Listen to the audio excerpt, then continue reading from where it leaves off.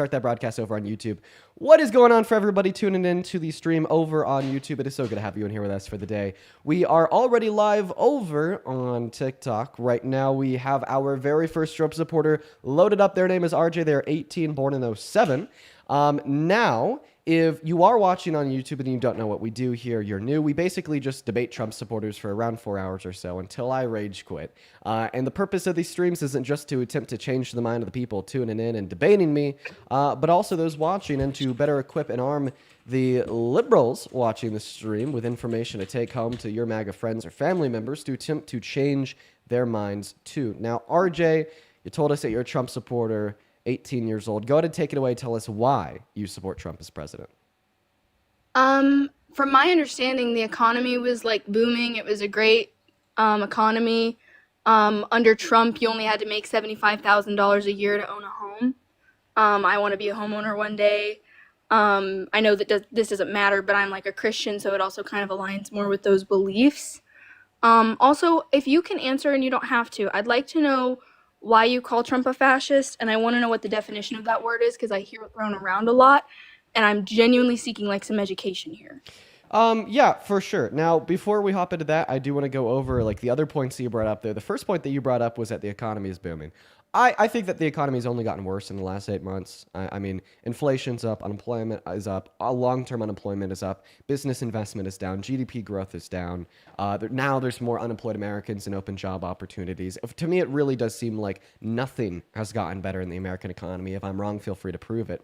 And then moving on to your second point about home ownership, I think if you're interested in owning your first home, you really should have endorsed someone else in the race like Kamala Harris. I mean, she ran on policy to literally give you $25,000 to buy your first home, but apparently you'd rather support the guy that is actively making homes more expensive by tariffing the hell out of countries like Canada and Mexico that produce the steel, the tile, and the lumber that we use to build the homes, making them more expensive. Wow. Okay. I never heard those facts. Obviously, I think a lot of MAGA people, I'm not really following in the footsteps of the people around me, but also I had a lot of access to MAGA education and not so much leftist education. Can you define the word fascist, or is that we're not on that topic yet? That was just fine. I'm asking. Well, I mean, if you want to talk about that, that's fine. So, I mean, like, fascism is like loose, in my mind, loosely understood, is like a very nationalist, authoritarian political ideology that is just like very like aggressively nationalistic, aggressively authoritarian. And I think that a better way to understand it, outside of just using those two keywords of very nationalistic and authoritarian, is via the tenets that we use to describe markers of what fascism is in governments. And typically they're reduced down to 14 markers. Or tenets of fascism more so. And, you know, those tenets include things like a disdain for human rights, powerful nationalism, as I already pointed out, identifying enemies as a unifying cause for the people of the country, sexism, supremacy of the military, controlled mass media, disdain for intellectuals and the arts, protecting corporate power and suppressing labor power. And I would argue that Donald Trump fulfills all 14 of these tenets, or more so characteristics, of fascism. Oh, okay. That makes a lot of sense. What about that? Sorry, one second. We had no new wars when Trump hit the first time around. We didn't have any new wars, and then, from my understanding, under Biden, we did. We had stuff going on in Ukraine, and we were supporting stuff going on in other countries, and we were kind of involved there. Well, I'd actually say that we did have new wars under Donald Trump's first term, such as the Turkish-Kurdish war, where we pulled out of Kurdistan and basically told 40 or 60,000 Kurds to either stay there and die or flee, right? But even that new war under the Biden-Harris administration of Russia's invasion of Ukraine, I don't think that the Biden-Harris administration caused that, and I think they had better policy to respond to that than Trump. Okay. This is a claim that I have heard, and I am willing to be wrong, that Trump like endorsed people having kids and was willing to kind of, I don't remember what it was. I feel like there was like a bonus given if you had a kid or something. Here, under why, his economy. while you think about that point, I got to bring somebody back up. Okay. You think about that point. This isn't a Trump supporter, folks. Hey, welcome back, Sorry? Donna. Oh, did they leave? No, go ahead and continue. Sorry, no, we had some like we had some crazy person in here that was saying I'm basically a Trump supporter, Oh. and now they're spamming in the chat that I support genocide. Donna, why the hell are you saying I support genocide? You were like actively voting for Kamala Harris, who's taking more money from AIPAC than Donald Trump also. So what's up? Okay, well that second claim saying that she took more money from AIPAC than Trump is false. She's received No, around she did. she's received 4 to 5. Now he's I like, would he's getting more I now would really appreciate if you'd allow me to finish. during the. Oh, you would like that, I'm sure, because I couldn't finish my sentences. How about we let each other finish each other's sentences? I mean, if you are going to mute me 12 more times. Well, okay, I'm just gonna go ahead and finish what I was saying. So Kamala Harris has accepted 5 to 6 million from AIPAC. Even before the election, Donald Trump was at over 100 million accepted from AIPAC. And additionally, I think that Kamala Harris's policy directed towards Israel and Palestine wasn't optimal. I'm pro-Palestinian, she was pro-Israel. I didn't like that, but ultimately, I do know and knew during the election that Donald Trump was worse. All these excuses for G-side is crazy, girl. Crazy. It's This not is an insane. excuse for G-side. It's It voting is, for girl. It progress really compared is. to You're like, regression. oh, I voted for this one because it was the better evil. There's no better evil in G-side. Like, are you crazy? Do you hear yourself? I actually fundamentally reject that. I think that a better evil would be one that would result in less material death, right? Like, I don't know. When I hear this position, what it tells me is that you don't really care about Palestinians. Because, like, obviously, right, we are going to say that it is preferable in the context of a true dichotomy for less harm compared to more harm. That's so rich. I voted for someone who doesn't take AIPAC money, so I don't know. Can you respond to what I just said? Like, obviously, I'm going to vote for less harm compared to more harm if there's only two options. You didn't need to sign up for FARA. Can you respond for that? I don't even know what you want me to respond to. I'll happily respond to it after you respond to what I just That's said. crazy. How are you saying that shit? Like, who cares how much money they both received from AIPAC? You're the one that brought AIPAC up. Yeah, I know. And I'm saying they both took money from AIPAC. Why vote for either of them? Wait, but you just said who cares? No, I'm saying, like, who cares who took how much amount of money from either AIPAC? And, like, You? I love that you're shifting this. You do? You I'm brought it saying up? to you, no. I You- love how you you're brought shifting it this, up, 'cause I'm Donna? saying to you, both people took money from AIPAC, and that should have been enough for you to be like, I'm not voting for either of these two. You have the platform. I don't have the platform. Okay, yeah, and the reason... By the way, your fans are homophobic. Let's get into that, too. Because of neoliberalism. We're going to go 1 point at a time, Donna.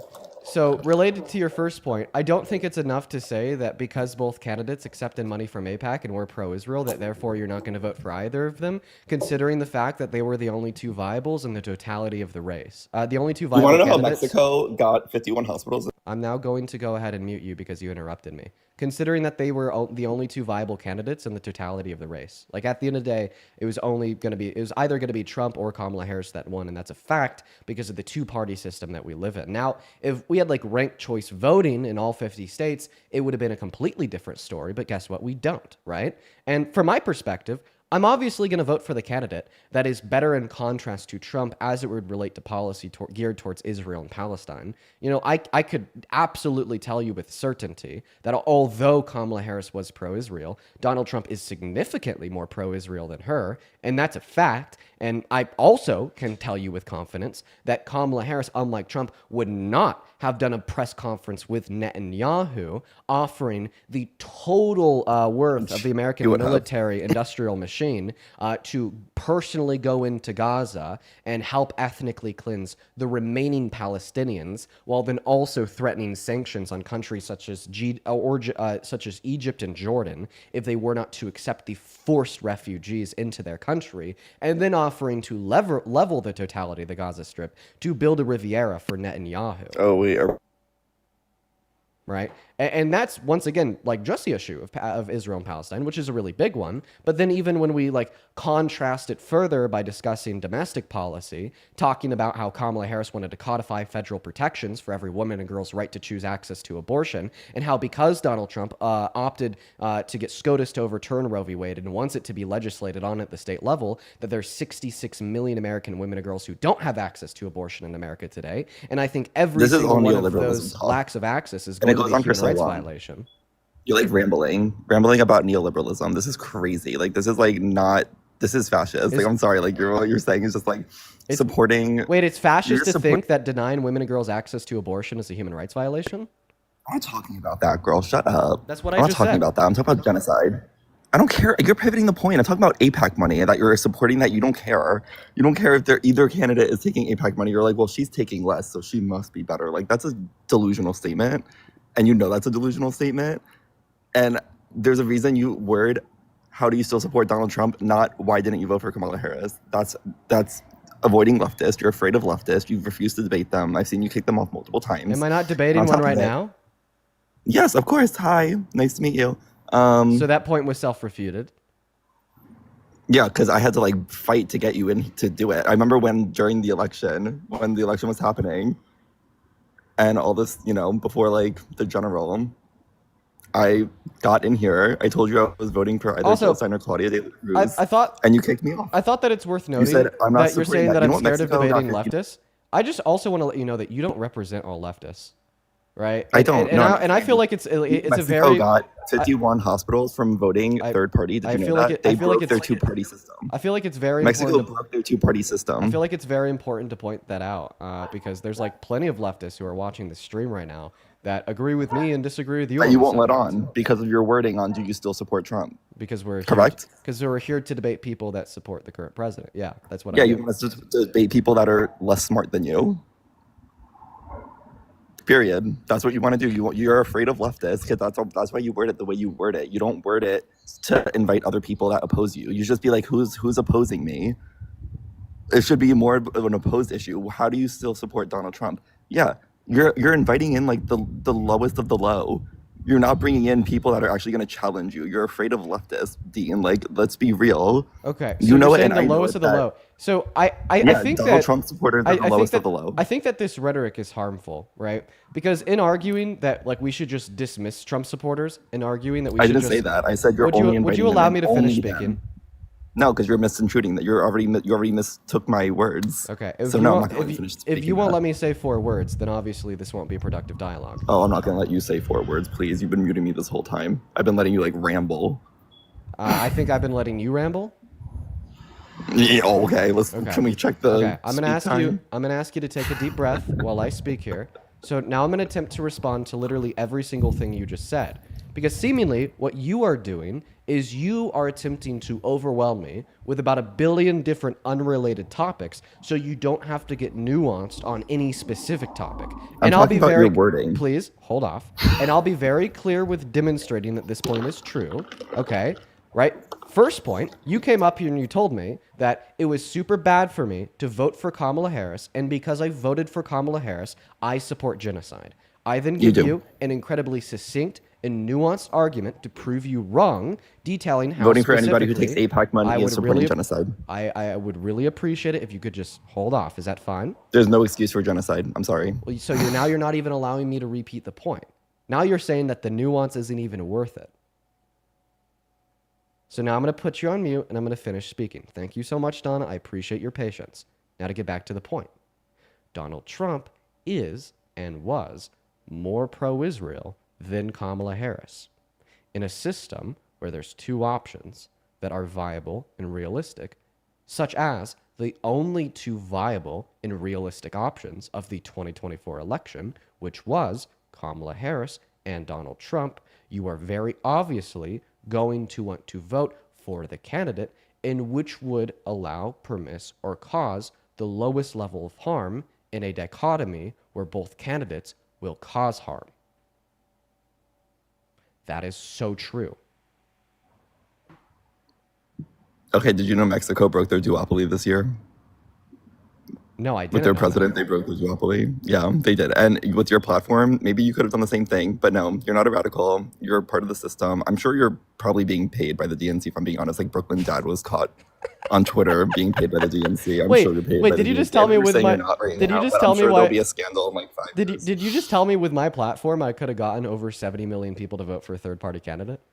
No, but you could have at least gotten like 5% for like the Green Party. No, for real. Well, like, but I imagine if I got 5% for the Green Party, you would have gotten, that would have gotten them federal funding, so they could actually be a viable option, and Democrats could stop kicking them off the ballots like they've been doing. And I know you know that they've been doing that. But would they have won the election?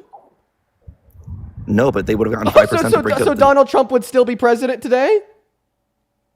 So you're telling me to take a course of action in which would have just realistically increased the likelihood of Donald Trump being president.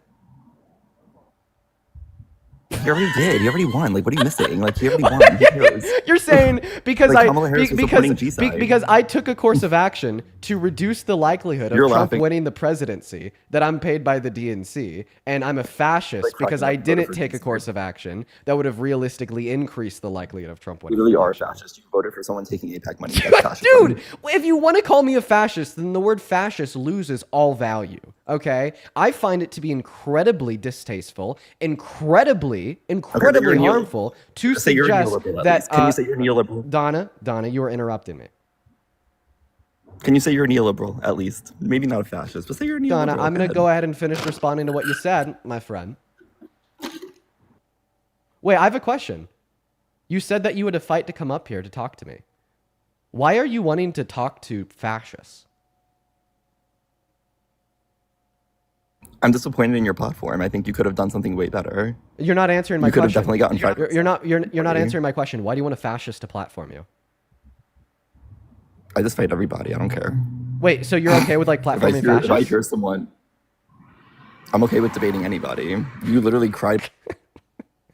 Okay, all right. Sorry, waste of time. I need to stop entertaining that. I'm sorry, guys. I need to stop entertaining that. I do. I'm terrible. I'm terrible. I need to stop entertaining that. Welcome back, RJ. So go ahead and continue Hi. to tell us why you support Trump. I'm so terrible. Go ahead. I'm so bad. That's my fault. That's my fault. Sorry. He had a $5,000 baby bonus. I had to like take a quick Google search, which sorry, I'm not that educated, but I really like the way that he kind of handled things, and he did kind of change up, or he handled things a lot differently than a lot of other presidents have. And so like he incentivized people having kids, people owning homes. There was he created a bunch of jobs. I'm not sure more about this term. It seems to kind of be like he's failing us more this term, I'll be honest. But last term. Oh, like, okay. So like, what is incredible. one thing that he did in his first term that you were a fan of? I absolutely love that he was like creating jobs for people. How did he create jobs? Okay, fair point. You got me there. He closed the borders and I appreciate you for like trying to like be open-minded here, right? Like suggesting Yeah. that like, you know, I got you there because you can't name something that he did to create the jobs. Like you did. But like Yeah. I feel like, okay, moving forward, you should think about that. So before you believe something to be true of Trump, such as the idea that Donald Trump is creating a lot of jobs, you should always ask yourself, what did he do to create those jobs first? You should always demand that you explore the nuance instead of having to have somebody like me ask you for the nuance. Like, I think it's awesome that when I asked you for the nuance and you didn't have it, you admitted to that. I just like hope that you will now do that yourself moving forward. And by the way, I cannot hear you when you're on pause. And you're on pause right now. I'm going to go ahead and give her a little bit to Tim to come back. Can you hear me? Yeah. So why do you still support Trump today? Like, what is one good reason why you support Trump as president today? He closed the borders. We didn't have half as many border crossings, and even this term, I would say, we've not had hardly any illegal crossings or anything like that. Okay. So in his second term, what has Donald Trump done to reduce border entry into America? What good policies he passed? I don't know the policies, but I know people haven't been coming over, and I know that that's good. Right. Well, what I would say here is that, yeah, I agree that border crossings into this country have significantly dropped, like in the sense of undocumented immigrants. It's true. But I would say the way in which he has successfully gotten border entries to decrease is not because of a fact of good policy, but is rather because of literal fascism, right?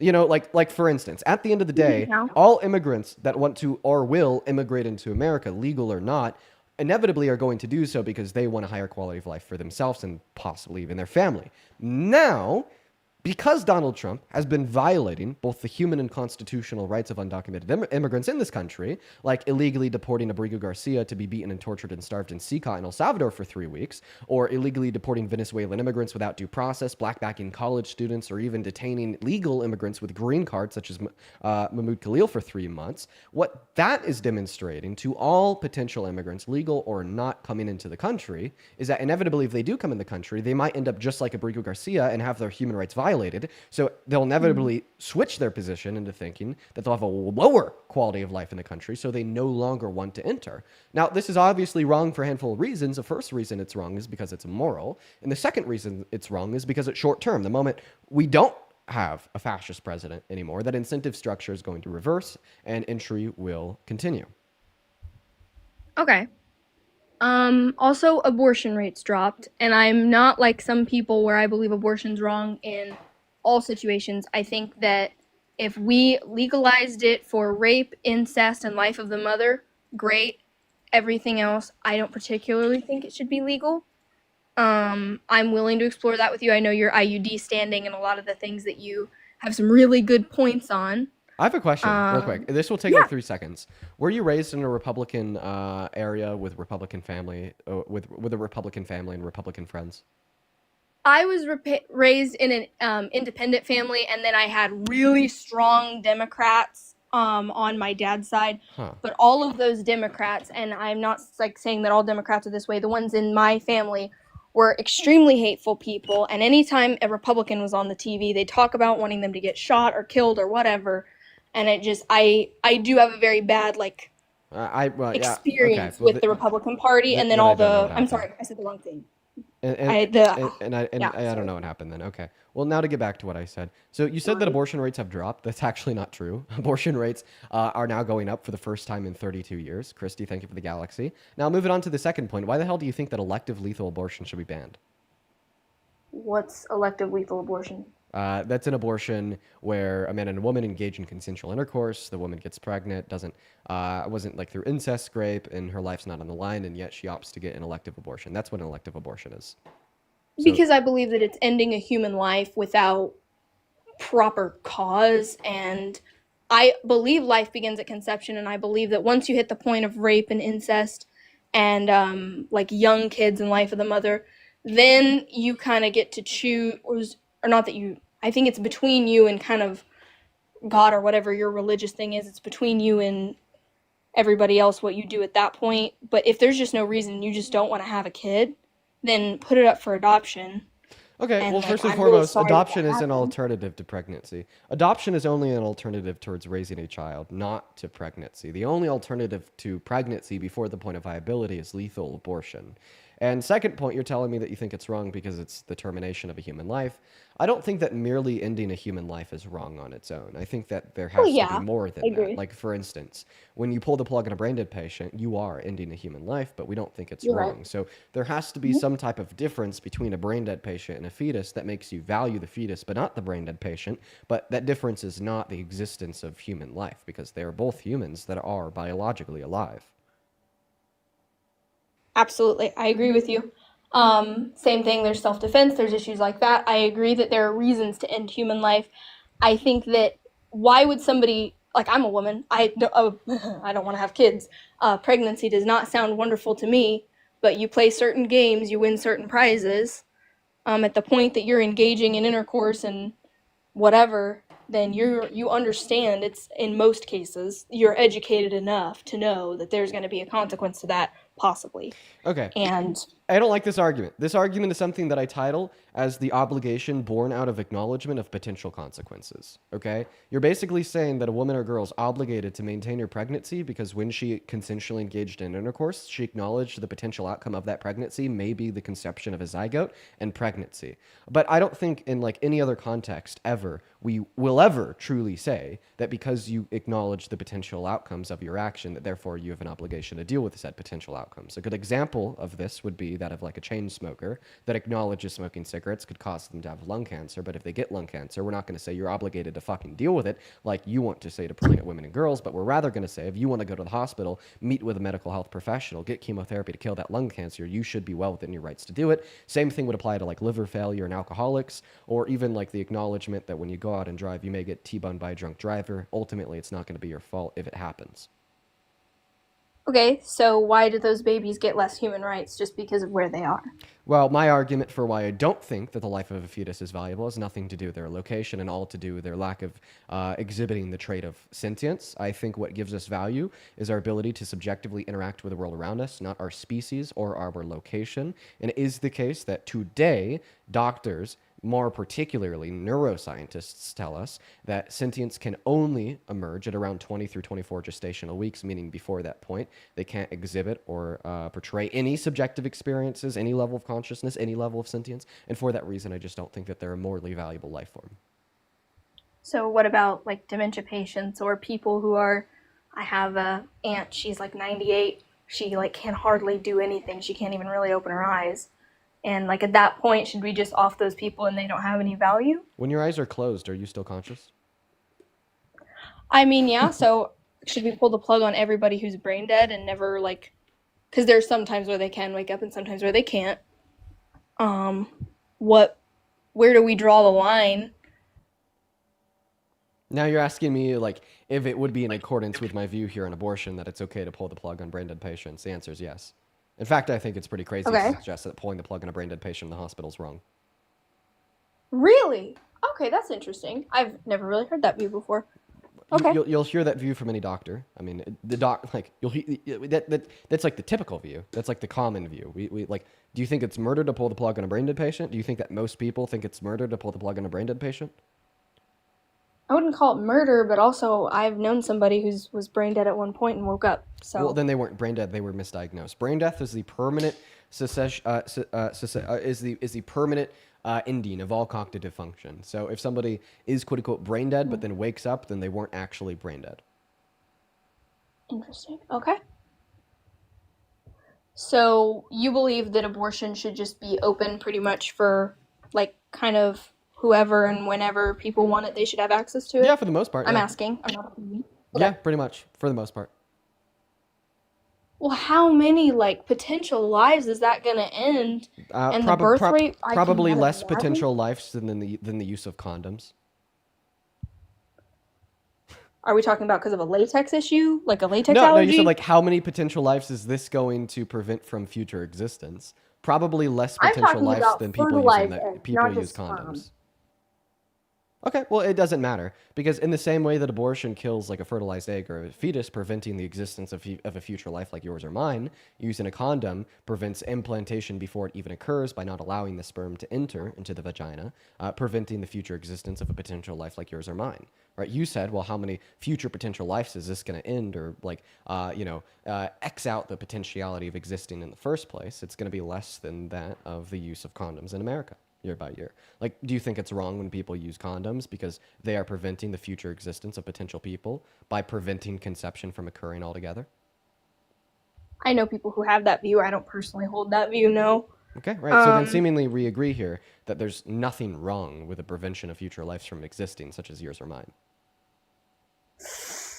I think that once the egg's already like implanted and it's starting to grow, I mean, at that point, that's a human life. I don't believe that a human has a soul until it takes its first breath in, but that's probably a religious thing you don't want to go down. Okay, well, I mean, yeah, now you're just once again you're no longer giving me an argument saying that abortion is wrong because know, it's I'm sorry. preventing the future existence of individuals like you or I, and instead you're going back to the argument of saying that abortion is wrong because it's killing a human, but we've already disputed that by pointing out that we don't think it's murder to pull the plug on a brain dead patient, even though they're also human, and that is a trait that they share with the fetus, meaning that if you want to argue that the fetus is valuable and the brain dead patient is not, you'd have to give a trait that is true of the fetus and false of the brain dead patient. Where's a brain dead patient going? They're not going to get better. Okay.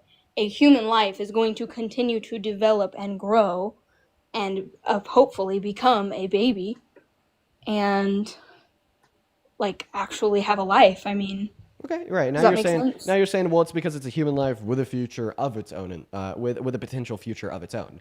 Well, I mean, it's I not even the think mother's that DNA, not her choice. yeah, I even think that like this view is like pretty absurd because what this would tell us is that a conceived like zygote, a unicellular human organism, would be just as valuable as you or I, and it would be murder to kill a zygote just as it would be to decapitate you or I. Do you hold that view? Can you repeat what you said? I'm sorry. I got a little lost. I apologize.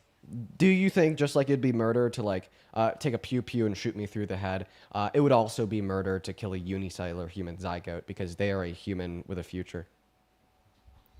Yeah. I don't think that all women who have committed abortions need to go to prison. That's not But what yes, I I asked, do though. I'm believe just it's asking murder. if you think that it's Yes, murder I to kill a believe it's murder. unicellular human zygote. Yeah. Yeah. You don't understand how like that's like kind of nuts. How is it kind of nuts? Well, you just said that it would be just as wrong and just as murderous to put a bullet through my head as it would be to like stomp out a unicellular human zygote. Are they two different sets of human DNA? Yeah, I'm gonna have different human DNA than a random human zygote. Yeah. Then yeah, I would say it's the same thing. It's all human rights. It's all human DNA. Oh God. Okay. Oh wow. So, is it murder to pull the plug on a brain dead patient? I think that I've been floating this idea. I don't think I've ever asked you for your thoughts on this on the matter. I don't particularly feel educated enough to answer the question. I would say no if they're brain dead and they're never going to like have thoughts again or whatever. But they're human Then beings. I thought didn't you just say that human rights are given to all human beings, and this is why you hold on to the I absurd view agree, of arguing but that we it is literally established that murder a to kill a baby can unicellular grow. human zygote? Well, human zygote's going to eventually become a baby. A brain dead patient's going to sit there and be dead. So then you're saying that human rights are not given to all human beings; they're specifically given to any member of our species with a future like ours. I would say, I guess. It feels a little bit like a trap, but I'll fall into it, sure. Well, I mean, it's not a trap. It's just me demonstrating the contradiction, the view that you're purporting to me and to the rest of the live stream. Okay. Okay, and now that you've gone there, I mean, I just think that this is like an absurd view. I do, truly, right? Okay. Because like you would now argue that like women that kill zygotes by maybe like having an IUD that prevents their implantation, starving them to death, are culpable for murder. Would you say that if like you were dictator of the world, you would want all murderers to go to jail? Yes and no. If we're defining murder as someone who killed a human, then not particularly. I don't think women who've gotten abortions, they're not the ones committing the murder. So no, yeah, sure, throw all the murderers in prison. Are you saying that the doctor's the doctor's the one that's committing the murder? Absolutely. So should we throw the doctors in prison? That's exactly what I would say. Yeah, they're the ones committing the abortions. They're the ones. Okay, human so life. we need to imprison all the doctors. That's not all doctors. Okay, I have a I'm question. sorry? Do you think that Trump should be in Okay. prison? I'm not sure on that one. That's the question I've gotten a lot. I'm not sure. So I think Donald that, Trump has openly boasted about perving on the naked bodies of underage teenage girls at Miss Teen USA. So he sexually exploited minors, right? So you'd say a man that is sexually exploited minors maybe shouldn't be in prison, but should rather be president. But a man or a woman that went to school for 12 years to study medicine and then performed an abortion on a fetus at 12 weeks should spend the rest of their life in prison. I just think that that's kind of insane. I know that if I've never heard that specific accusation, I've heard a lot about the tax evasion and all that stuff. I think every political figure does stuff with their taxes that they shouldn't and launders money and does all sorts of ridiculousness. Wait, I actually have another question. So, Okay. do you remember Luigi Mangione? I don't. I apologize. That's the guy that killed a healthcare CEO. Do you remember him? I don't, sadly. Ah, god damn it! Because I was gonna say, did you like celebrate his death because he was killed, but yet he was like a super immoral and bad person for funding a system in which supports the genocide of over 1 million valuable humans per year? I don't celebrate the death of anybody, and that might ruffle some feathers. I work with some anti-human trafficking companies, and I pray for the traffickers. I don't support anybody's, celebrate death. Support maybe is different. I don't celebrate a death at all. I think it's gruesome and horrible. Okay. But yeah, is there anything else that you want to tell us? I don't know. I feel like I've successfully demonstrated why your view is so incredibly absurd. I'm just I don't know. You've given me a lot to take home. I don't personally pray for traffickers, but I apologize. at the end of the day, the issues with your view is that you literally think that killing a unicellular human organism is just as wrong and just as murderous as literally ripping my head off. And that you'd say individuals that are culpable for those actions should be imprisoned, including women that have IUDs, that know what the IUD does, that chooses to be sexually active, and doctors who perform abortions in Planned Parenthood clinics. And I think that on its own is enough to dispute your view and demonstrate why no one should agree with you. But I don't really see how this conversation would move forward from this point. All right. Thank you so much for the time. And I'm actually a really big fan, so I appreciate it. I love watching you. You're an interesting case because you're up here, you're trying to be level-headed, you're trying to be calm, and you're trying to be respectful. but at the same time, you just hold on to like views that I just like see as like incredibly right, wrong and bad. I have a lot to look up and a lot of actually homework to do now that you're sending me home with. So I think you'd Yeah, be shocked at the things that I actually questions I have to go figure out now. So I'd be interested to see where you're at in a year from now if you continue to research politics. I would be interested to see where she's at. Seriously, I think that she has the ability to change her mind, but just those views are just like so crazy. Anyways, we're gonna move on to the next guest at this point. Go ahead and hop in that queue if you happen to be an American adult that supports Trump as president. We're gonna get you loaded up in here. There's a handful of people that I need to thank. Yo, Mutant Fun, thank you so much for the $50 over on Super Chat. I really appreciate that. Fun, that is FAWN. Thank you so much. Fun with the $50 says we need to protect abortion. We need to protect rural access to mifepristone. That's not how you pronounce the word. I feel like Donald Trump trying to pronounce the pharmaceutical name of a generic drug of Tylenol. Mifepristone, is that how you pronounce it? I feel like such an unintelligent person. But absolutely, I couldn't agree with you more. Fun. Let's get 500 fun W's down below in that comment section. I really appreciate you for the $50. That is seriously very fucking kind of you. Thank you so much, Fun. What's up, Evan? Do you support Trump as president? What's up, Dean? I do. Okay, all right, man. I'm going to pass you the mic before I do. There's just a handful of others that I do need to thank. I do apologize. Grayson, thank you so much for the $10 over on Venmo, saying, hey, Dean, back at it again, and I want to know if you're going to be going around to rallies during the next election. Oh, you know it, Grayson. As well as Damien, thank you for the $5 over on Venmo. And Reagan, thank you so much for the $25 over on Venmo. Thank you so much. Reagan with the $25. Show some love to Reagan down below. Says, people are saying you're live right now is screen recording. Is it true, or is this actually live? No, this is live. I'm pretty sure that they're saying that they're screen recording the live. As well as Josh, thank you so much for the $20 on Venmo, asking me if I've seen the new Demon Slayer movie yet. I have not. And Kelsey with the 10, thank you guys so much. Show some love to Reagan, Kelsey, and Josh down below in that comment section. Then 2 more people here. Christy, thank you for the $25. Thank you so much. Christy says zygotes do not have more rights than a woman has. I love the logic you just laid down. Yeah, that was so absurd of her to suggest. As well as Lindsay with the $10. Thank you so much. I think a lot of people forget that empirically the best way to reduce the number of abortions is comprehensive sex ed and reproductive health care, alongside better social safety nets for new families and young women. And yeah, Lindsay, we actually talk about that every so often. I think that the best way for anti-abortion advocates to make this country better is to attempt to reduce the amount of abortions, not by advocating for them being banned, but to rather advocate for the elimination of a majority of the incentives for abortions, like eliminating financial insecurity in young women and young families, and advocating for comprehensive sex ed in schools, and advocating for like free access to safe and functional contraceptives in schools as well. Anyways, Evan, go ahead and take it away. Tell us why you support Trump as president. All right. First, I want you to tell me why you think I support Trump, because I think you assume what you think I know. I think that you support Trump because I asked you if you support Trump, and you said yes. All right, fine. I'll answer it, actually. Okay, cool. Are you okay. asking like the reasons why you support Trump? Well, no, because I think what a lot of people who don't support Trump, not saying MAGA left, I'm not saying any political ideology, I'm just saying people who don't support Trump often assume that all Trump supporters support him for the same reason. I don't actually agree with that. I mean, I think that there isn't like a long list of reasons. But like, you know, on this live, we probably hear like 5 to 10 different arguments, like on repeat, and then they kind of like shift or change, or maybe there's a new one with like updating things that the administration does. But I wouldn't say that all Trump supporters support him for the same reason. Well, I appreciate that you don't think that. I don't really think anyone thinks that. Oh, awesome. Nobody thinks that? Cool. Okay, I support Trump because I personally think his heart is where this country needs to be, but he's just misled. And also, I believe he's defunding corrupt organizations. Of course, the media doesn't want to talk about it because the media is corrupt itself. But yeah. Okay, well, first of all, you can't just say the media is corrupt. The media is not a single organization. The media is not one entity. The media would encapsulate a mode of public discourse in a domain of like free and critical thought, right? Now, Gotcha. you said that you support him because you think his heart is in the right place. Where's his heart at?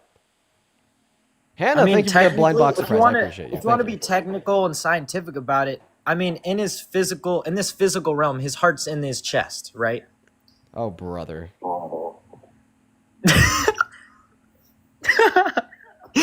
Why are you upset with me? I'm just yeah, just woof. Just okay. Dude, So I when you stalked told me your that you page. support Trump Wait, as hold on. president because of where his heart is at, like obviously that's going to be like a metaphorical statement, not a literal one.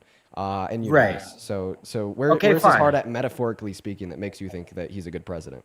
I think his heart wants to do the right thing. What? I'm being for real. What the fuck? Why would you ever think such a silly thing? Because I've seen his inspirational, motivational speeches that not many people see. Like which one? Give me one of his inspirational, motivational speeches. He please. said, like, he wants the youth and the whole future of America to chase their dreams and be able to do that. Oh, okay. And he's going to ensure that they actually have the ability to chase their dreams by what? Taking healthcare away from 10 million low-income Americans, by what? Passing the Well- most expensive bill in American history that is reducing the purchasing power of 156 million Americans, or Yes. imposing tariffs on like every other country in the world, which is ultimately Yes. an aggressive tax on the poor in this country. Well, if you look at healthcare, that's just what it's called. It's called healthcare, but I've been through many mental facilities and I know they're not helping anyone. Are you talking about like places that you go to like when you're having like a psychotic break or you get 5150'd? Well, yes, when they label a psychotic break, when you're really just a happy person in a sad world.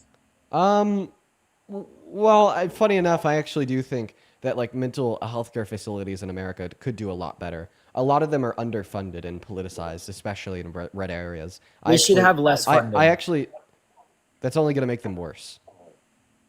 That will get rid of them, actually. Big Pharma? We shouldn't get rid of mental health facilities. We should just make them significantly better. So how did people survive before we had this huge technology uproar?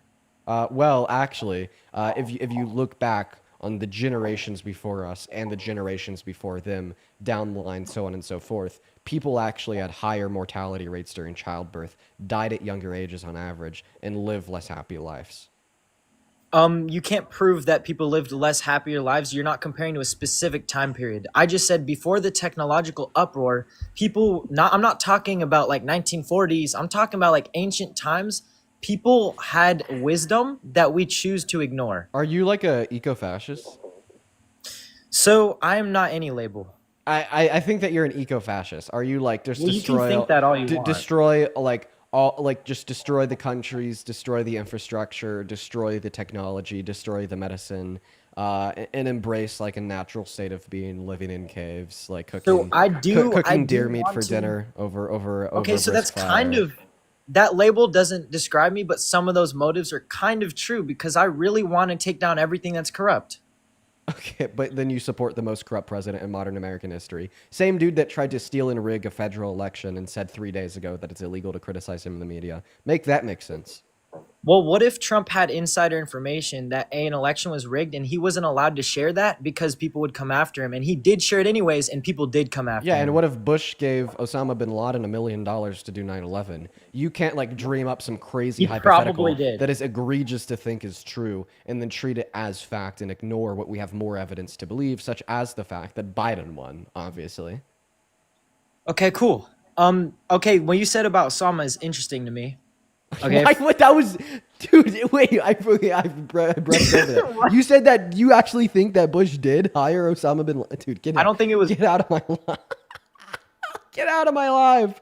I'm not going to torture myself today with this nonsense. I'm not going to do it. Okay? For those of you that were watching yesterday, you know I had a long day, okay? I am not going to be doing that again. Dude, we hear the craziest shit on these lives sometimes. Oh my God. Just get out of here. Yo, Janaf, thank you for the $10 over on Super Chat saying I support Trump.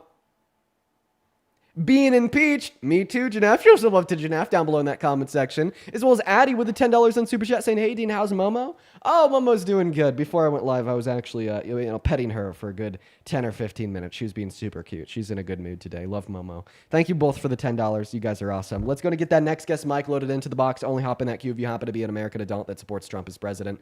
As well as Abigail. Thank you so much for the $20 over on PayPal. Thank you, Abigail. One moment. I'm going to thank you in a second. Mike, what's up? Do you support Trump? Mike is blow drying his hair. We got to kick him and move on to the next guest. Abigail with the $20 on PayPal says, thank you, man, for teaching these DUMBASSS ESs. What's right? Keep doing what you're doing, bro. Thank you, Abigail. That is very kind of you. I would really appreciate it if everyone watching could show some love to Abigail, not just for a kind message, but also for the $20. Thank you so much. What's up? Do you support Trump? I do. Age, please. 2007, April 3rd. Cool. Mia, thank you for the $6 on Venmo. Thank you so much, Mia. And then Lake, thank you for the $10 on Venmo, saying W Dean fun. Yesterday was my golden age birthday, 24th on the 24th, 24 on the 24th. Thank you for keeping me educated. Love you, dude. Oh, Lake, well, happy late birthday. Thank you for the $10. Everyone, spam some birthday love to Lake down below. Lake is always hanging out with us. Seriously, thank you so much. And take it away. Tell us why you support Trump. Dean, is it true liberals stick their fingers up their ass and say the N-word every single day? What the hell? We're going to go to kick you and move on to the next guest. Give us a minute so we can get the next guest up here. Moving on, guys. Go ahead and throw a Trump with your age down below in that comment section if you want to join. We'll get you up here. What's up, Ash? Do you support Trump? Yes, I do, but I actually got a question for you. Do you mind if I just ask you how old you are? I am 19. Okay, and what year were you born in? 2005. Okay, and what time is it? 12:36. Okay, so why do you support Trump? Well, actually, I wasn't actually going to come on and debate about that. I was actually going to come out and ask you a question because I haven't heard your thoughts from it. What do you think about Charlie Kirk's death? I've looked up on TikTok to see your reaction because I know you have talked about it, but I couldn't Ash, find it. we are just here to talk about why people support Trump. So if you don't want to debate me on that, I'm going to go to move on. But I just want to clarify. Do you want to tell us why you support Trump? Well, I support him in kind of a lot of things, especially in religious ways too. But what one I do support him about is about closing the border and deporting. Closing the border and deporting. Wait, I thought that you said that you supported him religiously? Yeah, too, because he is a Christian too, and Person. some of the stuff that he does say, I do believe. 1 second. Leviticus 19:33 through 34. When a foreigner resides among you in your land, do not mistreat them. The foreigner living among you must be treated as one of your own people, and you must love him as you love yourself. Doesn't this seemingly contradict Donald Trump's immigration policy of not just mistreating undocumented immigrants, but sending them to be beaten and tortured illegally in CCOT? While then also saying that they're poisoning the blood of the country and lying, stereotyping them as violent criminals by saying they all escaped mental asylums and prisons? And doesn't this, on a greater level, contradict the foundation of your claim, arguing that he's a good Christian that follows the teachings of Jesus? I didn't know anything about that. Wait, can you say that again, real quick? Because What part would you like me to say again? him deporting and supposedly them getting beaten or whatever. I don't really heard what you said because you kind of cut out for a second. Yeah, that was Abrigo Garcia. He was an immigrant in America with a withholding order forbidding his removal. The Trump administration ignored that, illegally deported him to El Salvador. And when he was in CCOT in El Salvador, he was tortured for 3 weeks. He was forced to kneel from 9 p.m. to 6 a.m. And if he fell out of exhaustion, and he would have been beat by the guards. He was beat by the guards, and he also lost 30 pounds in 3 months. But in his defense, how is that his fault when he just deported him? So actually, El Salvador said that El Salvador told the UN that the USA had oversight over the treatments of the detainees and immigrants held in CCOT from America. Oh, all right. Well, I didn't know that. I didn't come here actually to debate you, but I just wanted to get your thoughts on Trump. All right, man. I hope you have a good rest of the day. Just because we are looking for people to debate, you take care, man. You take care. Let's go to move on to the next guest. Hop in that cube. You happen to be an American that supports Donald Trump as president. Let's go and get that next guest loaded up in here. We got Tyler loaded in, as well as Gare Bear. This was a little bit ago, but I just wanted to appreciate you so much. You had sent a gift. It was the baby dragon. I appreciate that. Thank you, Gare Bear. As well as the Chasing the Dream. Thank you so much, man. You're awesome. Let's go and get that next guest loaded up in. Only up in that cube. You happen to be an American adult that supports Trump as president. Please. As well as Naf. Thank you so much with another $50 super chat on YouTube. Holy shit, man. Oh my God. Show some love to Naf down below. That is GNAFF. Please show some love to Naf, y'all. With a $50 donation, they say, Dean, it's pronounced NAF. The G is silent. Now I know, my friend. Thank you so much for the $50. Seriously, that's insane. As well as if you're watching and you'd like to support me, you'd like to support what we do here, you could find my Venmo and my PayPal in the link tree in my bio on TikTok. I get 100% of all the proceeds donated over on those platforms. They go straight to me. But let's go to get that next guest loaded up in here right now. What's up? Are you MAGA? Nope, they're gone. Go to put a Trump with your age down below, guys, if you do want to come up. Yeah. Right now, we're just looking for that next guest, quite frankly. We got She Cries Dust loading up in. As well as, let's see here, Caroline. Thank you for the $14 on PayPal. Thank you so much, Caroline. Caroline with the $14 says, boycotting USA as much as possible. Happy to make an exception with you. Peace. You know what, Caroline? If I lived outside of America, I'd be doing the same shit. Absolutely. I appreciate you for the $14. Welcome in. Do you support Trump? Absolutely. You really shouldn't. He's a terrible dude with terrible policy, terrible agenda, terrible past, terrible everything. Why the hell do you support him? Sure. Well, in the United States, we only get really two choices, and I'm very familiar with Kamala Harris. My husband is from the San Francisco Bay Area, and honestly, I support Trump's policies, especially with rebalancing the federal versus state powers, putting power back into the state's hands, especially around abortion and marriage, as it should be. Okay. Listen, I hear the claim about abortion like every single day from Trump supporters, and I'm going to talk to you about that. But before I do, you said abortion and marriage. What do you mean marriage rights should be in the hands of the states? What the hell could you possibly mean by that? If I had to take a random guess here, you're about to tell me that states should be able to ban gay marriage. Well, no, I think that the responsibilities and duties as outlined in the Constitution and responsibility should be by the states, regardless of my own feelings. I am pro-gay marriage. It is not unconstitutional to protect marriage rights on the federal level. What marriage rights are on the federal level? Yeah, for instance, the policy passed by the federal government to enshrine and protect the right for gay marriage in all 50 states. Yes, and I understand I voted for Obama the first time around. Second time did not. Immediately regretted that one. But again, why is it... 1 second. Let me try to think back on when this should be. I think that... I just think that your argument falls apart right there because you said the Constitution says that marriage should be legislated on at the state level. That's just simply not true, or else protecting marriage rights at the federal level would be unconstitutional. And Congress, alongside the presidency, they wouldn't be able to pass policy to do that. However, they did, and they continue to. Well, fine. It is what it is with that. I do hope it does go back to the states. Why would you possibly support that? Why would you support giving states the ability to legislate on such an important matter? Isn't that just incredibly regressive for the state of this country and discrimination on the basis of one's sexual orientation? I disagree. For example, Vermont has had gay marriage for a very long time.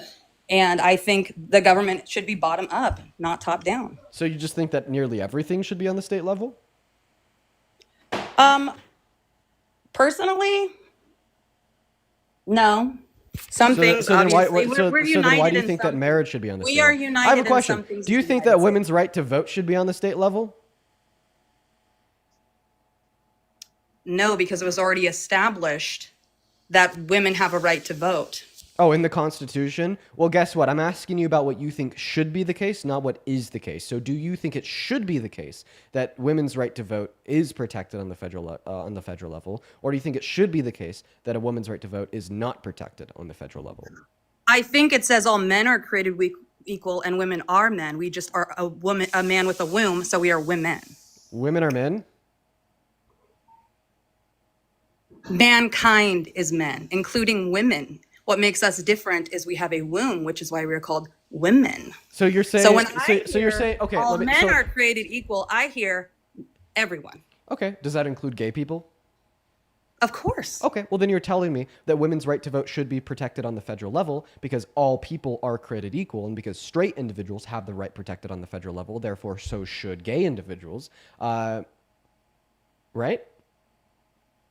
Everyone's. Oh wait, I'm so sorry. I skipped a part of the argument there, but that was like the end goal. Just kind of ignore that. That was supposed to be the conclusion. I just skipped a part of the argument. I'm gonna go back to what I was saying. I'm trying to understand what you're saying. Yeah. Just let me repeat that. I skipped a part of the argument. I got there. I just left out a part. So you told us that all people are created equal. And because men have the right to vote on the federal level, therefore, so should women. That's your argument, right? No, Well, then what the it fuck is is your not. argument? My argument is that we are. You are trying to framework it because I said it was on the federal level. I'm saying any level. I don't believe that states have a right. It's in all states' constitution. And when people say men, it, I believe, should be inherently included in women. I don't think that- believe states should have a right to tell women they cannot vote. Okay, right, and I agree with you, but the question I'm asking you is why? Why should states Why? not have the right to be able to pass legislation to take the right to vote away from women, but they should have the right to pass legislation to take the right of marriage away from gay people? If you want to know personal beliefs, it's very different than what actually is. Because I don't believe that marriage should even be a state thing. I think people should be forced to have someone who is responsible for them, not necessarily marriage, but like civil unions, because marriage can be construed by Christians as like a church marriage. Wait, so you're saying that which states should be able to criminalize gay marriage because you just don't think that marriage should even I don't exist? believe in criminalizing marriage at all. Preventing I it? think if a Not gay allowing it person in wants the to have a first place? civil union, I think marriage and civil unions should be separated and everyone can have a civil union. I think marriage should stay in whatever church you have. Why could you believe poly people should be able to marry their multiple people they're polyamorous with? Yeah. Yeah, me too. And they can have civil unions with multiple people. Why not? So you're just saying that like people like legally speak like so you're saying that marriage shouldn't even exist as a legal concept, but rather it should be replaced with a legal concept of civil union? Yes. Okay, well then what is the difference between the way that you're using the word marriage and the way that you're using the word civil union? I feel like too many people misconstrue the concept of marriage. It's been enshrined in churches, Christianity. So then answer my other question. things. What is the difference between the terms here? What's the difference between marriage and civil unions? So a civil union would give you rights. So if I was dying on my deathbed and I had a civil union with you, you could help me make my decisions. My inheritance would go to you. if Okay, something so happened. then legally speaking, there is no difference between legal marriage and civil unions in your mind? The legality, yes. The PR spin on it, no. And the same thing for like Muslims. So just For- legally speaking, there's no difference. I think in my mind there is a difference. Well, you just told us that there wasn't. So on a legal level, what do you think the difference should be between marriage and civil unions? On a legal level.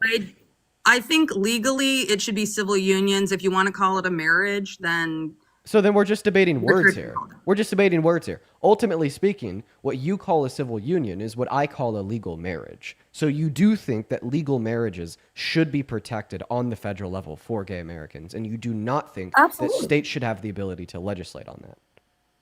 that is correct because of the language. Okay, Because so, right so now then when you it's said that saying- states should have the ability to legislate on marriage, what did you even mean? Because legal marriage is something that you think states should not have the ability to legislate on. Correct. So then That what is did you my even mean personal when you feeling. what did you even mean when you said that states should be able to legislate on marriage? Because it honestly sounds like you don't think they should. Personally, I don't. But constitutionally and what it says currently, I do. What the fuck? Wait, now you're saying once My again going personal now you're going beliefs back is to the not the original reality claim. of the United Now you're going States. back to the original claim that the Constitution says that marriage should be legislated on at the state level, right? So is education. That's not There's true. Wait, responsibilities that's not and true. The duties. Constitution doesn't say that. States' constitutions say that. What? We're talking Can I about follow the, up with you and send some documentation, we're- or what are we? We're talking about the Constitution of the United States of America, not state constitutions. I'm talking about responsibilities and duties of states versus federal government. Yeah, but nowhere in the Constitution of the United States of America does it delegate marriage as a responsibility and duty legislated on by the state and not legislated on by the federal government.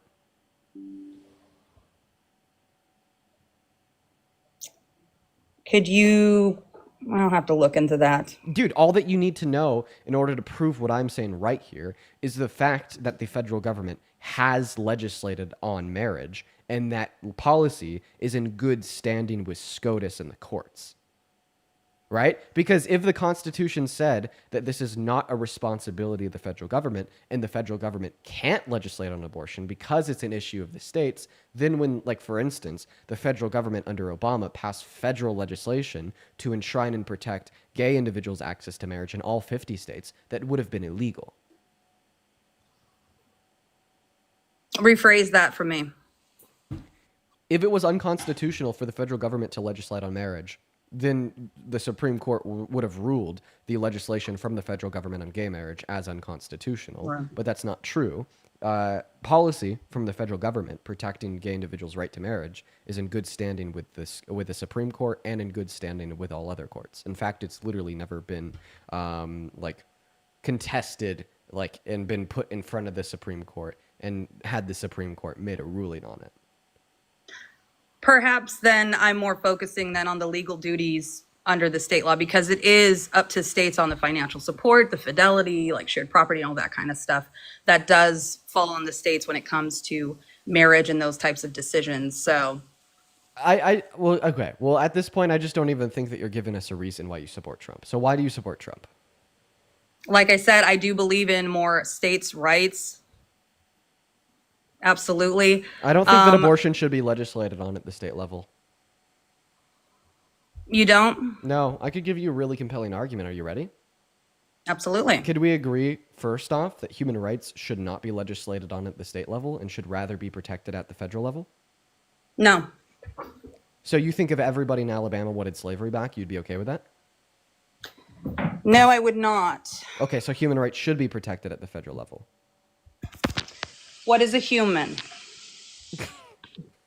What is a human right versus what is a... So let's define human rights. When you get into philosophy, these are philosophy questions. Oh, God. A fetus isn't viable until 24 weeks. So as a doctor, if You're I a had... doctor? No, if I were. Obviously No, not. you said as a doctor. Like if I were a doctor, You let's said pretend. as a doctor. Oh my gosh. If I were a doctor, I would say children are not viable until 24 weeks. Therefore, if I, as a woman, had a miscarriage, they would not treat me, they would send me home. They would try not to save the baby. This is true. Right?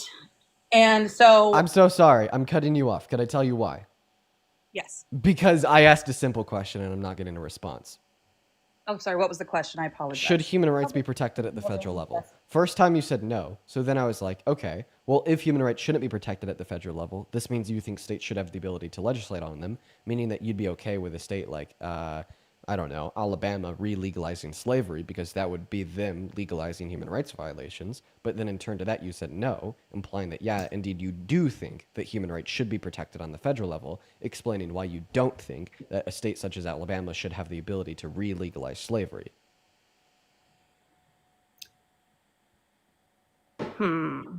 So I believe in human rights, obviously. Should they be protected at the I federal think level? Mississippi would have been a better example of who would do that, but that's okay. Just should they be Alabama, protected at the federal level?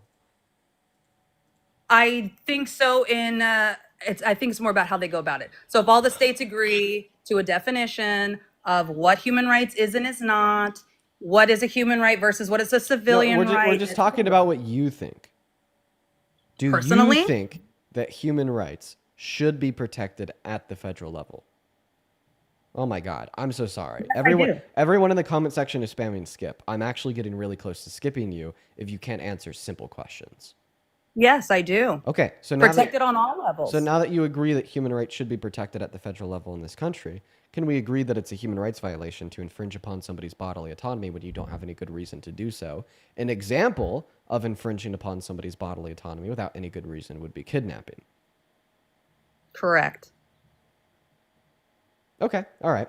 And that's what I would say pro-life legislation is. I would say that pro-life legislation infringes upon the bodily autonomy of women without any good reason, as there's no good reason to ban abortion, as I do not find it to be morally wrong. For that reason, it is therefore a human rights violation, as it is an infringement upon somebody's bodily autonomy without any good reason. And because it is a human rights violation, and we agree that human rights should be protected at the federal level, we would therefore also agree that the federal government should protect against this human rights violation, thereby not giving states the ability to legislate on abortion. When does a child have its own bodily autonomy? Doctors would say 24 weeks. So would you say late-term abortions are okay, or would you cut it off at 24 weeks, or would you say where my question isn't an if and when, it's more like around the details of that, because I'm not some Christian Trump supporter who just thinks, Do you think any that of there's that any stuff. good reason to ban abortion before viability? Do I feel like there's any good reason Yeah. to ban it? Yeah. I think that's up to your culture and where you come from. Okay. So I'm asking you about you and your moral standards. My morals is probably 24 weeks and below. There's no good reason? No, I didn't say that. There are Oh my multiple God. reasons Is there, that you would. in accordance with your views, is there any good reason to stop a woman Yes. from accessing abortion before viability? No, there's not a reason to stop her from accessing abortion. Okay. Okay. up So to then 24 we weeks. would agree that pro-life legislation in states that have passed it, right, that are stopping women from accessing abortion before viability are infringing upon those women's bodily autonomy without any good reason, right?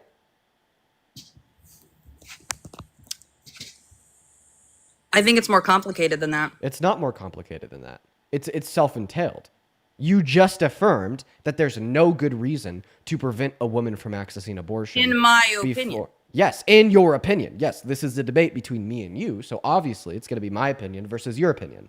In your opinion, you agreed that there's no good reason to prevent a woman from accessing abortion before viability, meaning policy that does prevent women from accessing abortion before viability are infringing upon their bodily autonomy without any good reason. It's not complicated. In fact, it is literally self-implied. I'm taking baby steps with this argument to not overcomplicate it, and ma'am, this is a baby step.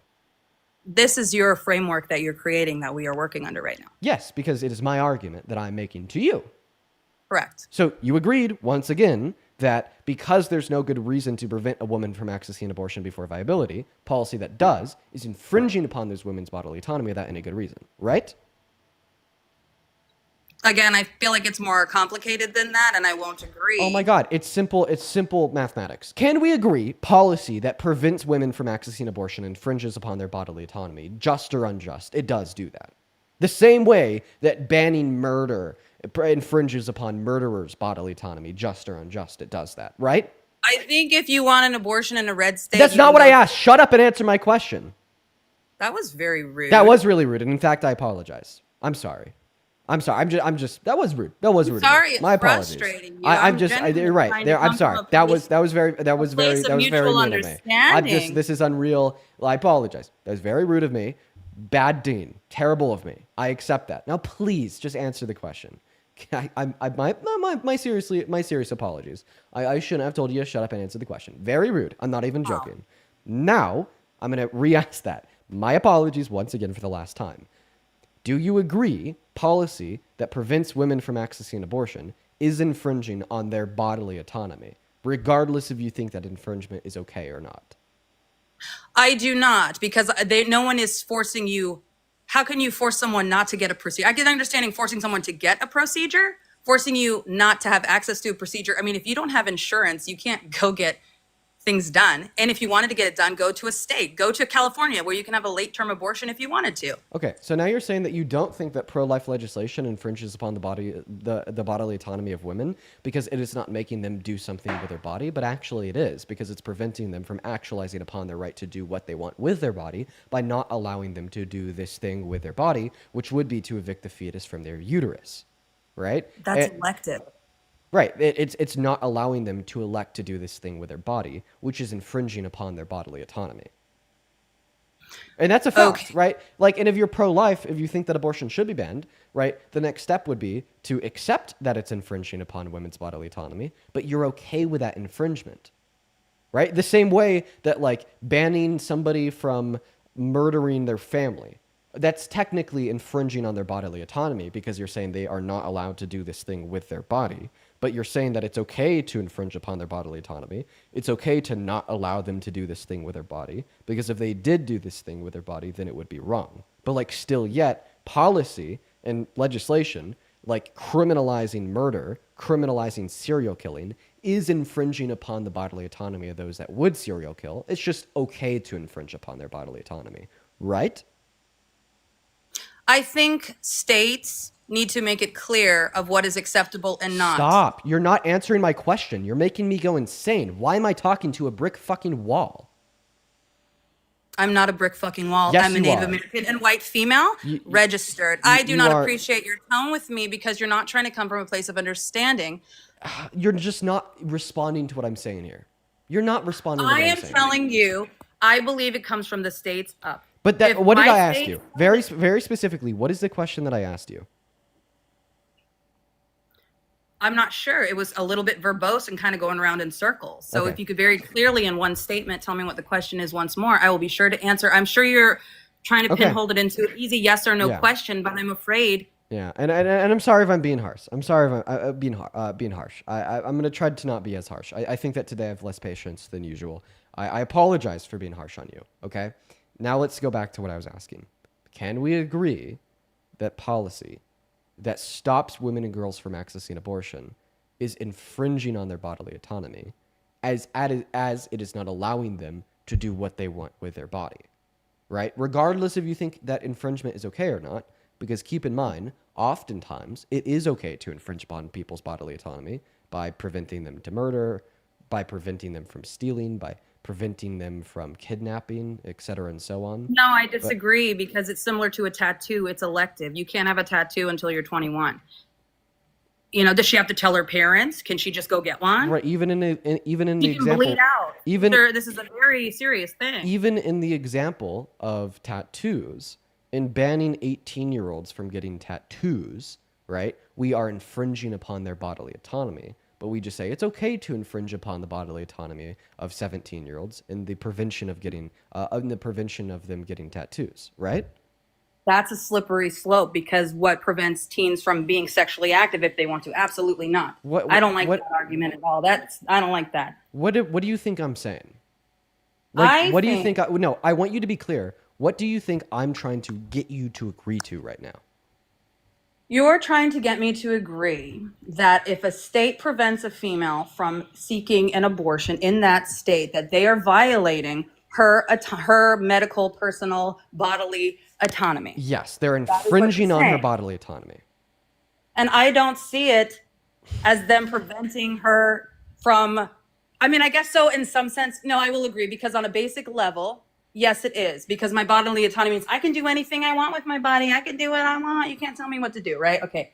On that level. Listen. Bodily autonomy is just the concept of having the autonomy over what you do with your body, right? I understand that. Okay, so if bodily autonomy is the concept of having the autonomy over what you do with your body, if somebody stops you from using said autonomy to do something with your body, then they're infringing on your bodily autonomy. Now, infringing on somebody's bodily autonomy is not always wrong. It is not always wrong to stop people from doing what they want with their bodies. Okay? I want to clarify that. If I want to use my body to kidnap someone and the government stops me, they're infringing upon my bodily autonomy, but that is a justified infringement, right? Right. Okay. So we're not talking about the morality here. We're not at all. We're just talking about the fact that bodily autonomy conceptually is the autonomy of doing whatever you want with your body. And when you have pro-life legislation that prevents a woman from accessing abortion, that is infringing on their bodily autonomy, right? We're not saying for this conversation, we're not saying it's good or bad to do that. We're just saying it is a fact that they are doing that, right? Yes. Okay. So now that you've agreed that preventing a woman from accessing abortion is infringing on her bodily autonomy, and you've agreed that there's no good reason to infringe upon the bodily autonomy of a woman like this prior to viability by denying them access to abortion, and you agreed that infringing upon somebody's bodily autonomy without good reason is a human rights violation, and you agreed that human rights violations should be protected against at the federal level, you therefore would agree that therefore women and girls' right to access abortion should be protected at the federal level. There's the argument. Get cooked. No, nice try. Absolutely not. Absolutely not. No. But I appreciate giving a platform to talk about it. Can you tell me what the issue was with that argument? What the issue was with your argument? Yeah. My issue was the framework around bodily autonomy and being a philosophical, we agreed that denying access to bodily autonomy is not always wrong, such as i.e. children drinking. They even raised the level to 21. Dude, do I need to literally write the argument out for you because you can't track? Do I need So now to you're literally insulting me again. Oh, you know I'm you sorry. lose an argument when you go down to these insulting people. You've that's insulted like- me several times on this app. But that actually it's wasn't really terrible that for wasn't you. that wasn't an Honestly. insult. That was a fact. Like, okay, everyone that is watching the live right now, tell me if you could track this argument, because I want to make sure that I'm not being overly complicated, and that it is not my fault. Okay. First, Yeah, it's not my fault so- that you are so- saying so- that so- I'm dumb, that you've told me to shut up. First premise: infringing on somebody's bodily autonomy without good reason is a human rights violation. She accepted that. Second premise: restricting women's access from abortion is infringing on their bodily autonomy. She accepted that. Third premise: there is no good reason to restrict a woman's access to abortion prior to viability. She accepted that. First conclusion: it is therefore a human rights violation to stop a woman from accessing abortion due to the fact that it is an infringement upon their bodily autonomy without any good reason. Second argument. First premise: human rights should be protected by the federal government. Second premise, which would be the conclusion of the first argument: it is a human rights violation to stop a woman from accessing abortion. Second and final conclusion: women's access to abortion should be protected at the federal level. Does that make sense? Does that make sense? Does that make sense to everyone? It does. Okay. So why does that make sense to everyone but you? It makes sense to me, but I disagree. Okay, what especially premise, with the third what third premise point. do you reject? Because remember, if all the premises are true and the conclusion logically follows the premises, then therefore the conclusion is also true. So if you want to reject either of those two conclusions, the first conclusion being it is a human rights violation to stop a woman from accessing abortion, or the second conclusion being that women's access to abortion should be protected at the federal government, you would either have to attack one, two, or three of the three premises to get the first conclusion, or one or two of the two premises to get the second conclusion. I disagree Okay, that third video. third video. It's a joke about some kid flirted with me they just turned 18 at a graduation. And I said, "Who's your daddy? Like, who's your dad? I might know them." A gothic guy. And I don't know, people seem to think I'm like a pedo or something, some weird shit like that. Nasty fucks. I think you're on the wrong, excuse my language. Wrong page, guys. I'm totally against anything dealing with minors doing anything. Thank you very much. You guys are really taking that one hard and trying to defame people and be really just... I think we're just going to move on to the next, guys.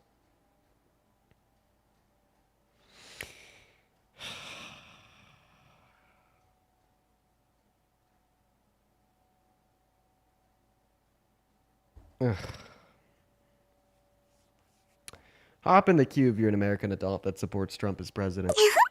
What the fuck?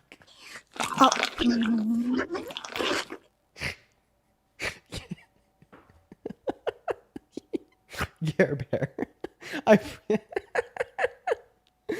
Gare Bear, I appreciate you for the ASMR mukbang TikTok gif. What a weird sound that gif makes.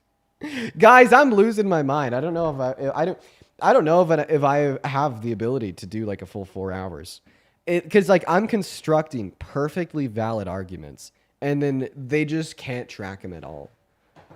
Somebody in the YouTube chat says I look defeated. I feel defeated. Attack on Pony, I appreciate you for the $10 in super chat. Thank you so much. As well as, oh my God. Hello. Hey, what's up, man? Do you support Trump? No, I actually don't support Trump. I gotta kick you. I gotta kick you. Only hop in that queue if you're an American adult that supports Trump. But yo, Vittoria. I think that's how you pronounce the name. Vittoria.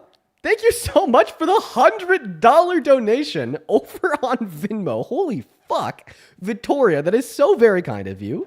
Thank you so much for your kindness. Victoria with $100 says, as a non-white Latina, I'm choosing to leave the U.S. after 7 years, an undergrad and master's degree and a job, as I no longer feel safe, even though all my papers are in order. Hoping to get back someday. Thank you for all that you do. Wishing you the best as always. Never give up. Victoria. One last time, I'd just like to thank you for the $100. That is an insanely generous donation. Thank you so much. Please show some love to Victoria in the chat for that. But to respond to your message, I'm so sorry that the country has failed you and millions of others to the extent of literally not making you feel safe in your country. Pushing you to the point of literally having to leave. I really hope that in another 2 or 4 years, right, we get America back on track and that's no longer the case. And I'm so sorry that you find yourself in the situation you are, not because of your own fault, but rather because of the fault of the administration running our country today from DC. Thank you for the $100, Victoria. All the love to you. All the best wishes in the world. Thank you so much for being here. What's up, Skippy? Do you support Trump? Hey, thank you for what you're doing. You can go ahead and kick me. I didn't know I wasn't allowed to say. No worries, man. I appreciate you for that, Skippy. Show some love to Victoria while we're trying to get that next Trump supporter loaded into the live. We got Dragonfire loading up, as well as Christy. Thank you so much for the $25 on Venmo. Thank you, Christy. Let's show some love to Christy, too. Thank you so much. That's so kind of you. With the $25, Christy says, why did you change your TikTok handle to DNC Dean? Well, I actually didn't change the TikTok handle. This is just my second account. Right now, I'm live banned on the main. What's up, Dragonfire? Are you MAGA? Okay, we're going to go to get that next guest loaded up in here. Everyone do be patient while we try to get them connected, guys. We are just looking for another Trump supporter. For everyone hanging out with us in here for the day, just make sure that we're double tapping. As well as Claire, thank you for the $25 over on Venmo as well. This was from 30 minutes ago. Thank you so much, Claire. Claire with the $25 says, thank you for everything that you do. There's so many people that need to be educated, and I love that you help them do that.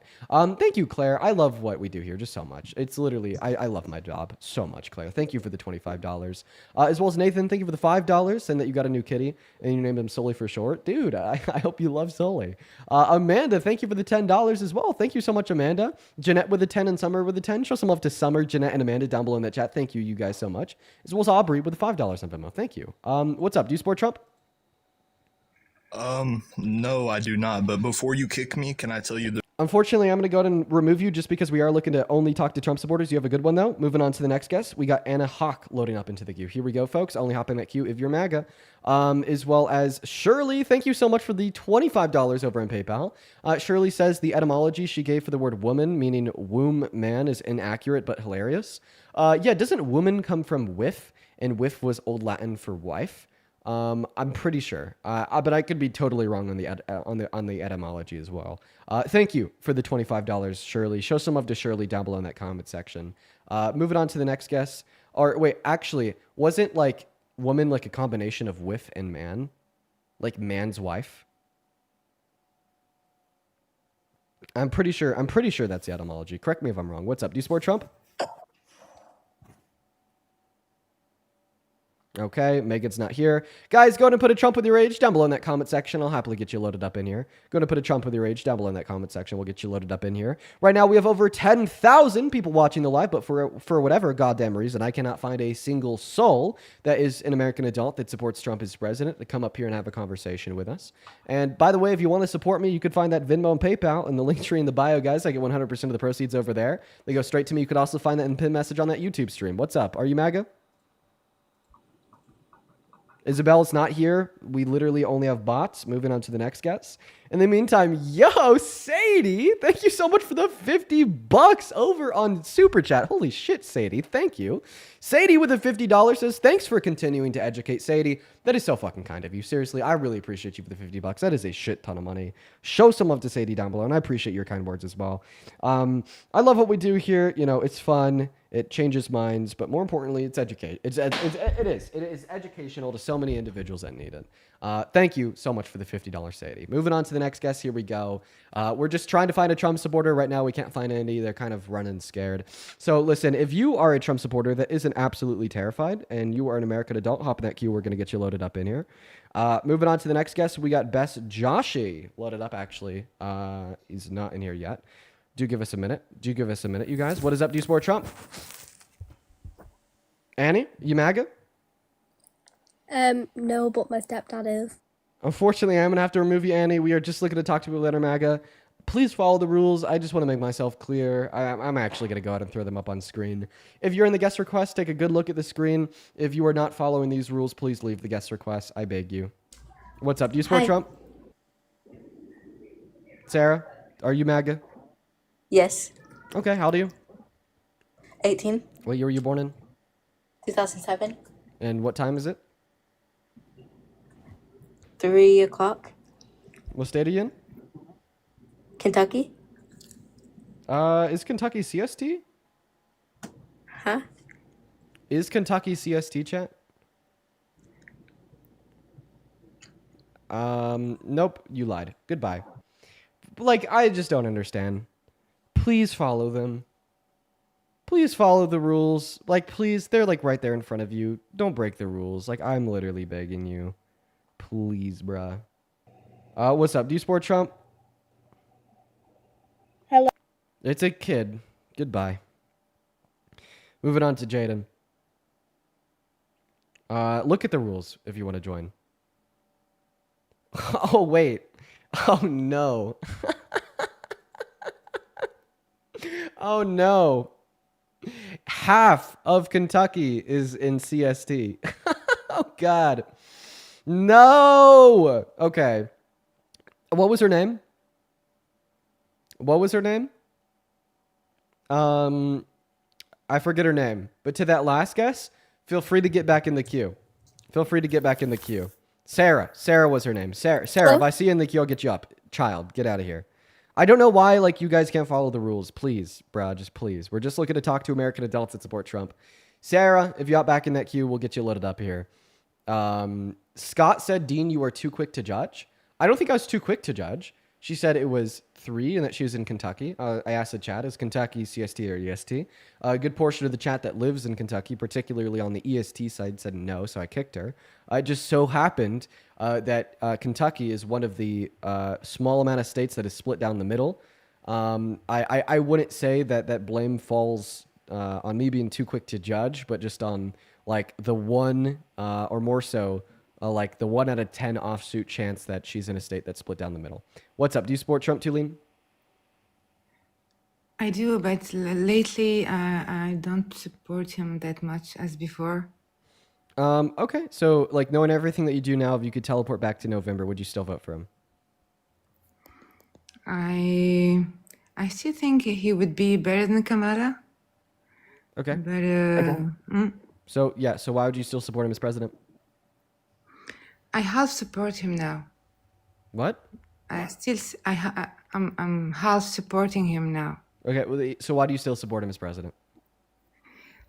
I support him on the borders, on maybe some. No, I'm okay for LGBTQ plus everything, but not for kids, for example. You know, not that we don't need to teach him that at school. Okay. Kids should be something like we should like really. You know what I mean? Yeah. Do you just mind if I ask you, like, just real quick, what time is it? What time is it? Yeah.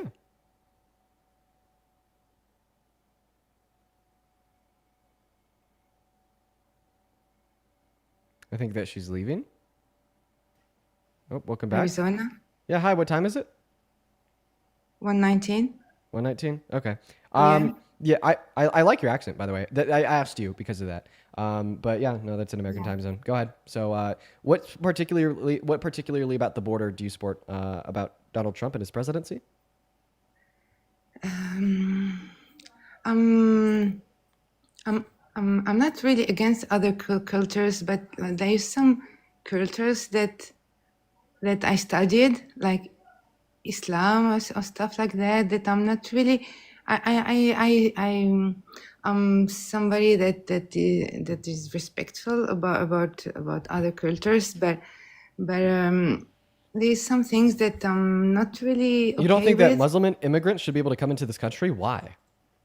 No, they can come to this country, but they need to become at least half American, or like they should Wait. There's not a distinguishment between being Muslim and being American. You can be a Muslim American. yeah, of course. No, I'm talking Those about aren't two separate the new categories. people that are coming, that are fluing in. I have no clue what your argument is. Do you mind like repeating it in like a way that makes more sense? So you said Yeah, something I'm about like talking. not liking the culture of others. You brought up Muslims, and then I was like, so why don't you think Muslims should be able to come into America? And then you're like, well, you're actually okay with it if they're American. And then I'm like, what? And then you're like, well, they just have to be American. And I'm like, what? Could you just like try to give the argument again in a way that I could understand? Yeah, they have to, as in Rome, do like Romans. You know the thing in the Roman Empire? I In don't. Rome, act like Romans. I don't know. I have no. I No, you don't. don't know. I don't know. So like in the United States, act like Americans. So you're saying that Muslims don't act like Americans? So most of them do, but there's a little portion maybe that they don't do that. What does that even mean? How does a little portion of Muslim immigrants not quote unquote act like Americans? What does that even mean? I don't know how to explain this. No worries. I'm just going to go and move on to the next guest because you can't explain it. Let's go to get that next guest loaded up in here. Hop in that queue if you support Trump. We'll get you connected. Go ahead and hop in that queue if you support Trump as president. We're going to find another guest right now. We got the next guest, William, loading up into the box. Here we go, folks. What's up? Do you support Trump? Oh, hello? Is it me? Yeah, do you support Trump? Oh, yeah, I do. How old are you? Me, I'm 20, 2005. What month? September. What day? Last week. Last week? 19th. Okay. Yeah. All right. Well, happy late birthday, man. Before Thank we you. continue, there's a couple people that I'd like to thank you. First and foremost, Blake, thank you so much for the $20 over on Vimeo, bro. Holy shit, it's good to see you again, my friend. Blake with the $20 says to my favorite YouTuber / streamer, wish you nothing but the best, man. Bro, Blake, you are always hanging out with us, man. I wish you nothing but the best as well. Thank you for the $20. Let's get 200 Blake W's down below in that chat, as well as Erica. Thank you for the $20 as well. Erica with the $20 says, thank you for hanging in there, Dean. We love you and appreciate you and all the kindness and knowledge that you share. Just very grateful for your dedication. I look forward to tuning in every day still. Erica, I love you so much. You're always here too. Blake and Erica, you are both like literally always hanging out with us. Please show some love to both Blake and Erica for their $20 donations in that chat. I'd also like to thank Kimber for the $20 as well, saying, how would you advise somebody feeling the need to act in response to the current political state?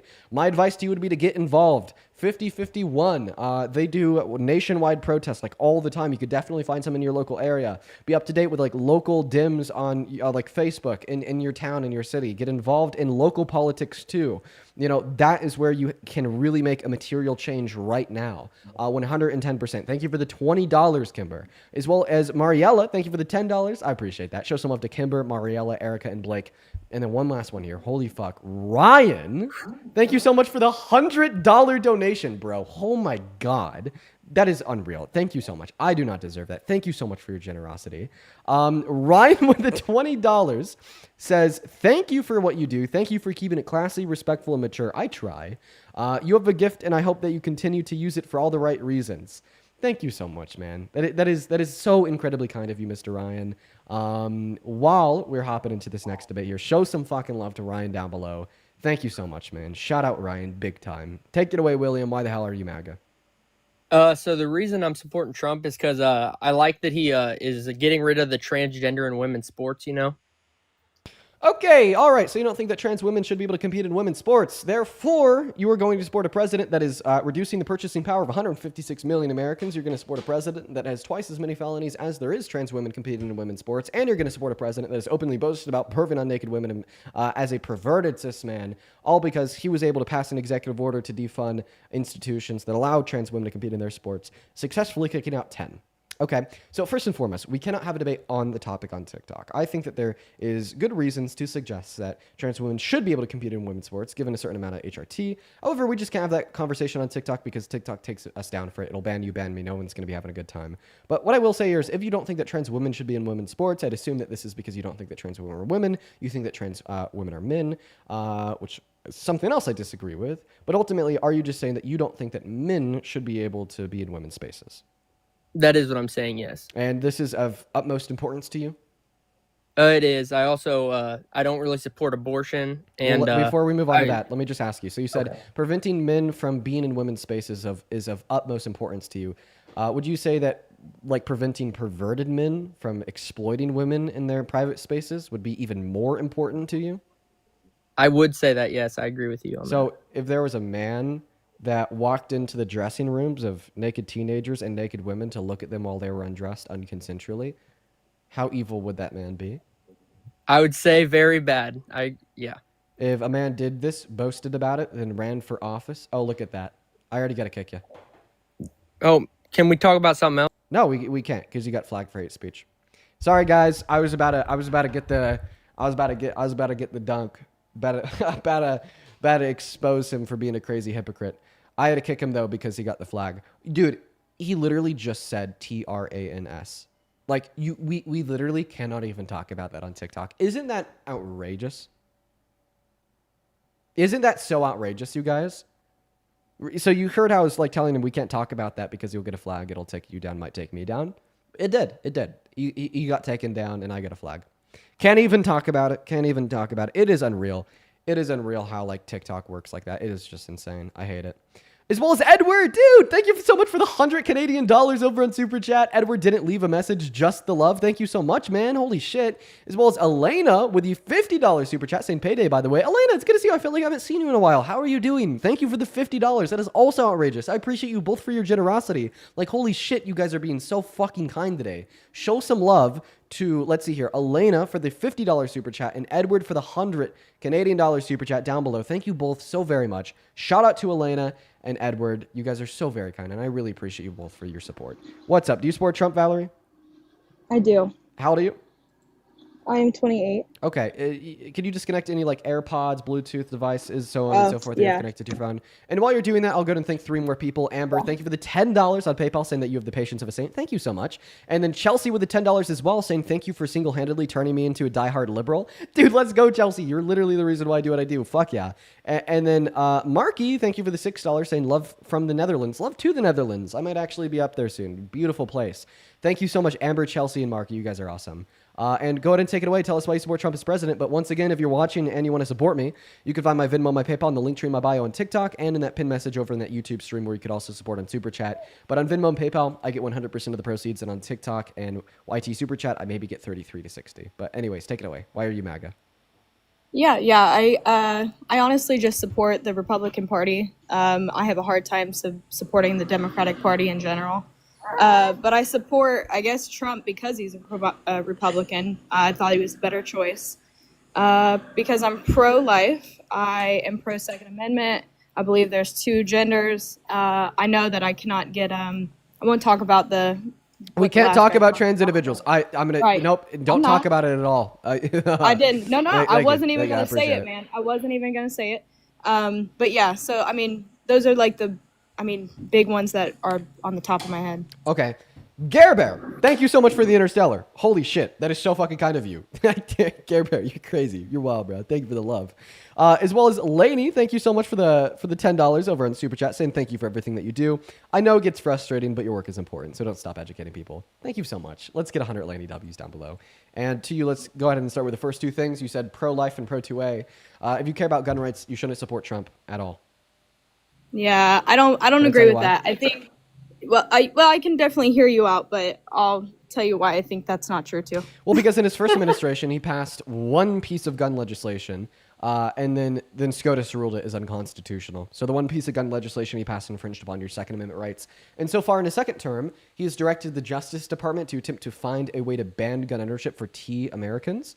And that is such a blatant infringement upon the foundation of the Second Amendment. Now, even the far right NRA has been publicly speaking out against the Trump administration, saying that they absolutely cannot do it.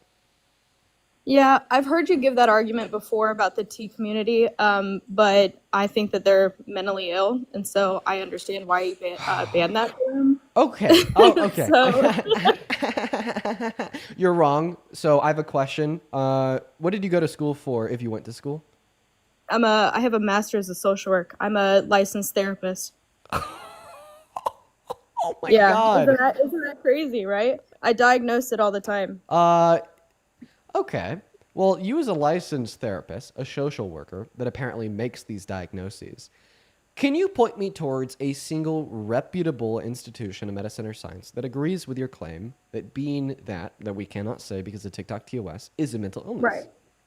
Right. So if you actually look in the DSM, the diagnostic manual for literally all psychologists, everything down the board, mental health, it literally has in the diagnosis a gender dysphoria, which is a part of that. Did you know that gender dysphoria is not the same thing as being trans? So in the same way that a fever can be a common byproduct or symptom of an illness, right? The fever is not synonymous to the illness. And in the same way, although many trans individuals can experience gender dysphoria, it is not the case that gender dysphoria is equivalent to that of being trans, but rather a common byproduct of having a disalignment of your gender identity and phenotypical sex traits. In fact, the American Psychiatric Association, which creates the DSM, is explicit about how being trans is not an ML, which we're going to use for mental illness because I need to make my words obfuscated so I don't get banned. In fact, that is the consensus amongst institutions of medicine and science across the world. For instance, the World Health Organization, the American Psychiatric Association, once again, the American Medical Association, the Endocrine Society, the British Psychological Society, the Royal College of Psychiatrics, the Canadian Psychological Association, the Australian Psychological Society, the European Society for Sexual Medicine, the American Academy of Pediatrics, the American Academy of Family Physicians, the American Counseling Association, and the American Public Health Association all say that being T is not a mental illness. Additionally, I think that in many scenarios, mental illness can be a red flag for wanting to do deeper background checks on an individual if they want to buy a gun, right? However, because the mental illness of gender dysphoria does not predispose individuals towards higher levels of gun violence, I don't think it is fair for you to say that trans individuals with gender dysphoria shouldn't be allowed to buy a gun. In fact, we see that trans individuals are less likely to engage in mass shootings than cis individuals. In the last 4.5 years in this country, there's been over 4,000 mass shootings. 4 of them were caused by trans individuals, and the remainder were caused by cis individuals. In fact, although trans individuals only account for 1% of the population, they're even less likely, disproportionate to their representation of the populace, to commit a mass shooting. Okay. I guess I'm a little confused on your debate of a trans person is not the same as gender dysphoria. Why is that? What is a trans person? Well, T person, sorry. Oh my gosh. T person. What would be, how is that not gender dysphoria? Because being trans is possessing a incongruence between your gender identity and phenotypical sex traits. And gender dysphoria is a sense of dysphoria between your gender identity and most typically like your phenotypical sex traits. However, this dysphoria doesn't exist in all trans people in all circumstances. It is just a common byproduct of being trans, but they're just not one and the same. Okay, I think that's where we're definitely going to disagree, is that I think that a T person does have gender dysphoria.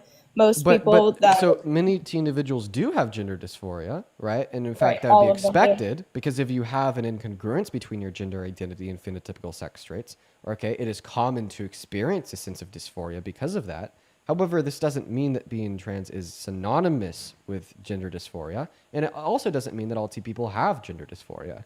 But I think that we have to end this conversation very soon because I don't want my live to get taken down. But I just want you to know that I wish I could continue this conversation and continue to give the facts, and I'm very disheartened by the fact that TikTok will not allow me to do that. Yeah, no worries. Well, if you want to, I mean, I support him. I mean, yes, the Second Amendment, you said that Trump took away that right. I think the Democratic Party takes away a lot more rights for gun owners. Yes, Kamala, Kamala. was talking about, she was talking about, in the beginning banning assault rifles, but then took it back or something of that sort. They were talking about mandatory buybacks, whatever. She took it back. She stepped back from it a little bit, and that's cool. But they're still wanting to take away certain firearms from people, and I just don't really agree with that. If you are a mentally sane person, I believe you should be able to carry a gun however you would like. Would you say that if you grape somebody, you're not a mentally sane person?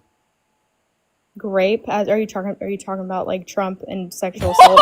That's crazy that the very first person you associate with rape is the president. That is insane.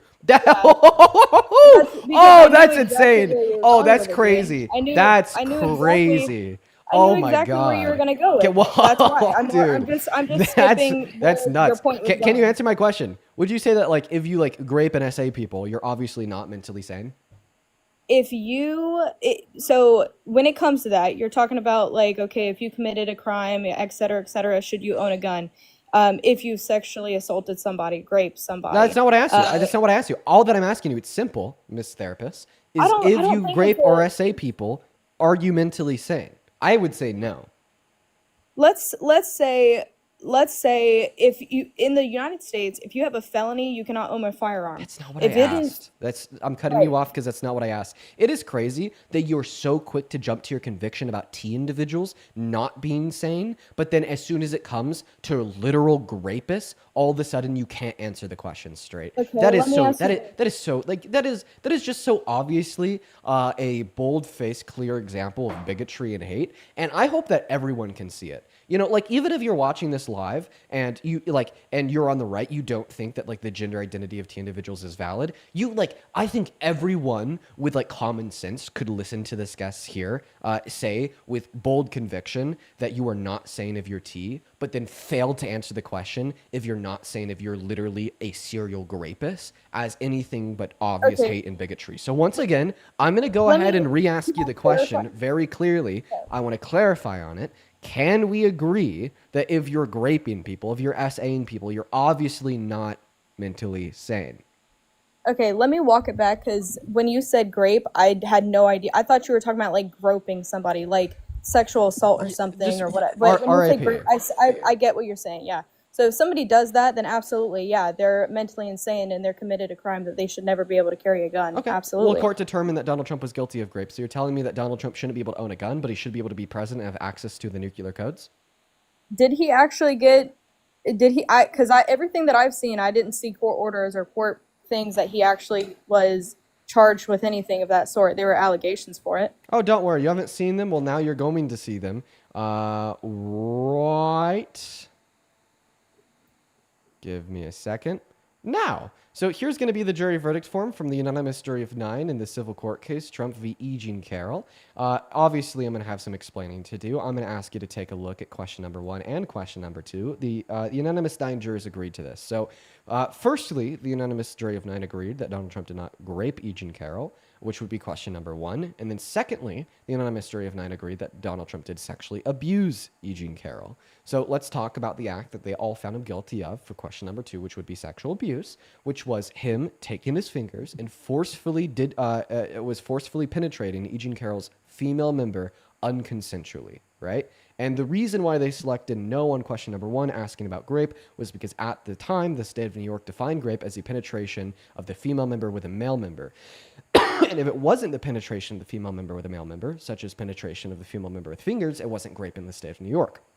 Can we agree that under both of our definitions of grape, it is grape to forcefully insert your fingers into a woman's female member unconsensually? I believe when when you have grape, technically, legally standing, that is penis into vagina. Okay, But you're wrong. I 34 do states, agree. including New York, disagree. They revised and redefined to include what is considered like digital grape, which would be grape using your digits or fingers. So legally speaking, you're wrong. But also, we shouldn't define grape based upon what the law says. We should define it colloquially, and hopefully, our colloquial interpretations of what grape means informs what the law should be.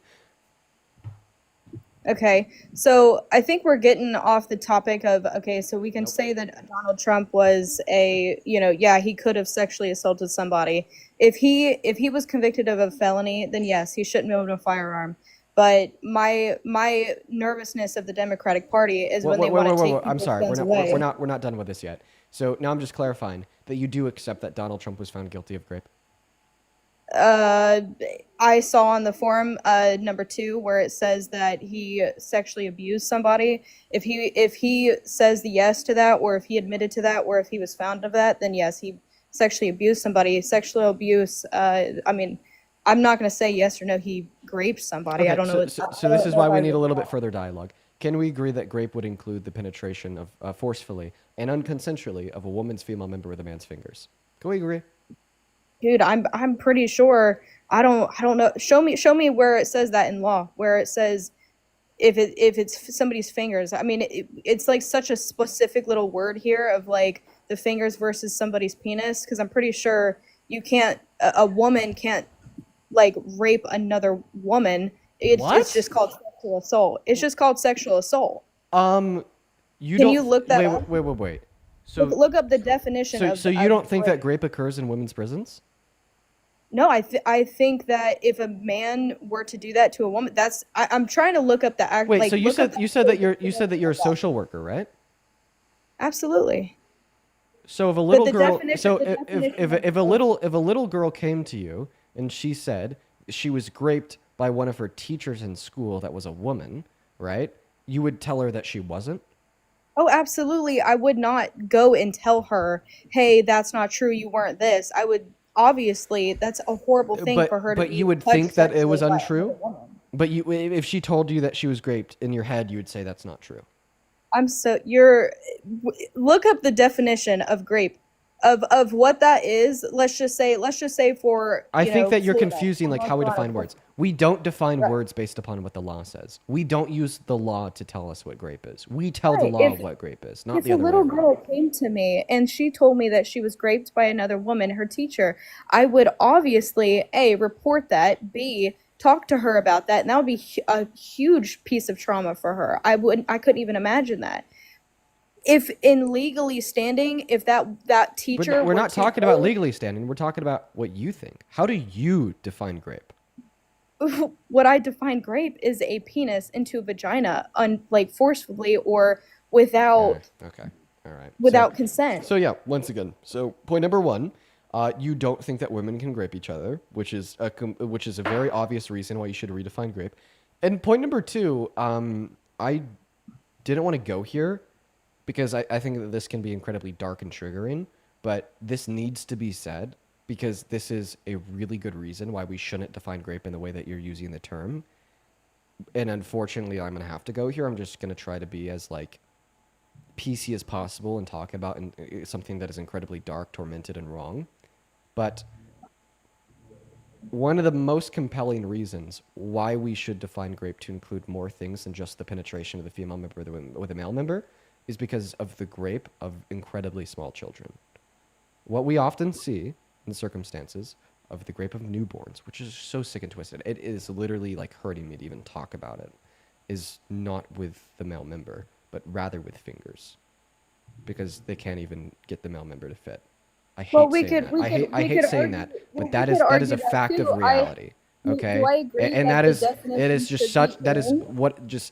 one of the God. It's just so hard for me to even say that. Oh God, I hate saying that, but that is just one of the really many reasons to not merely define grape as the penetration of a female member with a male member, but rather to include the penetration of the female member with any object.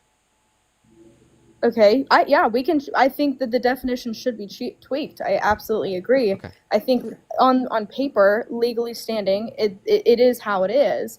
So And now you agree that you define grape to include the penetration of the female member with any object, including fingers. I think it could be changed. We're I not, don't. no, we're not talking about changing the legal definition. We're talking about how you define it. I define it how the law is written it. I mean, technically written standing. You can't make up metaphorical things and then say, "Oh well, Trump was this, so he must have had done this," because we feel like that's the definition. How The many definition of it is how it is right how many enslaved black people were grape during slavery? Because according to the way that you define grape, there was none. Because during the time, there was not a single legal standard to suggest that unconsensual intercourse with enslaved individuals was grape. Repeat that last part. How many enslaved black people were raped during American slavery? Because according to your suggestion that we should just merely define it based upon the law, there was no enslaved individuals that were raped during American slavery, as there was not a single law at any point during American slavery to define rape to include the unconsensual intercourse with enslaved individuals. That's you have a good point. I absolutely see where you're coming from with that, and you've changed my mind on it. And it honestly, if Trump did that, then he shouldn't own a gun. I think I saw somebody in the chat that he technically is not allowed to own a gun. Right. And I just want to clarify, I hope that I've changed your mind on this, because we shouldn't say that we define words how the law define words. Because if we define words how the law defines the words, then the law will never change. Like, imagine that we're leaving American slavery and everyone thought just like you that we only define grape how the law does. Then why would the law ever change to include other things as grape if it is self-actualizing as valid and accurate? Right? Because you're saying that it's a self-defining standard of accuracy insofar as what grape is or isn't, meaning that it would never have to change as it is a self-defining standard of accuracy. Obviously, that's not true. It's not a self-defining standard of accuracy. So what is the standard of accuracy? The way that the people think the word would best be used to define to an umbrella of actions, right? So in other words, the defining standard of accuracy of what grape is or isn't the law, but it's rather us, right? And we engage in discord like this to determine what the best fit usage of the word would be. And if we come to a different conclusion than the law, the conclusion isn't that we're wrong and the law's right. It's rather that we're right and the law's wrong. Therefore, we need to change the law to be more benevolent and in better servants to the people.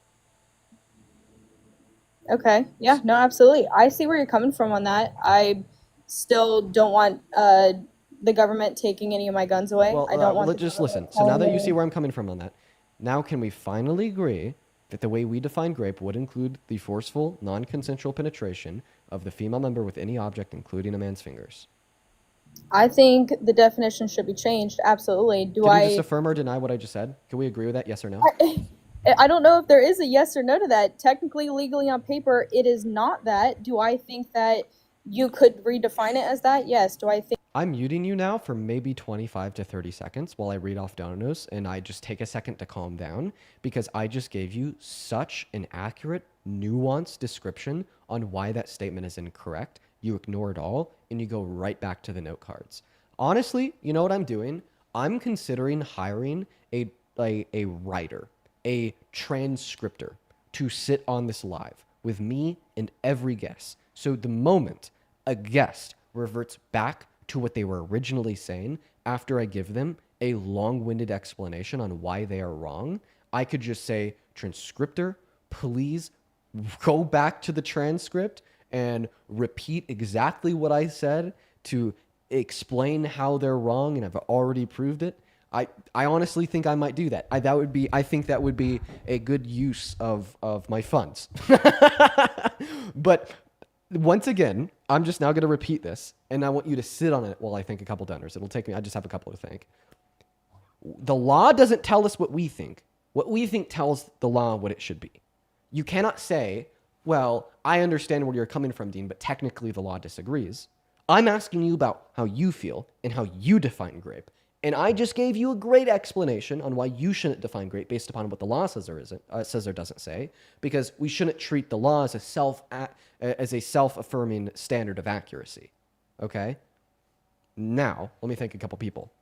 Opal, thank you so much for the $20 over on Super Chat. I really appreciate you for the love. Let's get 200 Opal W's down below. Opal with the $20 says, and people wonder why SA is so underreported. Dude, yeah, this lady's a social worker. That's so scary. It just scares the fuck out of me. Thank you for the $20, Opal. That is incredibly kind of you. Let's get 200 Opals once again. I really do appreciate you for that, as well as your message is incredibly, incredibly accurate. As well as Brian, thank you so much for the $10 over on Venmo, saying, still waiting for my shirt that says get pushed. Keep slamming the MAGA bud. Love your work. Appreciate you for that love, Brian. Show some love to Brian down below. As well as Blake with the $5. Thank you so much for the love. Thank you so much for the love. Yeah, and I agree with your message there, Blake. As well as Jacob with the $10 saying, worst therapist ever. Appreciate you for the $10, Jacob. Catherine with the $5. Thank you so much. Ray with the $10 saying that RFK and the Trump admin are now going after abortion pills. Bro, they better not touch that shit, dude. I swear to God. Dude, they're just so... Oh, my God, they piss me off. As well as Maisie with the $7. Thank you so much. And Jack with the $5. Thank you, thank you, thank you. Garrett with the 5. Kazu with the 5. Jasmine with a 1. And Rosaria with a $15 on Venmo saying to keep up the good fight. Thank you so much. And Tori with the $20. Thank you so much, Tori. Tori says, trying to convince my parents to debate you. Dude, get him up here. I'd love to talk to him. As well as Lainey with a 10 and Tori with a 5. Thank you guys so much for all the love over on Venmo. I would also like to thank Gemma for the 50 cents. Thank you so much for the love. Then Dom, thank you for the $10 over on PayPal. Amanda with the 10 saying, love you so much, Dean. Thank you for speaking out about these things that are important. Thank you so much, Amanda. And then Mary, thank you so much for the $100 over on PayPal. I have a cut on my lip, so it literally hurts to smile. But Mary, thank you so much for the $100. Dude, that is ridiculous. That is so generous of you. Thank you so much. Let's get 1,000 Mary W's down below in the comment section. Fuck, now my mouth hurts because I smiled and the cut is stretching. Ow. Thank you so much, Mary. Let's get 1,000 Mary W's down below. That is seriously so kind and generous of you. Thank you so much a billion times over. As well as Hayes with the $15, saying, as a social worker and a survivor of SA, I'm disheartened that a fellow social worker defines grape in a different way and is acting in this manner. Point number 1, I'm sorry that you had to go through that, Hayes. And point number 2, I absolutely understand why you're disheartened. I am too. As well as Sasha, thank you for the $10, saying, please remind her that New York changed the law to include it. But also a man can't grape a man and a woman can't grape a woman. Just completely insane. As well as Elaine, thank you so much for the $50 donation over on PayPal. Thank you so much, Elaine. That is E-L-I-A-N-E. Show some love to Elaine. Thank you. Elaine with the $50 says, I am non-binary and I appreciate you being very respectful and accurate with your language. Also low-key scared of Miss Therapist. Yeah, you shouldn't be scared of therapists. That's a reason why she shouldn't be a therapist, low-key. Thank you for the $50 and I appreciate you for being here. As well, Sebastian, thank you so much for the $20 on PayPal, saying thank you for doing what you do. Greetings from Germany. Love to Germany. Thank you for the $20. I really appreciate it. I appreciate everyone so much for their kindness. If you want to support me, support the stream, support what we do here, you could actually find my Venmo and my PayPal in the link tree in my bio. I get 100% of the proceeds over there. You could attach a message and I'll even read it off.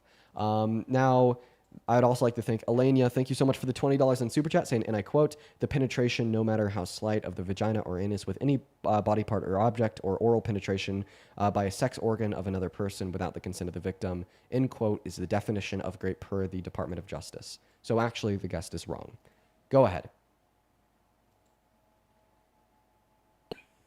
Okay, so if the law has been changed since the last time that I've seen it, then absolutely, then go for it. That wasn't my main point of why I'm pro Second Amendment. I am not going to let you defame me of my job. I am an amazing therapist, and I've been doing it for many years. I love every single person that I meet, and I do everything that I can to help everybody that I'm with.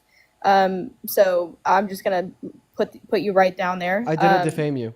The legal definition of defame is not speaking negatively about somebody or their being. Rather, the legal definition of defame is to spew misinformation about an individual that leads to material harm or impact on their income. And because you're all about legal definitions, I would suggest that you uphold that standard in the context of your claim about me defaming you.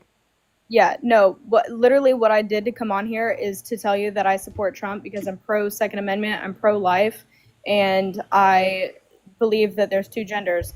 I mean, you wanted to go the whole grape route and everything else. Can I tell you why? Sure, That's the biggest thing that any Democrat has on Trump.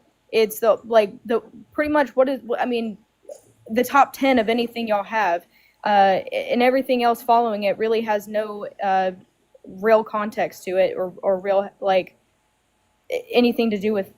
Okay, so now that you've like seemingly accepted that Donald Trump is a rapist, here's the conclusion. Earlier, we agreed that rapists are not mentally sane, meaning that rapists should not be able to own and buy firearms, meaning that you don't think Trump should be able to buy a gun, but he should have access to the nuclear codes. Isn't that like incredibly contradictory and hypocritical? That's a really good question. My thing is I if in that scenario, I will say this: you do have me there, Dean.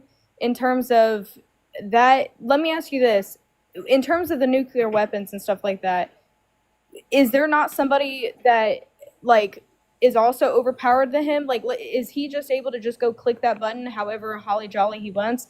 And I guess the nuclear football. Yes, the president has the sole ability to launch nukes.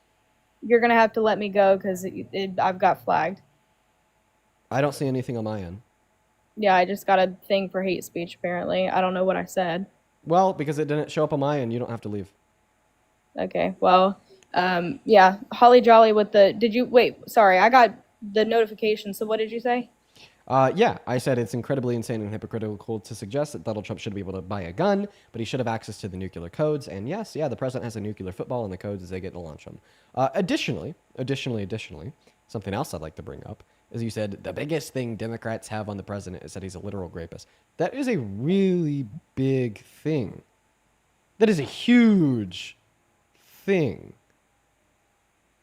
Okay, let me backtrack. Let me ask you this, Dean. Why would you support the Democratic Party for the Second Amendment unless you don't believe in the Second Amendment?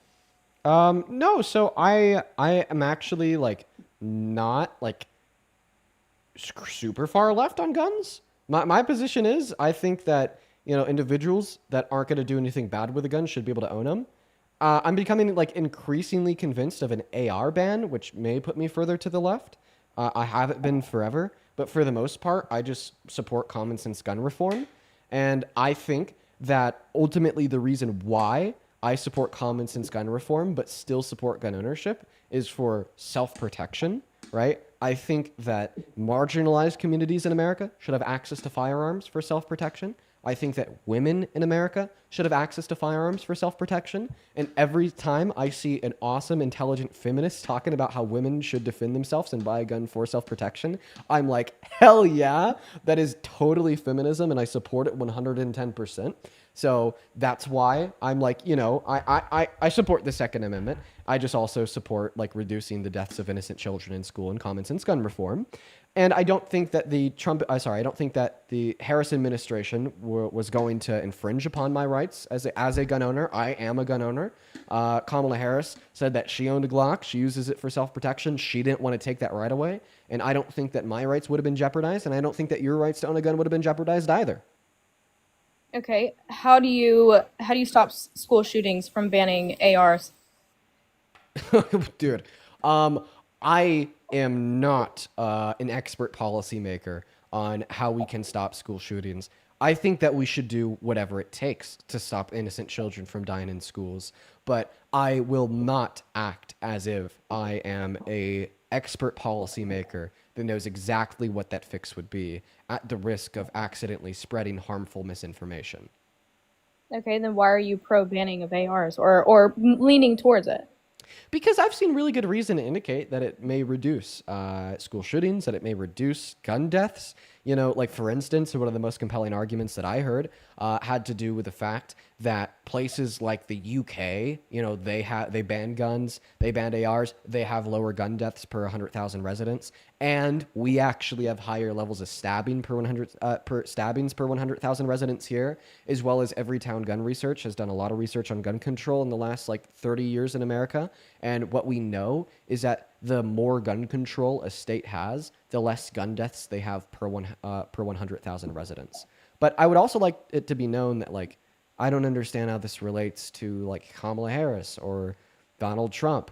I think that Donald Trump is the only president in the last 8 years that has passed unconstitutional gun reform, and right now he is truly challenging 2A to the point where the NRA is publicly speaking out against him, and I don't think that Kamala Harris would have taken away your right to buy and own a gun. Kamala Harris during her campaign was literally talking about mandatory buybacks. She scooted it back No, she and said, didn't. never mind. That's something, she talked about non-mandatory gun buybacks in 2019. That's not what she ran on in 2024. You're being so disingenuous. She ran on what then? She ran on trying to get rid of assault rifles. I don't even think that she ran on an AR ban. She did float the idea with Biden. And by the way, if that did pass, well, it would have had to be checked off by the 6-3 conservative Supreme Court. So if it was passed, signed into law, and stayed, well, then guess what? It was constitutional, and it did not infringe upon your Second Amendment rights. Okay, what did the left do? What did Biden do? What did Kamala do when they were in office to stop gun violence? I think literally the only thing that they did for gun control was to put a little bit more like criteria and classifications on ghost guns, and I don't think that they did enough, which is like a negative that I would name of the Biden-Harris administration. However, seemingly this would go against your argument of saying that she's a crazy communist that wants to take away all of your guns. I don't know about specifically that. I just get nervous of the government in general doing that. I would be nervous if the Republican Party also started doing the same thing. Do you care about the Constitution? Absolutely. Then you shouldn't support Trump. I mean, this whole time we've been talking about the Constitution in 2A, so I think it's time we expand our conversation here. Lil Sam 721, I really appreciate you so much for the galaxy. Donald Trump does not care about the Constitution. He is an belligerently wannabe authoritarian that wants to make the rules, and he has a complete disregard for what the rules are as protected by the Constitution. In the last 8 months, he's infringed upon the Second Amendment, the First Amendment, he called for the termination of the 22nd Amendment, and he infringed upon the 14th Amendment. And if you care about the Constitution, you should never support him in a billion years for these reasons. Okay. I'll definitely look that up. I'm not super informative on whatever else you're talking about with whatever laws he's coming out with. Don't worry, I'll drop a truth nuke on you. He's infringed on the First Amendment by 1A, signing an executive order attempting to ban the burning of the American flag. The Supreme Court ruled in the 80s that it is expressly protected under the First Amendment's right to freedom of speech and more so symbolic speech. He's infringed upon the First Amendment by B, saying that it is literally illegal to criticize him in the media, obviously calling for a termination of free speech in America. 3, by calling news agencies such as CNN and MSNBC illegal, infringing upon or more so calling for the termination to the right of press under the First Amendment, because now he's literally calling press agencies illegal. And 4, he's infringed upon the First Amendment by calling protest and boycott illegal, so infringing upon the right to protest under the First Amendment. He's infringed on the Second Amendment and basically just called for its termination by suggesting that no trans Americans should be able to buy and own guns. Even the far-right NRA says that that's unconstitutional. He's infringed on the 14th Amendment because on day 1, he signed Executive Order number 14160 into law that attempt to take the birthright citizenship away from undocumented immigrants born on American soil. However, that has been expressly codified and protected in the American Constitution since 1865 when the 14th Amendment was signed into law, and since 1897 in the U.S. versus Wong Kim Ark case when the Chief Justice of SCOTUS at the time set out clear parameters for who has and doesn't have birthright citizenship. And guess what? Those parameters suggested with certainty that undocumented immigrants born on the soil do have it. And then he called for termination of the 22nd Amendment, which says that a president cannot serve for more than 2 terms, when he said that he might want to serve for a 3rd term, and there's many ways he could get it done. Okay. Damn, Dean. I will say this, you're good at what you do. And if he indeed did all of those things, then I absolutely don't agree with that. I do agree with withholding the Constitution. If he was talking about burning the flag as not your right, then yeah, that's kind of fucked up. I hadn't heard about that. But yeah. Can we agree that that's just like more than enough reason to stop supporting him as president? Dude, you fucking got me. I will say that. Props to you. Okay. Is there anything else that you want to go over? Appreciate you, man. Appreciate you for listening. Yeah, appreciate you for the conversation. You have a good one. That was a tough one. That was a tough conversation. Gizmo, thank you for the 10 pounds on Super Chat, saying that the UK has had one school shooting 30 years ago, and they changed the laws within a year. No school shootings since. Gun crime is incredibly rare. I'm an ED nurse, 10 years, and I've never seen a gun shot. Gare Bear, appreciate you for that Cloud9. I really appreciate that. Thank you so much, Gare Bear. Thank you so much. And yeah, like honestly, my position is like I like guns. You know, I think guns are cool. You know, like many other dudes do. Woo, guns are cool, right? That's me. But I'm okay with banning guns if it means saving the lives of children. And I'm surprised that's not the position of the right. I'm surprised. I'm so surprised by that. You know what I mean? They love to talk about how much they love children and want to protect them, keep them safe, and give them a good life. And when they say that, like, they like guns, you know, like, in a sense, I get it. You know, like, oh, shooting guns, cool. I mean, like, that's just how some families are brought up. People are raised around guns. They think that they're fun to shoot, whatnot. But, like, you're not willing to sacrifice a piece of metal that you think is cool to save the lives of kids? Like, that's where I get caught up at. As well as Hammer, thank you so much for the $10 over on Super Chat. As well as I read your message there. Hammer did not like the last guess at all. Thank you so much. As well as Elena with the $20 on Super Chat saying, I'm extremely disturbed by this woman who claims to be a social worker. Somebody who went through many social workers as a teen due to many events in my early teen years. I cannot stand the thought of them thinking this way. Yeah, that is scary as fuck. As well as Heather with the $20 saying you can't be an ethical therapist and support Trump. I'm also a therapist and licensed social worker. I hope that you don't work the LGBTQ plus IA community. Yikes, so much unethical ideas and viewpoints. Yeah, I think that like she was definitely sharing many unethical ideas and viewpoints that could definitely conflict with being an ethical social worker. As well as Lucas with the 10 pounds saying, I love how much the guests drew the line at not being allowed to burn the flag and not Trump being a convicted felon. Yeah. For everyone in the chat spamming that Trump is live, apparently he's talking about the TikTok ban. You guys want to tune in? You guys want to take a look? I'm down. Let me know in that chat. I'm down to do it. You do? You do? Okay. Bet. There is an all-government effort to I don't know if it's going to be too interesting. Terrorism, to dismantle. If it's not too interesting, we'll turn it off. If it's not too interesting, we'll turn it off. Acts of political violence and terrorism. What we have seen, if you look at whether it be going back to the riots that started with Black Lives Matter and all the way through to the Antifa riots, the attacks on ICE officers, the doxing campaigns, and now the political assassinations, these are not lone, isolated events. This is part of an organized campaign of radical left terrorism. It is structured, it is sophisticated, it is well-funded, it is well-planned.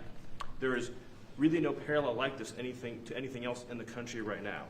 There is an entire system of feeder organizations that provide money, resources, weapons, and when they're attacking ICE officers, This is Stephen Miller. I hate him. Where they're isolating public officials for harassment, doxing, intimidation, and ultimately attempted assassination. It is all carefully planned, executed, and thought through. It is terrorism on our soil. Because of this executive order, Cash and Pam are going to have the tools they need, working with Scott, to take these organizations apart piece by piece. And the central Antifa is not an organization. Is going to be the Joint Terrorism Task Force, or JTTF, which sits inside the Federal Bureau of Investigation. But for those at home who are worried about terrorism in this country, they need to understand, because of President Trump's strength, because of his vision, because of his leadership, we are now going to use the entire force of the federal government to uproot these organizations root and branch. And again, that's only possible because of President Trump and his leadership. Thank you. Steve Cash, please. I'm actually really curious. So they're saying that they're going to use the full strength of the Trump administration to attack domestic terrorism on U.S. soil. Why did they name like BLM riots and Antifa? Right? Like, I disagree that like Antifa is a terrorist organization. You already know that. But even assuming that they are a terrorist organization, why didn't they name like alt-right communities such as neo-Nazis parading around like North Carolina? Why aren't they a terrorist? So why are neo-Nazis not a terrorist organization, but being anti-fascist is? Why is the KKK not a terrorist organization, but being anti-fascist is?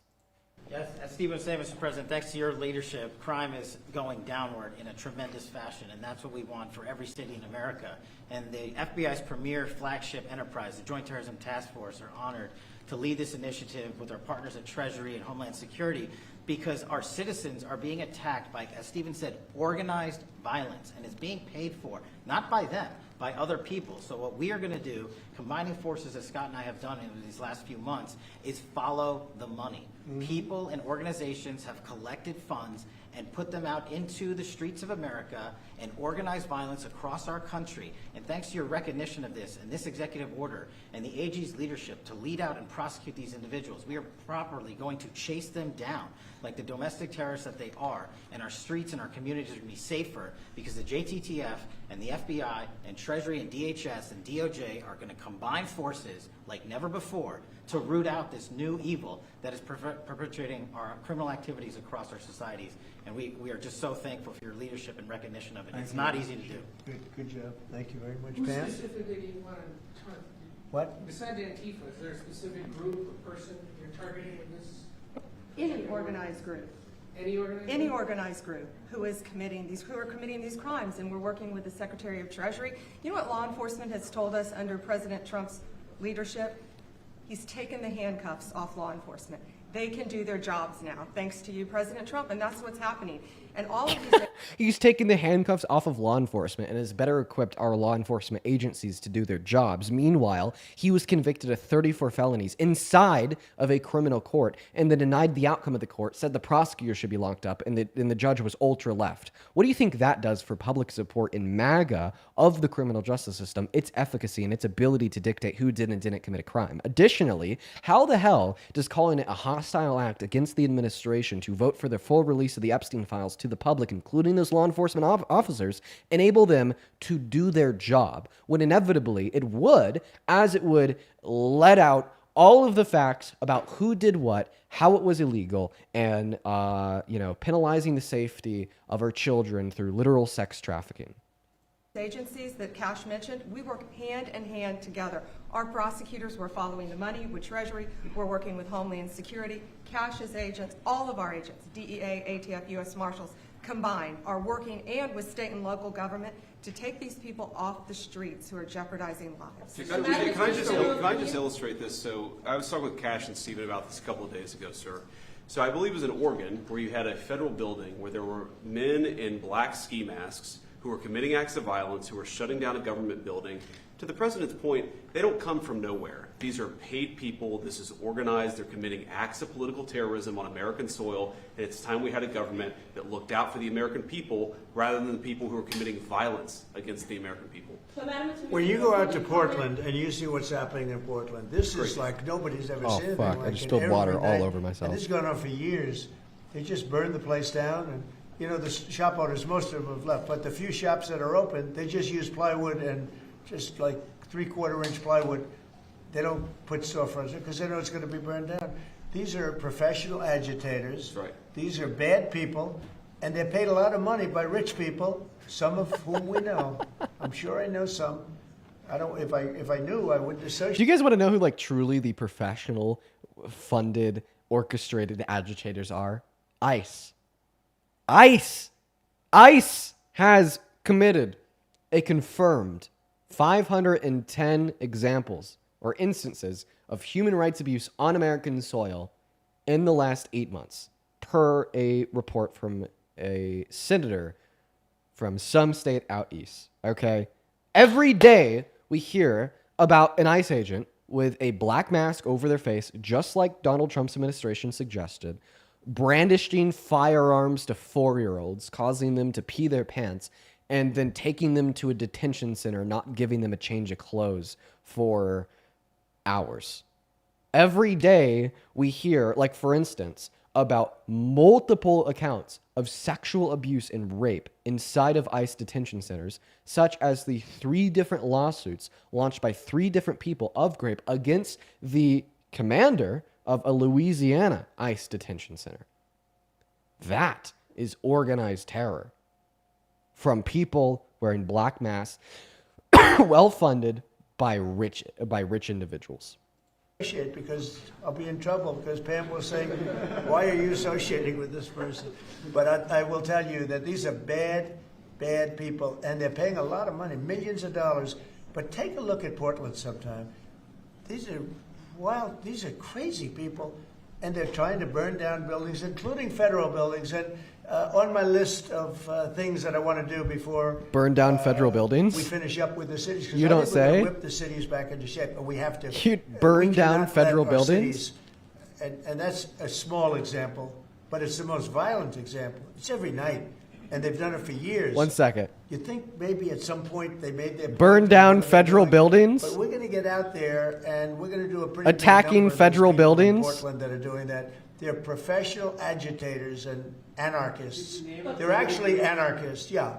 Go ahead. Why don't you defend? Let's see you defend them, Jeff. No, I'm not defending anyone. I just want so that we can just explain this in our stories. Can you name a couple? You don't explain it right, though, Jeff. Go ahead. Let's go. Maybe let's give you another chance. Go ahead. Antifa, Soros. What names are we talking about? Well, Soros is a name certainly that I keep hearing. I don't know, but Soros is a name that I hear.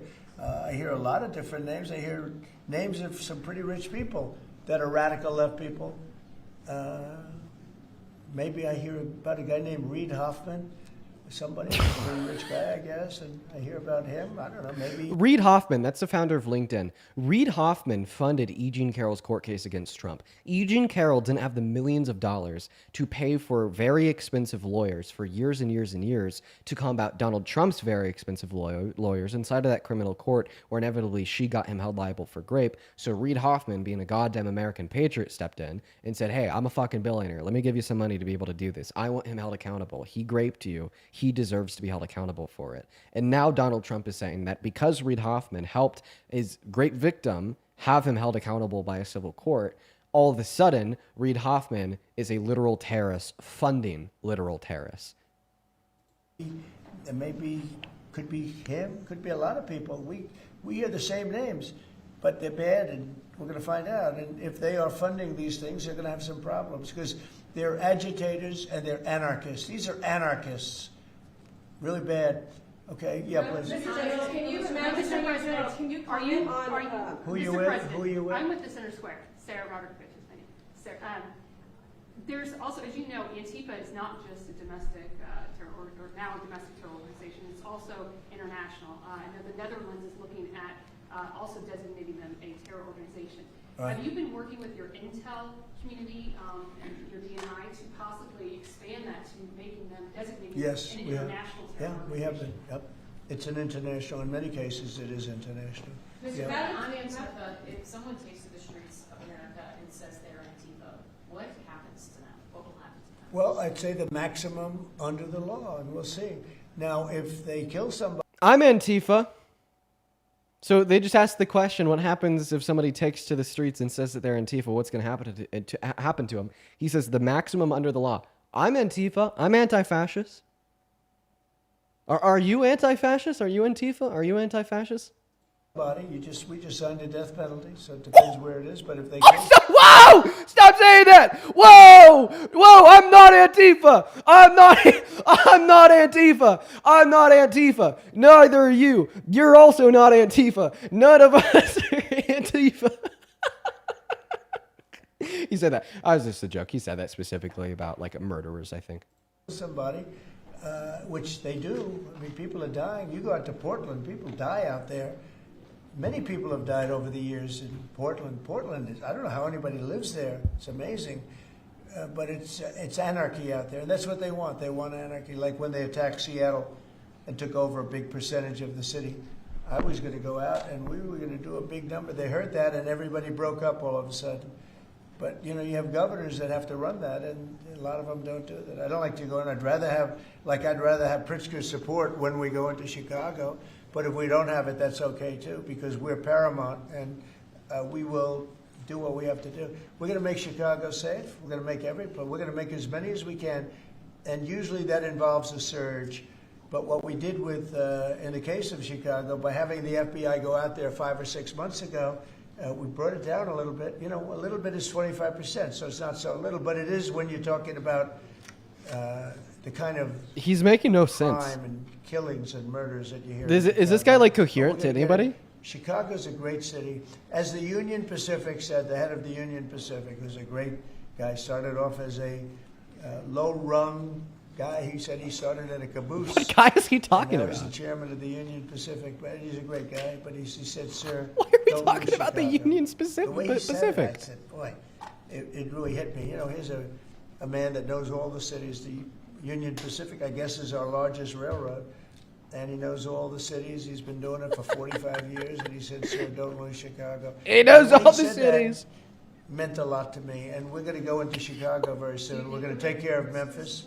We're going to take care of Memphis. You can't walk a block without getting shot. We're going to take care of that one, just like we did Washington, D.C. Dude, you can't just say that.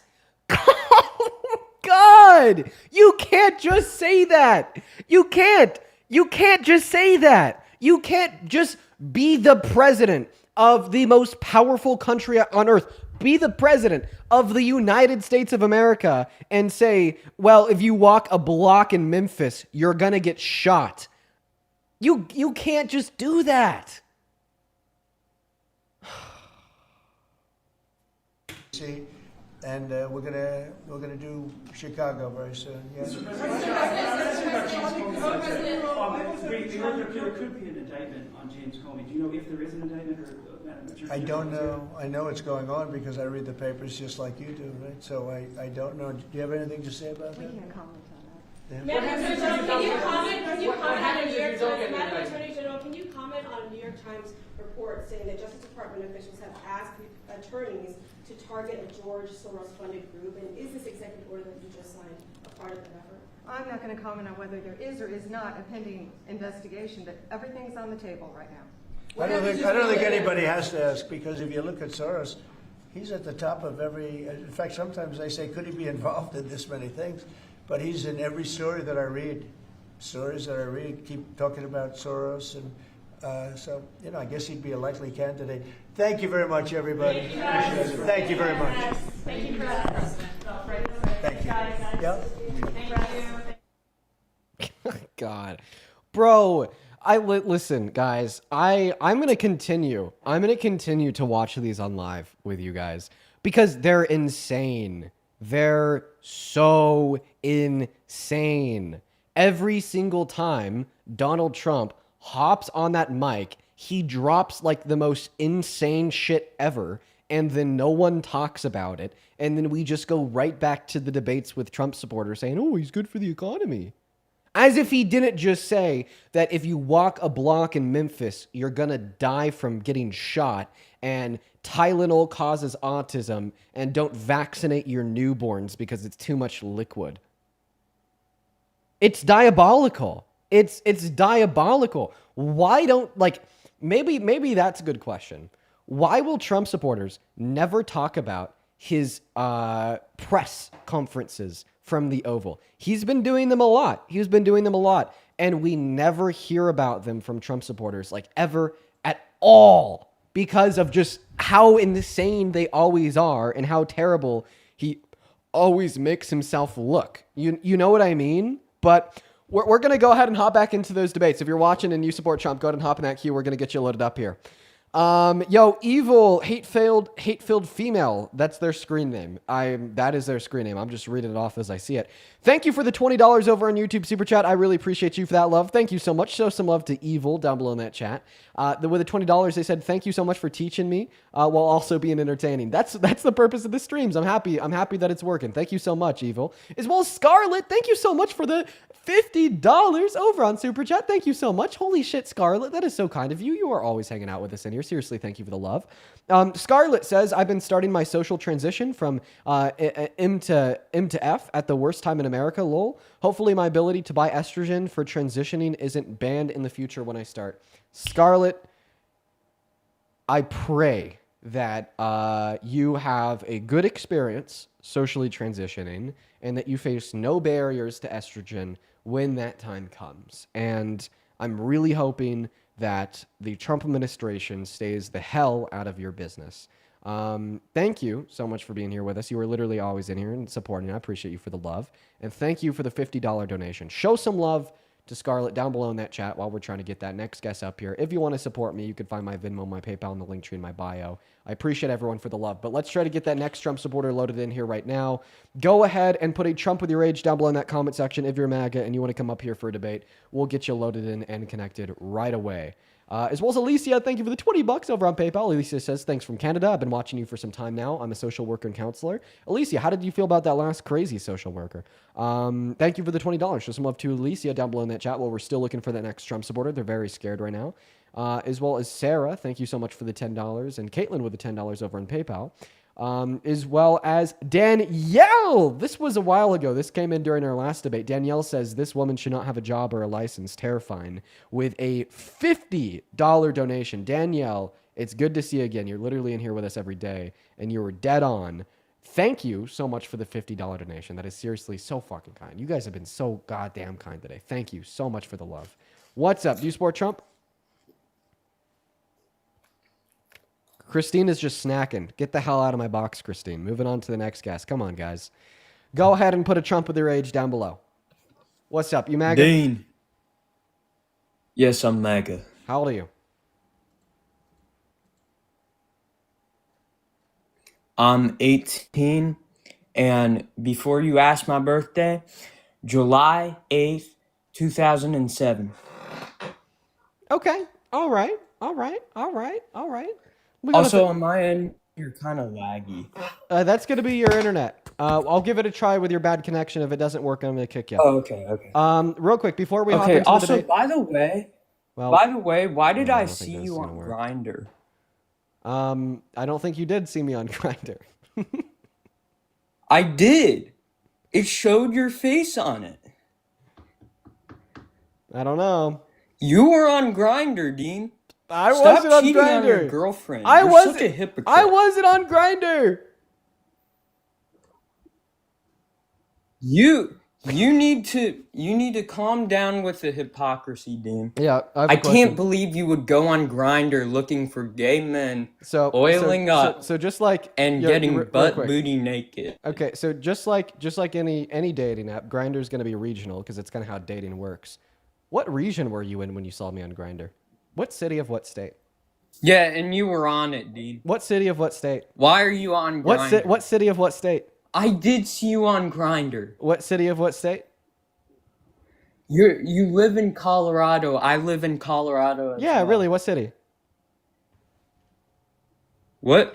What city in Colorado? I live in Denver, bro. Oh, great. Well, But guess what? I live 250 miles away from Denver. Moving on to the next guest. Give us a minute to get that next Trump supporter loaded up into the box. Hop in that queue of your MAGA. We got the next guest, James, loading up in here. Josh, thank you so much for the $20 super chat over on, sorry, not super chat, Venmo donation. Thank you for the love, Josh. That's very kind of you, man. $20. Thank you so much. Show some love to Josh down below for the 20 bomb. Josh with the $20 says, is somebody who's married to a mental therapist, who has high recognition and experience. Valerie's view, especially with her profession, is insane. We wonder how she holds her license still. Yeah, makes sense, Josh. Makes sense. Thank you for the $20. As well as Abby. Thank you so much for the $30 donation over on Venmo. I appreciate you for that love, Abby. That is so fucking kind. Let's get 300 Abby W's. Abby with a 30 bomb says, keep educating. Well, thank you so much for your kindness. I really do appreciate it. As well as Spencer with a 5, Karen with a 5, and Amanda, thank you for the 13, saying you're like my third favorite debater, but I donate the most to you because your gratitude is always so genuine and it makes my day. Well, Amanda, I appreciate you for the $13. And I'm incredibly gracious for the love that you as well as everyone else shows me. Then just one more here. Aubrey with a 5, Sarah with a 5. Thank you guys. And then Condra with a 10 saying, as always, love you tons. Love you too, Condra. Good to see ya. What's up? Do you support Trump? Yes. And before you ask, don't kick me. I'm under 18. I just want to know. I gotta kick you. Sorry, man. Rules are the rules. Those are the rules. Moving on to the next guest. Let's get the real ratty one loaded up in here.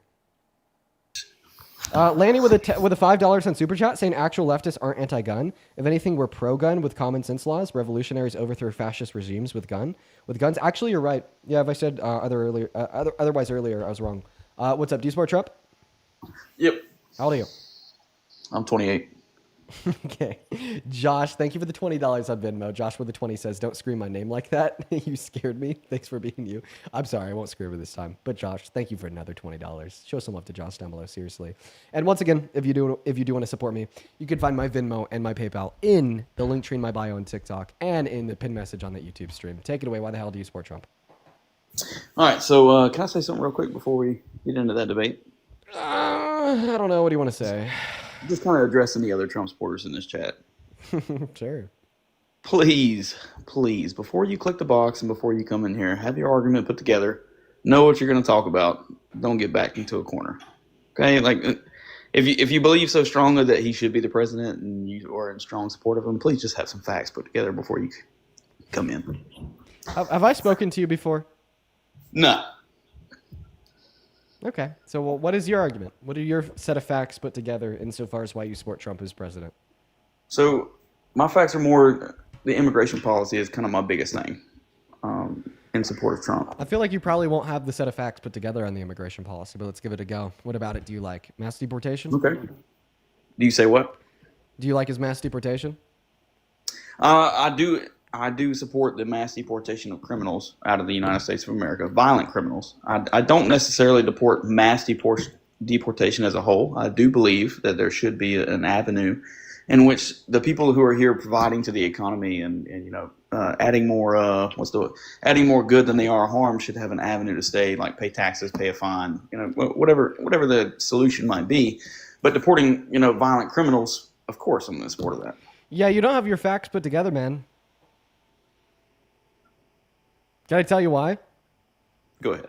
Because if you did, then this would actually be a reason that you don't support Trump. If you specifically support the deportation of undocumented immigrants with prior violent offenses, then you wouldn't support Trump, as his rate of deporting undocumented immigrants with prior violent offenses is consistently lower than the rates that we saw under the Biden-Harris administration. And you may ask yourself why, and the answer to the question why is because the Biden-Harris administration focused their deportation efforts on individuals with prior violent offenses. Meanwhile, Donald Trump, for the most part, has focused his deportation efforts on individuals without any criminal record outside of undocumented entry at all. Yes, and you may ask what my source for this would be. My source for this is Trump's Homeland Security, ICE. If you go to ice.gov/statistics, you'll be able to break down arrests and removals quarterly or monthly and select for individuals with prior violent criminal offenses on their record. In fact, I'll go ahead and show that to you now.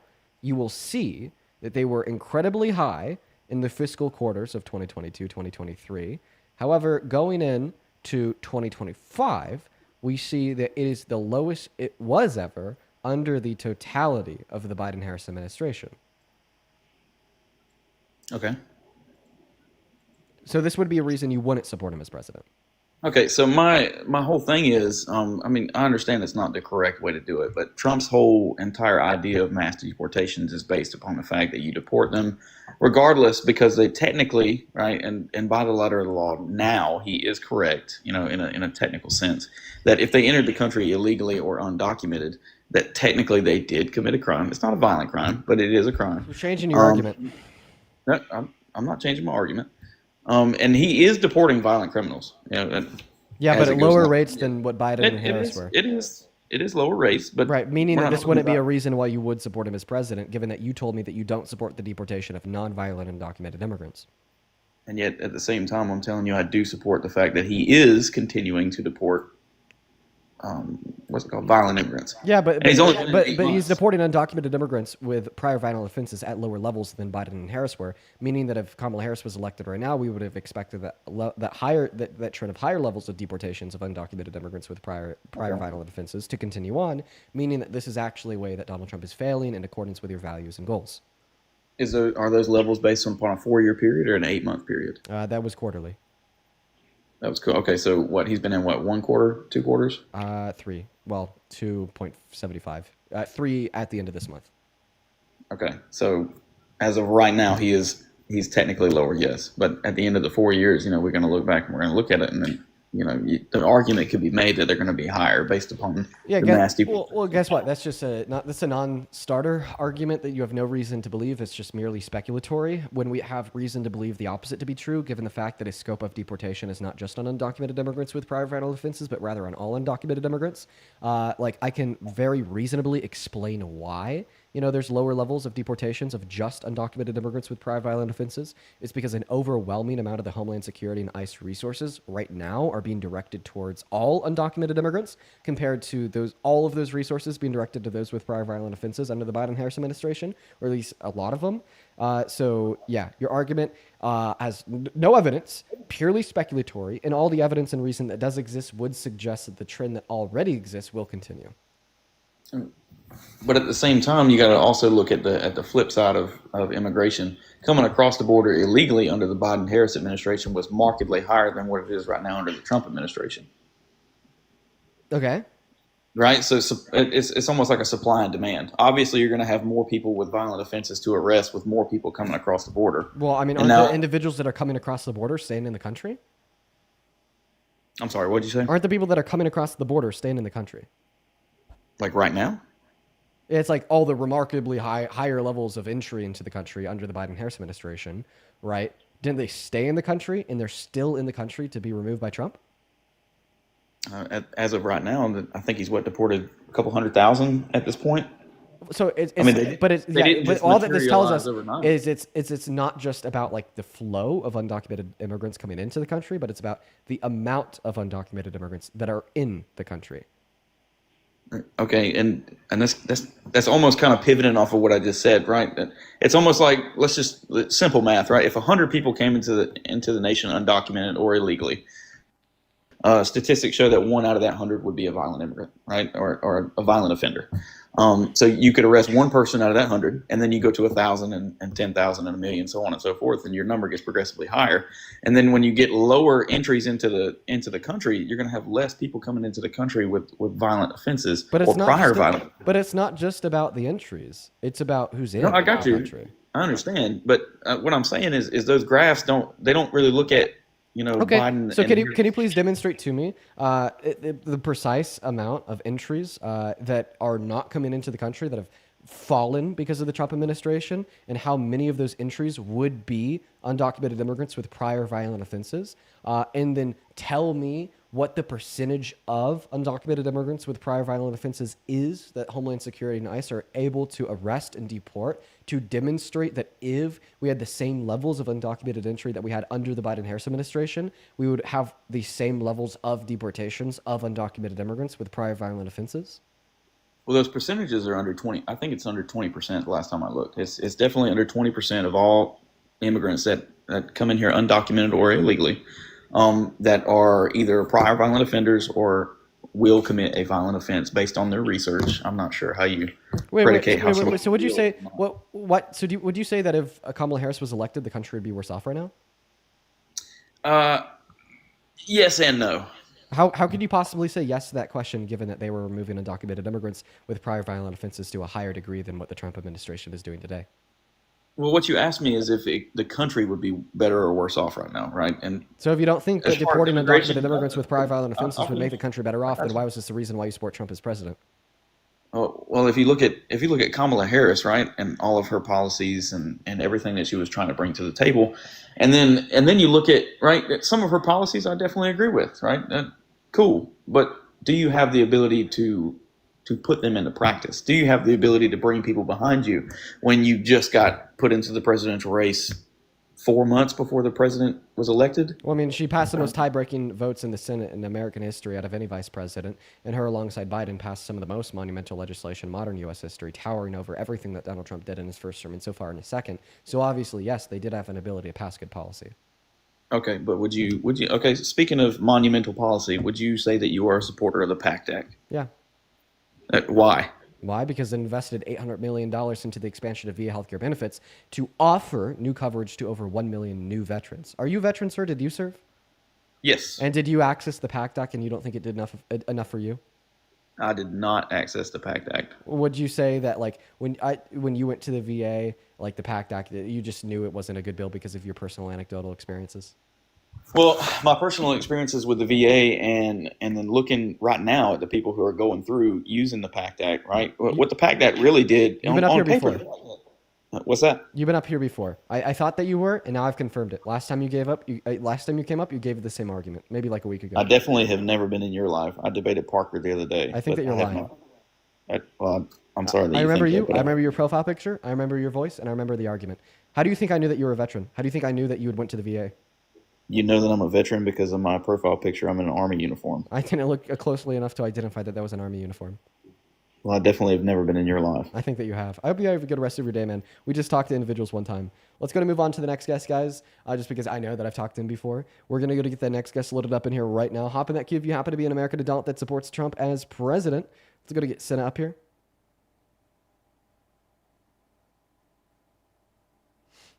All right, what's up? Do you support Trump? Sinna.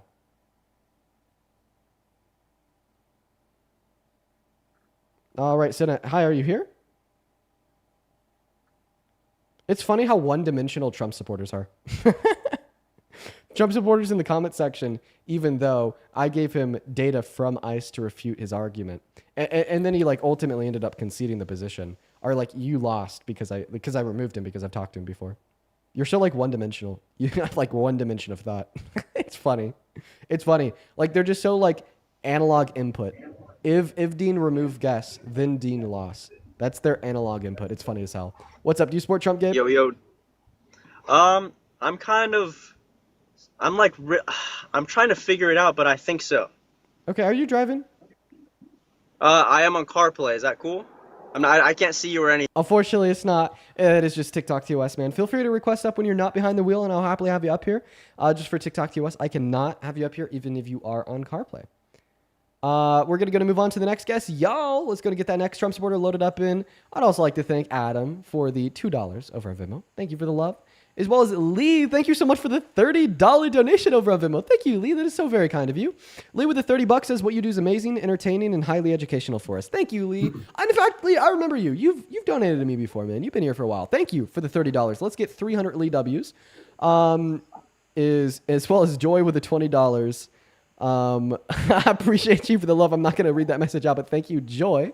As well as Naughty, thank you for the $10 on Super Chat, saying hope you had a great week. You as well, Naughty. It's been a while. Hope that you're doing well. Thank you, Naughty, Joy, Lee, and Adam. If you're watching, you want to support me and what we do here, you can find my Venmo and my PayPal in the link tree in my bio on TikTok and in the pinned message of the YouTube stream. And if you don't have Venmo or PayPal to support me over on that YouTube stream, but you still want to show some love, you also got Super Chat. Welcome in. What's going on? Do you support Trump, Matt? I do. How are you, Dean? I'm doing so well. So well. Karen55 sent you an invite. Love to have you up. How old are you? I'm 19. All right, Mr. Matt, why the hell do you support who I believe is the worst president of your life? I support him because I agree with a lot of I share a lot of same values as him. I just have a question for you. Which ones? It's sort of Which values do you share with him? Like the value of not wanting to give vaccines to newborns because it's too much liquid, or the one of saying that if you walk a block in Memphis, you'll get shot, espousing fear-mongering propaganda from the Oval Office less than 20 minutes ago? Definitely do not support that. But I do have a question for you, if that's okay. And you can totally be like, no, Matt, that's not all right. And I understand that because I know the whole thing is about why you support Trump. But as long as it relates to the topic, you're good. Okay, because I have more of like I feel more comfortable on like a religious aspect of anything, but I totally understand if it's like, no, that's does your religion play into why you support Trump? Because then I'll talk to you about it. A little bit, but I'd also say that Trump claims to be a Christian, and I don't believe that some of his actions do relate to him claiming to be a Christian. Can you repeat that? I do apologize. I was reading something. Oh, no worries. What I said was yes and no, because Trump does claim to be a Christian, but as a Christian, his values and some of his actions he does do not, even myself can agree that do not portray a Christian person. So why do you support Trump?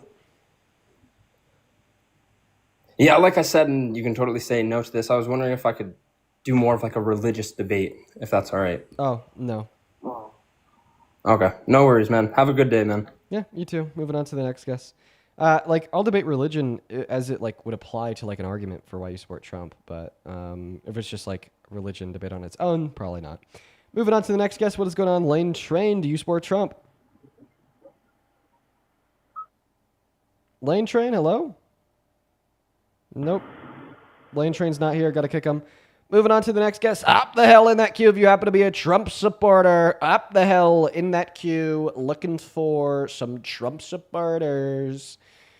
Yo, dude, I'm thinking back about that first guest that said I was paid by the DNC. Does anybody in here think I'm paid by the DNC? Paid by George Soros, as Trump would have suggested in that clip of his that we just watched. Yeah, there's a lot of people that do. Y'all are crazy. No, point and laugh while we're trying to get that next Trump supporter up here. Point and laugh. Holy cow. Yo, Serenity, I appreciate you for the $2 over on PayPal just coming through now. Serenity, that's kind of you, and I hope that you're doing all right. Thank you for the love. Moving on to the next guest, guys. Go to put a Trump with your age down below in that chat. What's up, man? You MAGA, Bobby? Bobby, I'm gonna need you to speak up here, my friend. You here? God, I'm stuttering so much. Jesus Christ. You know, oh my God, Jesus. Sorry. The more tired I am, the more pronounced my stutter is. You guys should see me like before I'm about to go to bed. It's like hard for me to get like a complete sentence out. It is terrible. What's up? Do you support Trump? Nope, they're gone. Holy cow. Holy cow. Moving on. Yo, Jordan, thank you so much for the $10 over on PayPal. Saying, keep it going, Dino. I appreciate you for that love, Jordan. Thank you so much. I never intend to stop. That is very kind of you. Show some love to Jordan down below in that comment section, folks. What's up? Do you support Trump? Bro, what is going on with all the bots? Why do we only have bots in here? Literally, like every single person that is joining is a bot. We don't want to talk to bots. Please put Trump with your age down below in that comment section if you're an American adult that supports Trump that is present. What's up, James? You MAGA? Yes, I do support Donald Trump. Yeehaw, brother. Victory and sacrifice. That's what your shirt says. How old are you? Hey, you're of age. Why the hell did I ask that? Are you driving? Yeah. Are you driving? I am not driving. I am riding. Cool. Just confirm that you're not driving. Could you have your driver say hey real quick? Hey. All right. Take it away. Why the hell do you support Trump? I did support Trump. Oh, you don't until anymore? I listened to you. I just wanted to tell you that I respect you. I respect your opinion. Your opinions have changed my opinions. And I mean, you just keep doing what you're doing, man. James? But yes, I 100% voted for Donald Trump, and I am 100% regretting it, not happy, and thank you. I hope you have a great rest of your day, James. I hope you have a phenomenal rest of your day. I'm going to disconnect you because of the road noise. I'm going to keep talking about you for a few more seconds, though.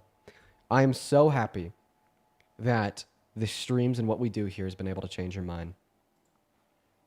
Thank you for telling me that what we do here works. Thank you, James. It means the world. And also thank you for approaching politics not like a sports game, but like something that matters, that deserves and warrants critical thought and reason. You're the man. You're the man, James. I mean that. Seriously. I do. It's going to go ahead and move on to the next guest right now. Hop in that queue of your American adult that supports Trump. Hello. Hey, what's up? Are you MAGA? Hello. Hey, do you support Trump? Ever. Yes. No. Okay, I have one question, please. Let me turn on my fan. 1 second. I'm sorry. If you don't support Trump, I got to kick you. Have a good one. Just looking for Trump supporters. I'm sorry, man.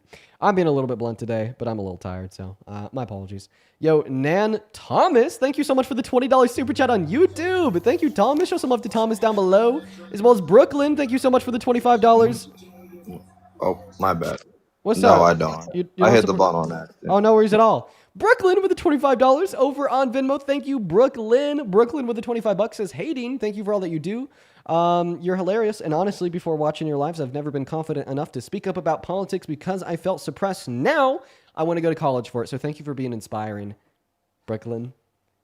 Good shit. Good shit. Be outspoken. Be loud in your correct convictions. And I'm so happy that the streams have had that positive impact on you. That is awesome.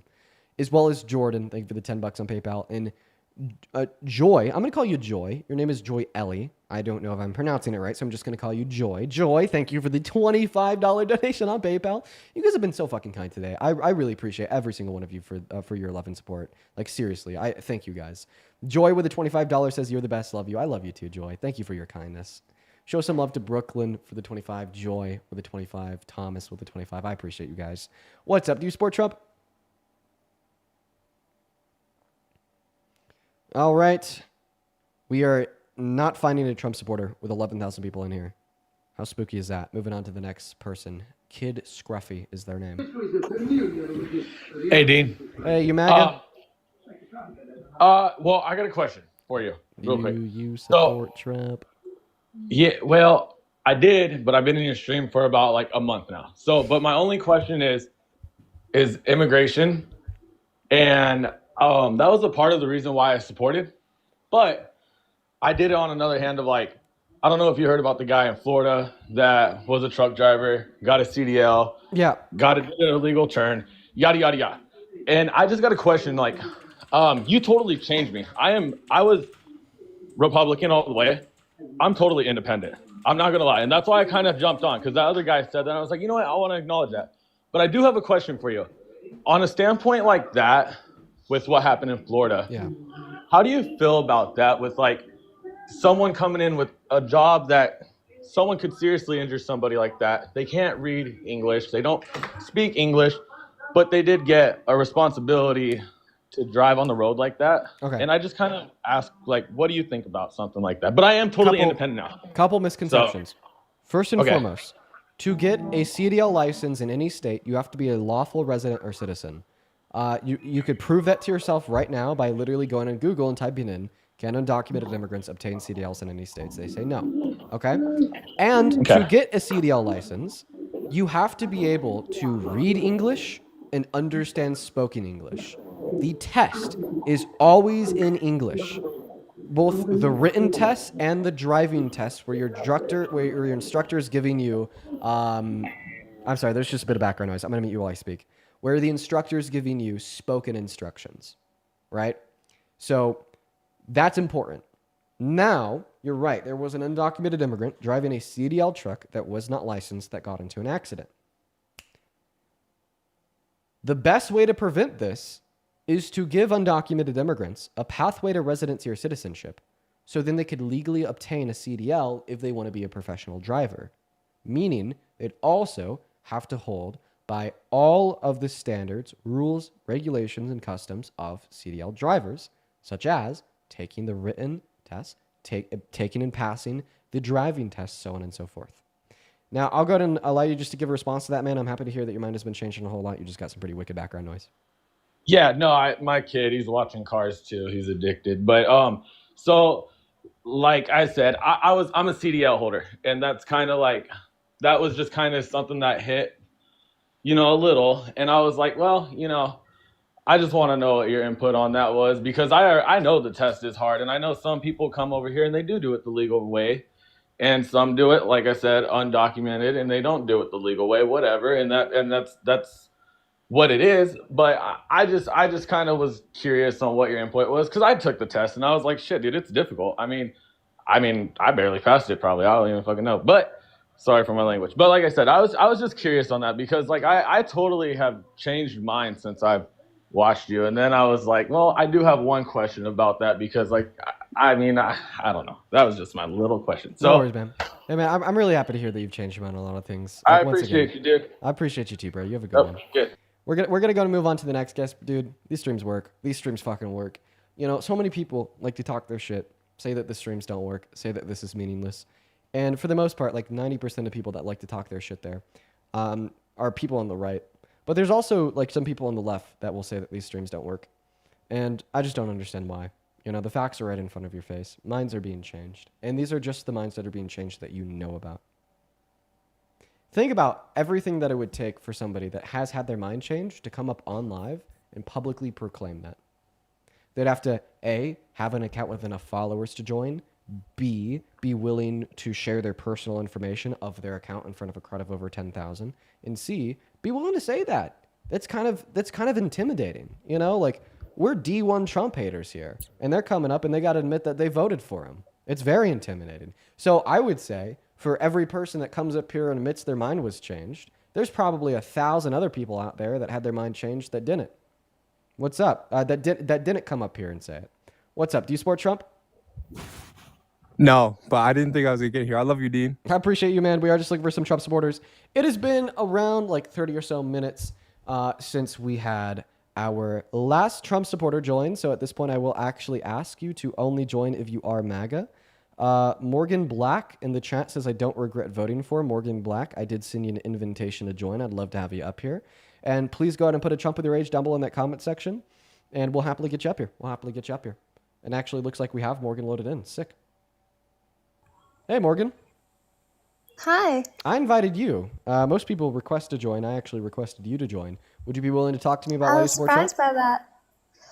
Yeah, the first time I was able to vote, I was 18, and it was his first time running.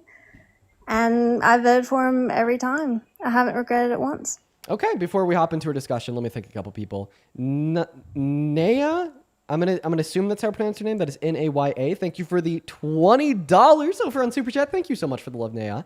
Naya with the $20 says, "Hey Dean, a bit of a new viewer here. I just wanted to give this to you because I believe you're genuine and inspiration for what you do." I appreciate you for that, Naya. I'm happy to hear that. Thank you for your kind words and the $20. As well as Kate with the $10 and discovered you like 2 weeks ago. Now I'm addicted to the lives. You so eloquently expressed the facts. You're not just debating MAGA. You're giving us the tools we need to defeat misinformation on our own. Yes! Bro, scream that to the choirs. That is so fucking true. I appreciate you for the love. As well as Katie with the $20 over on Venmo saying I'm a stay-at-home mom to 3 kids, one of whom is severely disabled. I'm also a Navy spouse who holds a political science degree. Thank you. Science degree. Thank you for doing the work that we are too tired to do. You make me less afraid. Katie, I'm pretty sure that you've shared that with me before. I remember you. I hope that everything's going all right for you. I appreciate you for your kind words and for your $20 donation. And yeah, thank you so much for the $20, as well as Whitney with the $20 too. You guys are being so kind. Thank you, Whitney. Whitney says, thank you for all that you do. Thank you so much for the love. As well as Adrian with the $15 saying, hey, Dean, I actually used to debate MAGA and I can't stand the blatant hypocrisy. You speak facts and me and my axolot support you. Thank you, Adrian. Show some love to Adrian down below. As well as Tori with a 5, Emily with a 5, and Caleb with the $25 on Venmo saying this is for converting that James dude and many others who are like him that no longer support Trump because of you. Keep up the great work. Thank you. That is so kind. Thank you, you guys. As well as Juliet with a 5, Sam with a 7, Chloe with a 2, and Amy with a 5 over on PayPal. Thank you, guys. Yeah, go ahead and take it away. Tell us why you still support Trump today. I just feel like he's done so many blatantly terrible things. I just find it difficult to understand why anyone would still support him as president. Well, I felt he was more middle ground. If you look back, a lot of Democrats had said that they wish he would run for president, and I felt like he had a bit more conscience than a lot of Republicans who in the past used to be a bit more anti-gay and racist. And he's had gay weddings. He's hired some of the first gay people to be in his section. And I do think the first time he ran that he did a lot of good, but I think he was confused and I think he was trying to follow what other people were telling him. And I do think that this time around he has come way more prepared and he's hired people that he really enjoys. And I think he's one of the first Republicans that you can see where Democrats are eagerly going to him, like Tulsi Gabbard. I really enjoy her.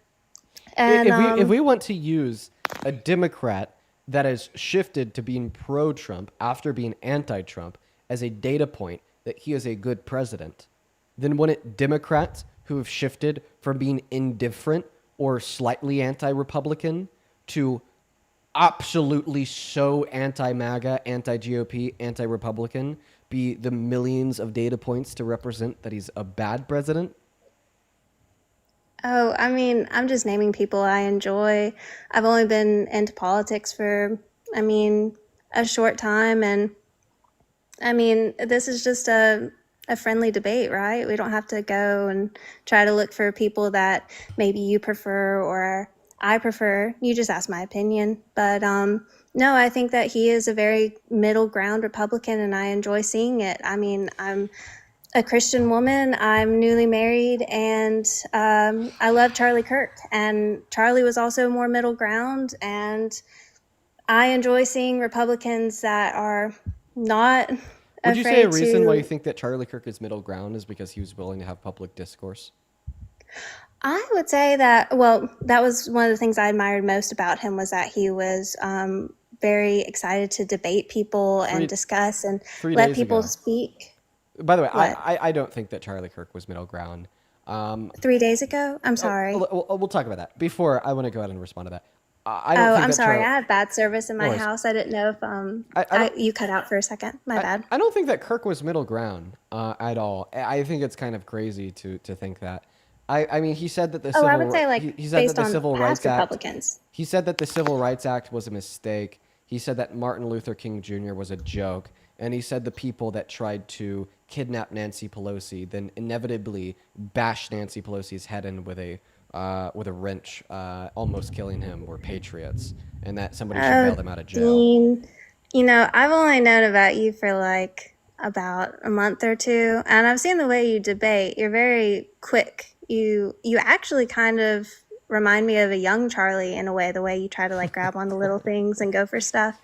But no, I know the way it is with Charlie's debates. People like to grab snippets and clips and don't listen to the full thing or the context. And I do think one mistake he made was that he would reference himself a lot in the past. He wouldn't fully explain on everything. So there were individuals who didn't know his current stances on things, and he would make a comment and they would take it poorly without knowing how he Could I tell you one of his other responded in the stances past. that was like so extreme and not middle ground at all?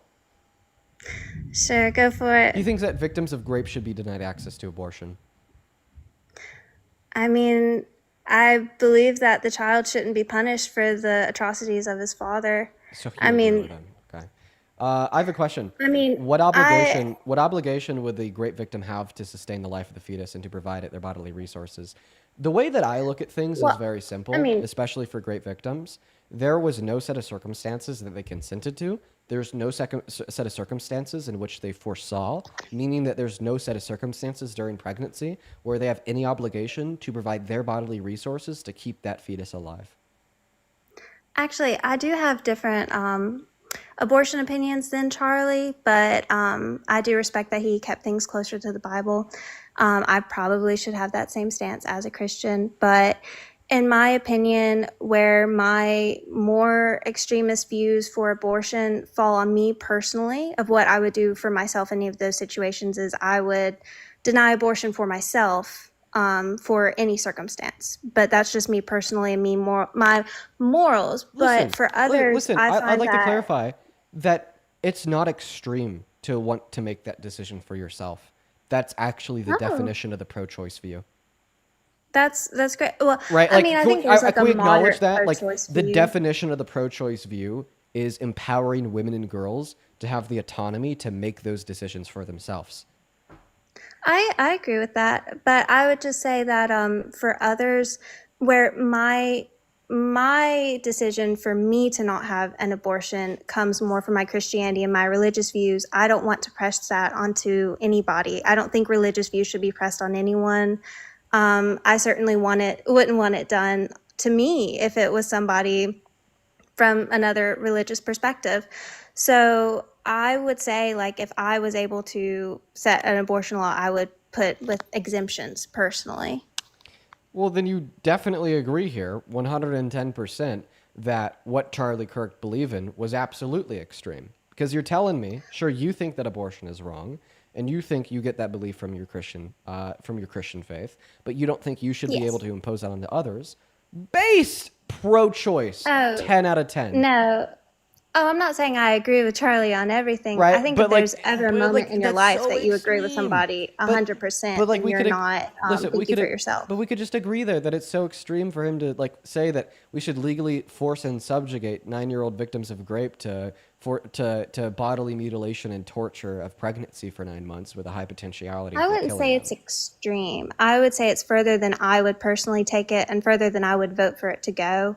But I wouldn't say it's extreme when, I mean, there are other countries where women are killed for, showing their hair, showing skin. I think that in the world of female autonomy and what we have a right to do, I would not put that in the realm of extreme personally. But I do think that is more extreme than I would prefer to go. So we do not calculate the extremism of an action or belief based upon a comparison to other actions or beliefs. We calculate the extremism of an action or belief based upon the outcome of the action or belief. Would you say I do think that it the is best thing would you say would that it be- is any more extreme to believe that black individuals are subhuman and should be owned as property by white individuals today than it was to believe that 250 years ago? Because under my view, I would say regardless no, if you believe skin that color doesn't today matter. or 250 years ago, it was just as extreme then as it is now, even though in America today, significantly less people believe that than there was in America 250 years ago. What this tells us is that a comparison of a belief to others does not calculate its extremeness. The same way, a comparison of you telling me that, well, it's not extreme to say that the bodies of 9-year-old girls should be mutilated and tortured forcefully for 9 months because they were raped is not Well, it's extreme. very rare for a because 9-year-old women to be are treated pregnant. incredibly terribly elsewhere in the world as well.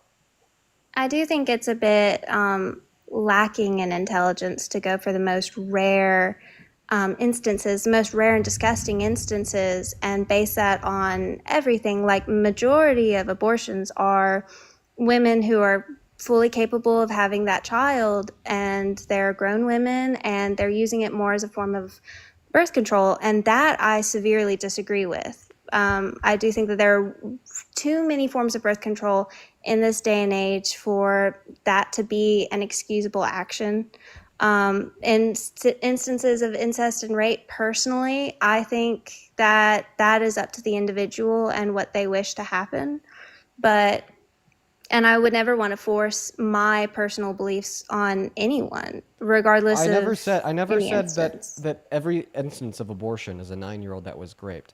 What I did say is that thinking the 9-year-olds who are raped should be able to maintain pregnancy, or any woman or girl who's raped should be forced legally to maintain pregnancy is extreme. And you are now Personally, equivocating I think between that those we two should statements. put way more action towards pedophiles and people who do those actions. I mean, So then why do you I support one as really, president? You openly boasted about perving on the naked bodies of 5-year-old girls on Howard Stern's show. they said Biden was a pedophile. A lot of people said that they were afraid to leave their children with Biden, but nobody ever mentions that. And there have been court cases against him for sexual assault. If Donald Trump had openly boasted about perving on the naked bodies of teens and the naked bodies of women backstage unconsensually before Miss Teen USA shows and Miss USA shows while they're undressed in their dressing rooms, would you still support him I as just president? really don't feel like that happened. It didn't but happen. I'm just making a hypothetical.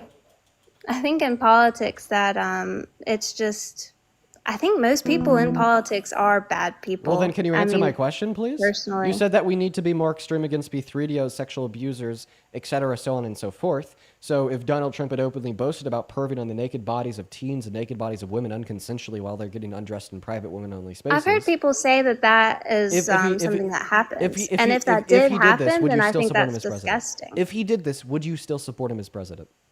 If it was proven 100% that he did that, and that is not just slander, then I would feel less inclined to have him as president, but I would have him over Biden. Oh, would it? Over Okay, Biden. That's crazy. You're nuts. What about over Kamala Harris, though? Kamala just gave me the creeps. I feel like there was something off with that. Wait, so you're telling me you'd take Trump if you knew that he was a fucking P3DO over Harris because she gave you the creeps? Are you being serious? Oh, no. I mean, I think there's more to her. And I mean, her husband was a known woman beater. Whoa. Do not even talk about harm towards women after you just told me that you would still support Trump if he was a P3DO, sexual abuser, exploiter of young girls. I'm saying there's no proof that she hasn't done something like that too. I wish that before anybody could run Shut up. for president, So you just told me that we could that have more to you go would- over them. so you I just want told me- full background checks on all of So- these so people. you just told I me- want to know if they've committed any Morgan. crime. I want to know everyone in their realm, what crime that they have committed. But Morgan, that's just not the world we Morgan, live in. you just told me that you would need certain evidence that Trump has done this in order to believe it. But Are would you need- saying in this Dude, scenario that there is stop that talking. evidence? You said that you need Excuse certain. me. I said what I said. You said that you would need. I did. You said, "Oh yeah, I told you to stop talking." I did, and I'm unapologetic, and I'm very unapologetic about it. Anyways, I so know, you you're never said, apologetic. well, I was earlier to another guest when I told them to stop talking, and I realized that I was more upset than I should have been in that circumstance. But quite frankly, I think I'm less upset than I should be in this circumstance because you just told me that you would still support Trump as president, even if it was proven to certainty we don't know it if he was happened. a sexual abuser Are you of saying little naked in this girls. scenario it is proven, or Yes, it it is the scenario proven. where it's not It is- proven? in the scenario You're that it is not making proven, that clear enough. In Okay, the so scenario you're where it's proven, saying- would you still support Trump as president? You're saying like it's recorded him saying this, and he's saying this gladly, and there's no way to take it out of context that he is saying something openly pervy. Not just openly pervy, but admitting to sexual Like exploitation. pedophilic. Not He's just saying not something openly pervy, pedophilic. but admitting to the sexual exploitation of women and girls. And He's admitting it. Women and girls, yes. Well, then, yeah, no, I wouldn't want him to be president. You swear? Yeah, no. Why would I want a pedophile as president? So if he admitted to the sexual exploitation of women and or girls, you would no longer support him as president. I mean, I think the exploitation of women, Biden falls under that category too. We'll talk about Biden in a bit. Pedophilia. Listen, we'll talk about. Is never Listen, okay. dude. Shut up. I muted you. I just want to clarify. Just to be clear, you would no longer support Trump as president if he openly boasted about walking in to the private dressing rooms of women and girls who were undressed to look at them unconsensually, which is sexual exploitation. I just want to be clear. In this circumstance, you would no longer support him as president. Correct or incorrect? Wow, you actually muted me. That was funny to see the shush and then the pop up. If there was like not just somebody saying, "Oh, I heard him say this," but like he was filmed saying this, like there's undeniable proof that he did something pedophilic, no, I would not support him as president anymore. Okay, so if everything I just said was true, you would no longer support him as president. Guess what? It is Yes, true. but all this the time. can't just be like a somebody said I this. You tend to think about the conflict a little bit later The on. question is, how can it not be construed? No, I mean, some of these foreign girls, Mr. Trump, in my country, we say hello with vagina.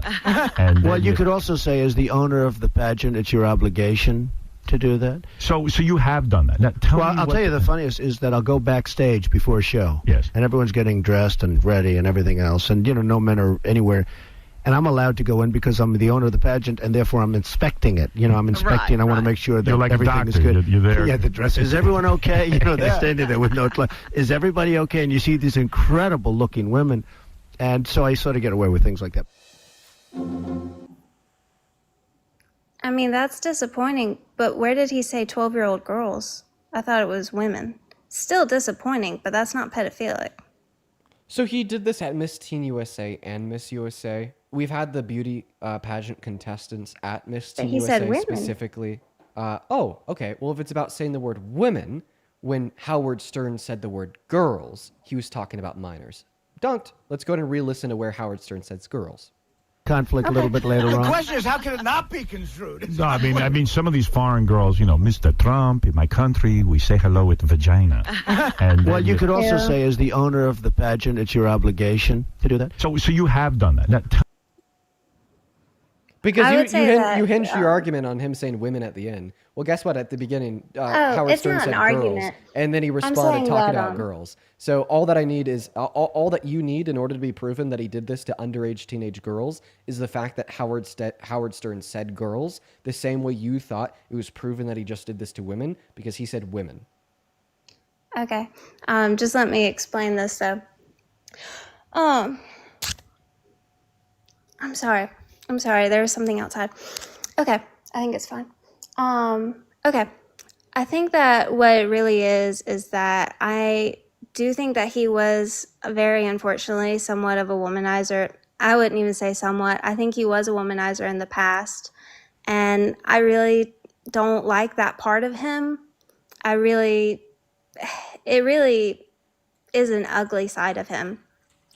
Pedophilia is where I draw a line, absolutely. And I would say Howard Stern is the one who said girls. And I mean, I'm almost 30 and people still call me girl.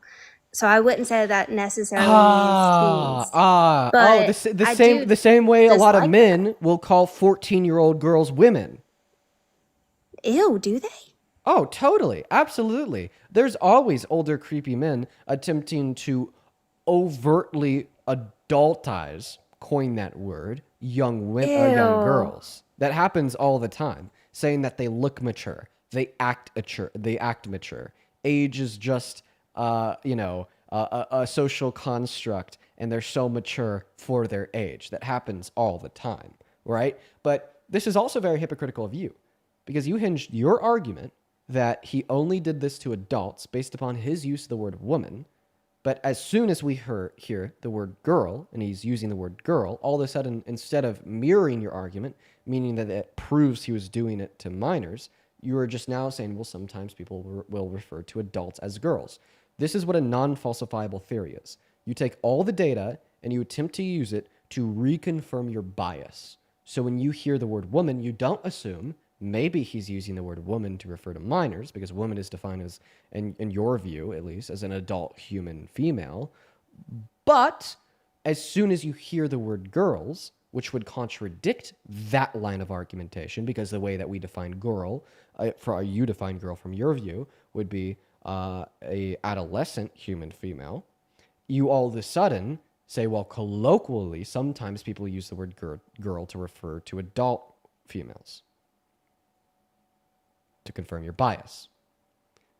But the evidence that we need to know that he did this to people that were underage are the people that were underage that spoke out and admitted he did this to them. There was a 17-year-old that competed at Miss Teen USA that said he did exactly this to them, and that he also did this to other individuals that competed at Miss Teen USA that were 15. We had another beauty pageant contestant from Miss Teen USA that was a minor in the 90s. Her name is Victoria. She's, of course, an adult now. She comes up on the stream every couple of months when she's around, active on TikTok, sees that I'm live, and she'll tell you how Donald Trump did this to her when she was underage. Hey, okay, I'm glad you unmuted me. I didn't realize because I wasn't looking at the screen, and I was agreeing with you at parts and trying to say stuff back, but what I'm trying to tell you is that my husband is going to be home in a few minutes and we have a date set up, so I won't be able to talk very long, but I would like to end this with, while I've experienced being sexualized at a young age and I found it terribly disgusting. I've never been called woman at a young age. I guess maybe in the South more of it's a thing to keep referring to you as girl for a while. So you saying that is unsettling. If Trump was being pedophilic, pedophiles should be castrated, chemically castrated. I'm from Alabama, and I loved that we were the first state to ever to make that law. I fully stand by that 110%. And I would not want to have a pedophilic president. A womanizer in the past, I fear most presidents have been womanizers, and that's just something that we're not able to get away from as much as I would like Kamala it to Harris be. wasn't a womanizer. You could have got away from it. Assuming everything that you just said was true, assuming every president that we've ever had run this country was just like Trump, raped a woman in the 90s, sexualized little kids, sexually exploited them too, was best friends with Epstein, went to the island, probably did bad shit with him too, assuming every single president we've ever had was just like that. Biden, Obama, Clinton, Bush, everyone, assuming everyone was just like that, we could have gotten away for it by voting for Kamala Harris in the election. I mean, but Democrats didn't even want her to be president. I mean, I would have way rather had somebody like Tulsi Gabbard. If she'd run, I might have voted Democrat for the first time ever. But So that's not the kind you're of now thing. you're just explaining why you don't want to get away from that. Don't sit here and act like you care about harm towards women and girls and say that this is just a trait in all presidents ever, and unfortunately we can't get away from it, when I give you a really easy way to get away from it, which was to vote for Kamala Harris in the election. You say, well, A but woman who I actually didn't wanted know to stay with a anything about trend. I politics. wanted another rapist. I wanted another sexual abuser. I wanted another dude You're that was putting best words in my friends mouth, with Epstein. man. And I didn't want to get away from it because I would never support Kamala Harris in a million billion years. You know you're putting words in my mouth. I mean, what she did at the border, I found that truly disgusting, and there were so many people that were hurt through that. That was inexcusable, and when I saw her doing that and then I found out she was running, no, so many women and children were hurt at that border. So many people have been killed because of that, and I can't get behind that in any way. I do think we should make it way easier to become a legal citizen in this country because we need more people in this country. But opening the border, that was truly terrible. If How you're did she talking open the about border? women and children being assaulted, she was the czar. She was the border czar, and she did nothing. People poured into this country. What was her People were role as hurt. delegated by Biden to the border? She was the czar, the border czar. But like, what was her official role? What was her duty? What was the job description? That was like her only job, being What vice was the president. job description?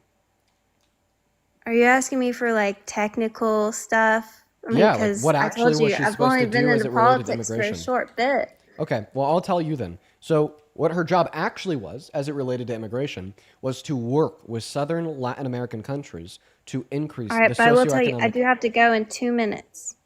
If you want to ask me one final question or something, but I would. That's okay. I'll just move on now. You have a good one. Go ahead and hop in that queue if you're an American adult that supports Trump as president. We're going to get you loaded up here. Oh, man. If you want to support me, you can find my Venmo and my PayPal in the link tree in my bio. I get 100% of all the proceeds donated over on those platforms. They go straight to me, as well as you could attach a message that I will read off on live. Oh my God, I'm just going to act like that last conversation didn't happen. That was brutal. Such as Kayla, thank you for the $20 over on Venmo. I appreciate you for the love. Yeah, Kayla, I'm not going to read that out loud. I was also very confused about that. You know exactly what I'm talking about. Thank you for the $20. Show some love to Kayla down below. I seriously really do appreciate that. Thank you, Kayla. As well as Octavia, thank you for the $25 over on Venmo. Thank you so much for the love. Octavia, in her donation here, says, it gives me so much satisfaction when you dunk on women who willingly choose to forgive the exploitation of other women and girls. Keep that same level of anger every time towards every one man or woman. I do, Octavia. It pisses me off. It really pisses me off. I really appreciate you for the $25 in your kind message. Show some love to Octavia down below.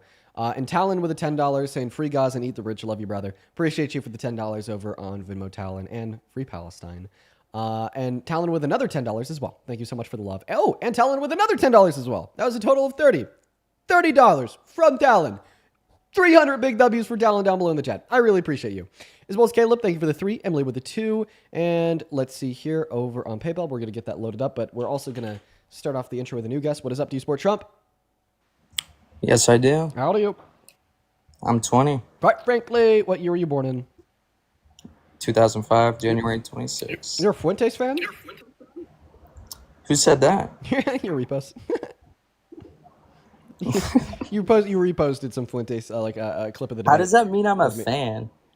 It was funny. Well, I mean, like, if you see somebody and, like, they're reposting my content, you're going to assume that, like, oh, like, they're a fan of Dean.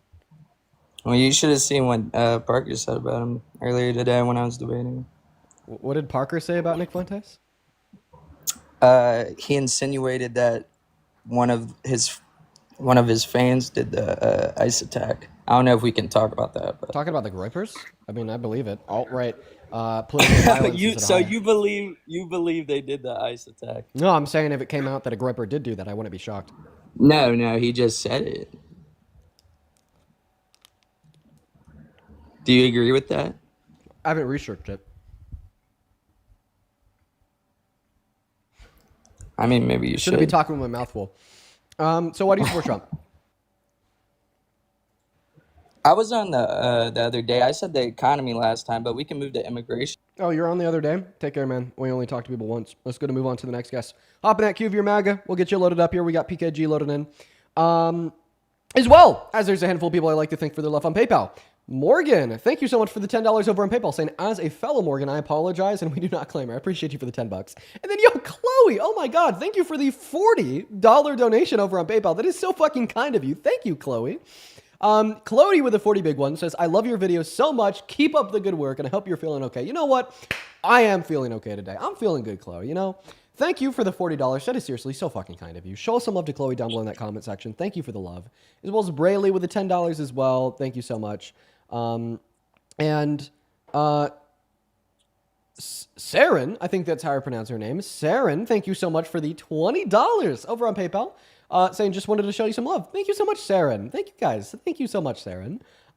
As well as Amy with the $5 and Sam with the $7. If you're watching and you want to support me, you can find my Venmo, my PayPal in the link tree in my bio on TikTok or in that pin message over on YouTube. Welcome in. Do you support Trump? Yes. How old are you? 35. Why the hell do you support the worst president of your 35 years of life? Mr. Dipey Don infringe on the 1st, 2nd, 14th, and 22nd Amendment and want to play all-powerful authoritarian leader. I mean, I support Trump, but I also support you. I mean, I think it's kind of, it goes a long way that what you do on here, and I think you don't get enough appreciation. Cool, I appreciate that, man. Hopefully I can change your mind. And you don't give up. So I just wanted to tell you that. That's very kind of you. That's very kind of you. I hope this open-mindedness to what we do here, and even a little bit of appreciation, may indicate they'd be more likely to hear me out for what I have to say. Yeah, I like listening. So okay, so why do you support Trump? I support Trump. Based on a couple morals that I believe in. I mean, not a lot of people believe in what he stands for, but he fights hard. He fights hard for Americans, and I think it's everybody's gonna have something to disagree about or say this or that about him. But I think some of the things that he's trying to do are good, and some of the things I don't necessarily agree with. Especially it's like the big beautiful bill. It's going to cost people more money and health insurance. But when it comes to military too, I support Trump on that. I think he's doing a great job with the military and how he represents them.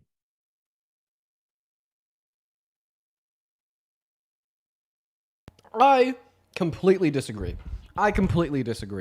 So, at both of Donald Trump's inaugurations, he took an oath to uphold the Constitution. And at MEPS, for every single person in the military, they took an oath to uphold the Constitution too.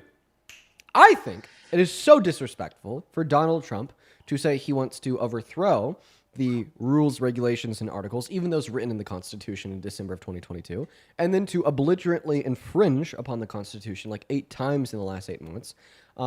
I think that is so disrespectful to every single veteran that lost their life fighting for this country and fighting for the liberties offered the Constitution, including my great uncle, who was one of the 500 MIA in Nam, and so disrespectful to every single person actively serving in the military that would be willing to lose their lives to defend that document that he is now disrespecting, violating, and infringing on.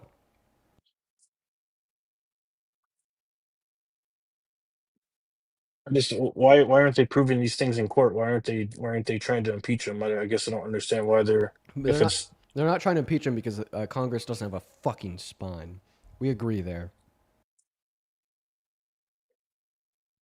But more so because it's a GOP majority. So what are things to do that can change? I just don't see anybody ever coming together at all. Period. It doesn't matter what your left side or right side. It's there, and unfortunately, people see things a lot different than other people. So I don't.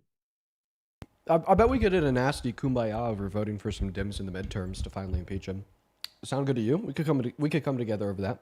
I mean, yeah. I mean, if it's necessary, then do it, of course.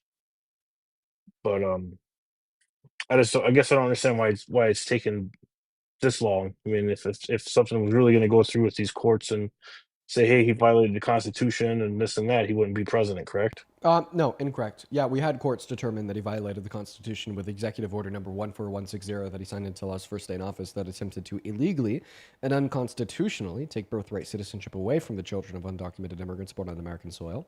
But it didn't really lead to much. Yeah, I didn't really read much into that birthright citizenship, unfortunately. So maybe you can elaborate a little bit. Can I actually have you elaborate on something? No, I was just asking you about your opinion. I don't really know much about the birthright citizenship. That's why I was asking. Yeah, I'll go over that. I just genuinely have a question. Everyone was spamming my chat about a 17th repost, and I found it. I don't understand it at all. It says Mexican word of the day, nacho. Happy Cinco de Mayo, nacho president. And then it is Kamala Harris. I don't even get it. What is that? What does it even mean? Oh, nacho president. Oh, that's not funny. Yeah, I don't think it's funny. No, that's stupid. That's stupid. That is dude, I feel like if I were to go onto Facebook right now and find MAGA groups and whatnot, I feel like that would just be in all of them. I could like, for instance, I think I like have like some like 60, 70-year-old family members, like super pro-Trump somewhere. I don't know. I bet if I went to their Facebooks, I'd probably find that posted like late November. That's just such a juvenile. Oh God. It's okay. But yeah, I don't It's not want to. okay. I don't want to We're waste going to any. continue. Anyways, Yeah, so I don't want to waste any more of your time. I just wanted to say those things and keep doing what you're doing. I mean, even though we don't see eye to eye, I do see that you have a heart. So. Well, are you interested in continuing to talk about that birthright citizenship, or you just want to kind of end the conversation there? Oh, I didn't know if you had other people that were in line, but sure, I'd like to hear it a little bit. Well, sure. I'll expand upon my thoughts there. Then I'll probably move on. So yeah, executive. Well, sorry, I'm gonna restart. Amendment 14 of the Constitution, particularly Section 1, gives you birthright citizenship if you're born on American soil, right? And Correct. That's what the amendment says. That's what the section says. Donald Trump, first day in office, tried to take that right away from the children of undocumented immigrants born on American soil, saying that they're not citizens. They don't have a right to birthright citizenship, even though the Constitution says they do. And the Constitution has always said that. And we've already litigated on if immigrants have a right to the 14th Amendment and birthright citizenship. We've already litigated in SCOTUS if undocumented immigrants are protected by the 14th, in which they said yes, meaning that this was just a blatant attempt to infringe upon constitutional rights of those in which have them by Trump.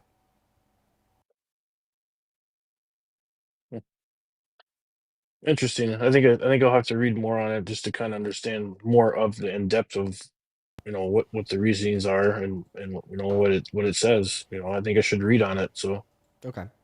All right. Well, yeah, I guess I'm going to move on to the next guest. You have a good one. Yeah. You too. See you, Dean. Yeah, see ya. For everyone in here, I've been on for 4 hours. It might be time.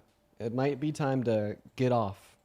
Scarlett, thank you so much for the $20 over on Super Chat. I appreciate you for the love. Scarlett, I think that you should be able to watch back through the VOD. I will try to find the time. I don't know if I will be able to, but I appreciate you for the love, Scarlett. As well as Amy with the $10 saying, what degree in college would you recommend for somebody wanting to get into government for being the best informed? Also, love you. Listening to you has helped me learn more about your country, our country and Democrats. Amy, I'd say it depends. There's many pathways, and it depends on your interests. So you could become like super informed on like government by being a lawyer, maybe getting an undergrad in philosophy, then going to law school. You could also become informed by getting just like a 4 years bachelor's in poli-sci. There's like a bunch of different ways you could get informed. Politics is just so vast. But government specifically, probably something related to political science. Everyone in the chat saying one more. Okay, we'll do one more. We'll do one more debate. Let's do it. Go ahead and hop in that queue. If you're MAGA, we're going to get you loaded up here. And Angelina, thank you so much for the $50 donation over on PayPal. Thank you so much for the love, Angelina. That is very kind of you. Angelina didn't leave a message with her $50 donation, just the love. Just know that I really fucking appreciate you. Thank you so much, Angelina. You are the best. Thank you for the $50. Appreciate you. Thank you so much, Angelina. You are the best. I don't like hearing myself. What's up, Travis? You support Trump? Dean, I do support Trump. Terrible, Travis, but let's talk about it. Before we do, two more people to thank. Mallory, thank you so much for the $30 donation on PayPal. Thank you, Mallory. Mallory just says hope. I really appreciate you. I'm happy that the streams give you some positivity. Thank you for the $20, Mallory. And then Valerie, thank you for the $30. Valerie with the $30, thank you for your kindness. As 52-year-old here, I love watching you try to get sense out of the nonsensical. Keep it up. Thank you, Valerie. Show some love to Angelina for the 50, Mallory for the 20, and Valerie for the 30. That is so kind of you guys, seriously. As well as, let's see what else. Mary, thank you for the $10 on Venmo, saying happy Thursday, Dean. Love you. Love you too, Mary. Good to see you. Talon, thank you so much for the $50 on Venmo. Thank you so much, Talon. Show some love to Talon. Talon with a 50 bomb says, I'm tired of quote unquote watching from a safe distance in Alaska. I'm moving to Chicago to be a part of the resistance. So when my kids ask, I can say I stood up for what mattered. Talon, holy fuck, you're a patriot. I'd like literally, dude, this motherfucker's a patriot. Show some love to Patriot Talon in that chat. As well as Baby Blanche with the $30, saying, thank you for everything that you do. You give me more hope for humanity. Please never stop speaking the truth. I will never stop what we're doing. I love it too much. Thank you for the $30, Blanche. As well as Jordan with the $15. Thank you, Jordan. Michael with the $10. Thank you so much. And hopefully I'll be able to change your mind, Michael. as well as I'm just going to call you T. Thank you for the $10 over in Venmo. Once again, just saying keep doing what you're doing. I'll never stop. Thank you, T. And then Lauren with the $20 on Venmo saying that your knowledge of politics is incredible to witness. Thank you for using your gift to educate us. Thank you so much for the love, Laura. That is very kind of you. It honestly just kind of boils down to like a photographic memory. I used this gift in high school to like study for like finals the night before, which wasn't too productive, so I'm happy that I'm using it in a better way now. Thank you for the love. As well as Sid with the $15 saying, good to see you. Hope you're doing okay. I'm doing all right. How are you doing, Sid? I feel like it's been forever.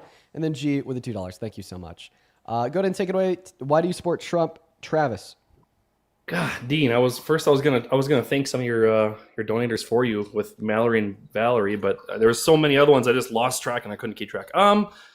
So I guess first, before we start, I'm hoping that we can have a civil conversation because I hate how polarized things are. So I won't interrupt you, and I'm hoping you won't interrupt me. Do you think this is your show? So I'm not going to tell you how things are, but I'm hoping we can do something like that. Yeah, as long as like we're staying productive and trying to stay on point. Yeah, you got it. And just at the end of the stream, you're going to be my last debate of the day, and I kind of want to keep it to like 25 minutes or so, which means that we do have to be like pretty productive and succinct and on topic with our statements. But if you could do that, I won't take that much. Yeah, perfect. That works for me. Okay, so I'll say the reason I would say I support Donald Trump mostly has to do with his kind of philosophy on American life and how I feel like best way to describe it is the left seems like things need to be giving versus the right is you need to earn. And I feel like the biggest thing with that is people feel like they have the right to demand money from the government or think about like welfare. Like my sister has to be on medications to basically save her life, right? But because so many people have exploited the system, she can't utilize the tools that the government gives her because she can only make so much money before the government won't support her. So I think I am not gung ho. I'm gonna fact check you here. If the left's ideology was like truly like not earning, just give, well, I think that this would imply that what we do give through maybe like social safety nets, for instance, food stamps, Medicaid, so on and so forth, we would expect those that are on these social safety nets to receive those benefits. They're getting. But once they use these benefits as a launch pad to be a more economically productive citizen, and they use these benefits as a launch pad to get back in the workforce and make more money and scale and grow their income, since we know these social safety nets give more economic mobility for those that are on them, and they stay on them for an average of 12 months or less, then we would expect those that leave these benefits after making more money to then not want to pay taxes to fund those benefits for others like them. But I don't think we see that. I think, if anything, those that have been reliant on social safety nets, that use them as a launch pad to make them and their family better off, that ultimately then 5 or 10 years later are making well above that of the average American, turn around and they say, I support the hell out of the social safety nets. I think we need to fund those, and I'm willing to give my income through taxes to pay for those social safety nets, which is now an altruistic stance of wanting to help others where they were once at, which completely contradicts the notion of just wanting to receive and instead of wanting to earn. And on a different note here, I'd also like to say this. I think that you have a fundamental misunderstanding of what the left is about, at least in my mind. I don't think the left is about making it so individuals are given everything that they need or think that they need, everything that they want rather, in every scenario whatsoever. But it's more so about making sure that individuals are on the same footing in order to earn what they want. And that's a big difference, Like, I'm going to see more resistance if I'm running a race barefoot compared to somebody that's running a race with, running shoes on. And what the left would say there is, well, you should have running shoes too, so you could be on an equal foot as everybody else in the race, so you could go out, engage in the market, and earn with the same amount of resistance as everyone else. Not, well, let's just give you free running shoes because you deserve this for no reason at all, just because you want to get. Very valid points. So then that leads me to a subject of that, talking about kind of equality in the sense, DE and I, right? Which obviously is a big topic for certain people. Why should someone be given something that another person isn't given just because of the color of their skin, or their sexual preference, or things like that? You know? Well, I don't think that this is a full understanding of what DEIA is. That's not what DEI is. But I'll still answer the question as long as I'm making it clear that that's not how it works and that's not what DEI is. But I still think that there's many scenarios where it makes total sense to say that individuals might like for instance, like particular forms of reparations for Black Americans. Like we would say that policy that disproportionately helps Black Americans more than it helps, for instance, white Americans would actually be a good thing that would be just in certain circumstances. Not because of the color of their skin on its own, but rather because of how individuals with the same color of skin, and including themselves, have been disproportionately disadvantaged throughout American history until now. You know, like a good example of this would be the average funding for a white student in the education system in America today is almost twice as high as the average funding for a Black student in the education system in America today. So if we had a good president come along and they were like, well, educational outcomes are highly correlative to life outcomes, life expectancy, overall happiness, availability to opportunity, maximization of and utility of resources, well, then we would want to ensure that educational outcomes are equally funded for everyone, regardless of your background or in this sense, race. So now we're going to pass policy in which disproportionately is designed to help Black students compared to white students because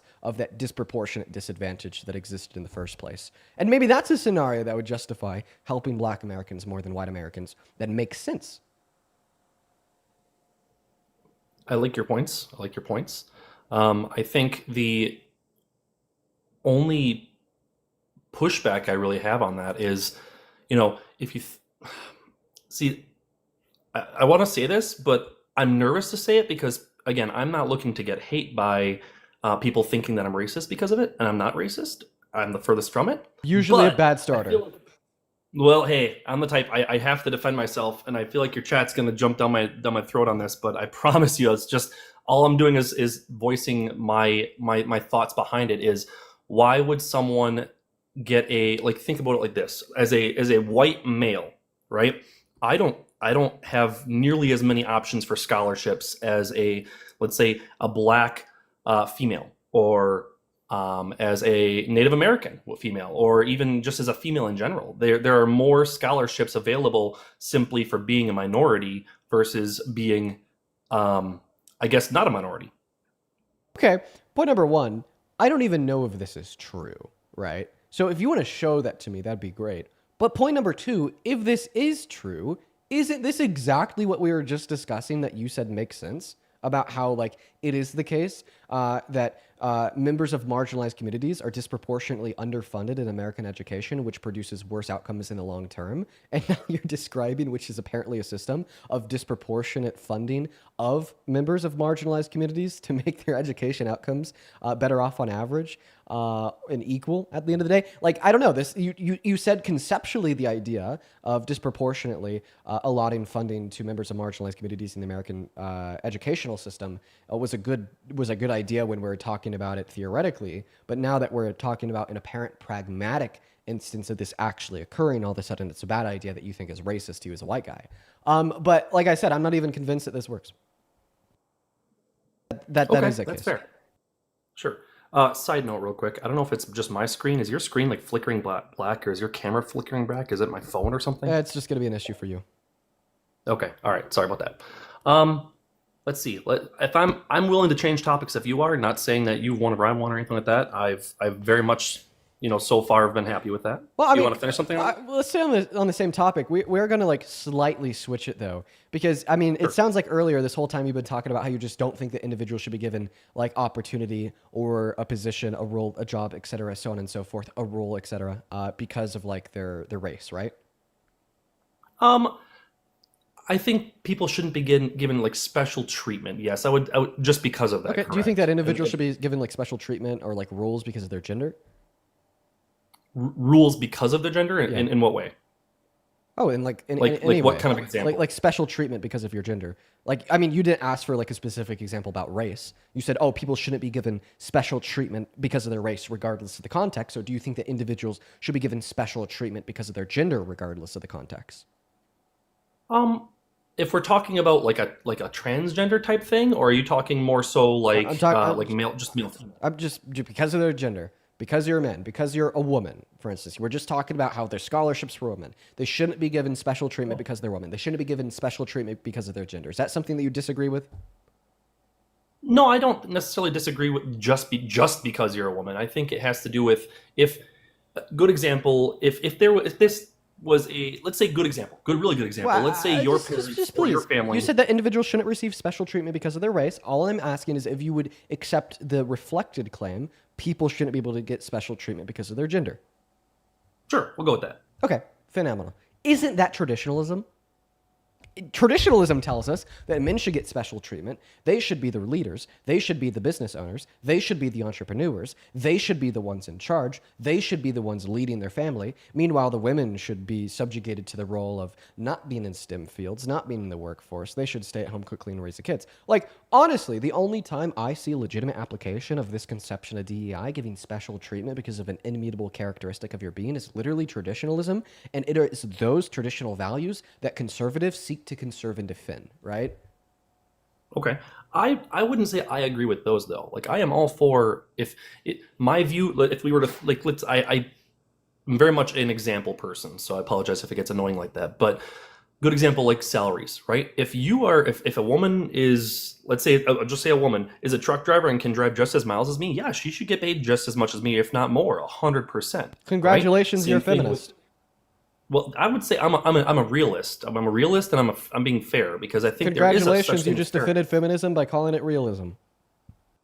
I'll take that. But I don't necessarily believe that just because you are a woman, that doesn't mean that you should be able to have more opportunities than a man. And I'm not saying that's the case right now. I'm just saying, as you're bringing up sexuality, I don't think that should be the case. Or same thing, there shouldn't be a process that says, oh, well, we need more transgender women or transgender men or transgender anything in our job roles. So we are looking to expand, basically like a DEI hire. Are you saying that you support Trump because Donald Trump has stopped this? No, not at all. That's not at all what I'm saying. Wait, I thought that you were supposed to be giving me an argument on why you support Trump. But like, just to let you know, like, I don't think companies do that. I don't think they do it directly. Okay, great. So the topic is why do you support Trump? And I guess like you just told me this isn't an argument for why you do. I just don't have much time left. So why do you support Trump? Okay, let's go with his border policies. Which ones?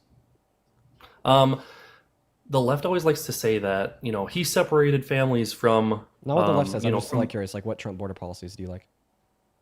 I couldn't list off a specific, number. But, it's the fact that when, let's say, illegals cross the illegal... I'm going to say immigrants. Illegal, not legal or not asylum seekers, but illegal immigrants crossing the border and then at that point being detained and then eventually being, extradited out to the countries. So you're saying that you support mass deportation? I didn't say mass deportation. I say but that's Donald Trump's like immigration policy that you seem to be referring to. Because remember, I'm asking you, like, what is Trump doing that you like? And like, I asked you to name a policy. You said I can't name a policy, but like, I like the idea of like undocumented immigrants getting deported. So that would mean that you support Donald Trump's mass deportation policy. I like the overall idea of keeping borders secure and keeping the people that want to come in legally they're more than happy to have them come in. But people who come here illegally and not following the process, they shouldn't be doing that. That's I guess the best way to describe it. So then what is Donald Trump doing that you support? Because you said I didn't say mass deportation. So if it's not his deportations that you support, then what is he doing that you support? I'm going to say I mean, I guess we'll go with deportation. We'll go with deportation. Okay, why would you support something that only hurts this country? Can you name like a single like positive outcome of mass deportation on this country? I would say people coming here illegally to begin with, for one, right? Like, why would you want someone that didn't follow the process to come to the country to be here, right? There are people who want to. Remember, I asked you a specific question, and that was a deflection away from the question because now you're asking me a new specific question. The specific question that I asked you that I'd like you to respond to is, what is one positive outcome of mass deportation on this country? The positive. Okay, let's go with tracking people who actually keeping track of the people who come here. Okay, so like just knowing who's in our country. Yeah, I would say for like national security, knowing who's in the country, and sure. There's some sort of tracking behind it. Yeah, sure. Okay. Well, we'd actually be able to easier and I don't know what's a right way to grammatically structure the sentence. We would be able to achieve that goal easier and faster. There you go. If we were to offer undocumented immigrants a pathway to residency or citizenship, because obviously, if they accept this pathway to residency or citizenship, which they will, because it will allow them to have a higher quality of life, that was their incentive for immigration in the first place, well, then we'd know who they are and they'd be identified for purposes of national security. Do you think that we would be able to get undocumented immigrants to accept a pathway to residency or citizenship, or get them to accept being literally deported?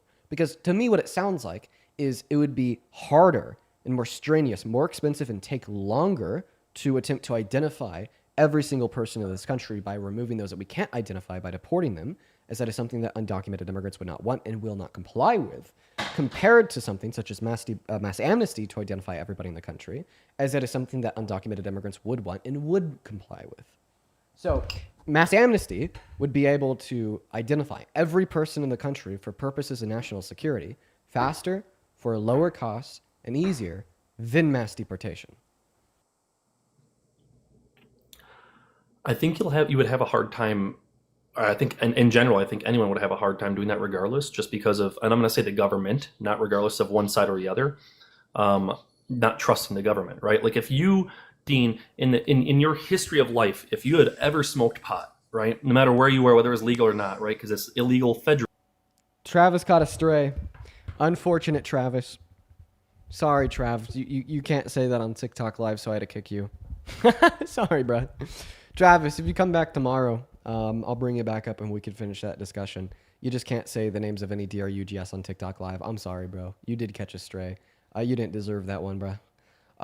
Rachel, thank you so much for the $50 donation over on Venmo. I appreciate you for that love, Rachel. Show some love to Rachel down below in the comment section. Thank you so much. Rachel with the 50 big ones says, this is just a fraction of the good energy you deserve for all of the time, energy, and logic you so generously share with all of us. I listen while I work and you keep me sane.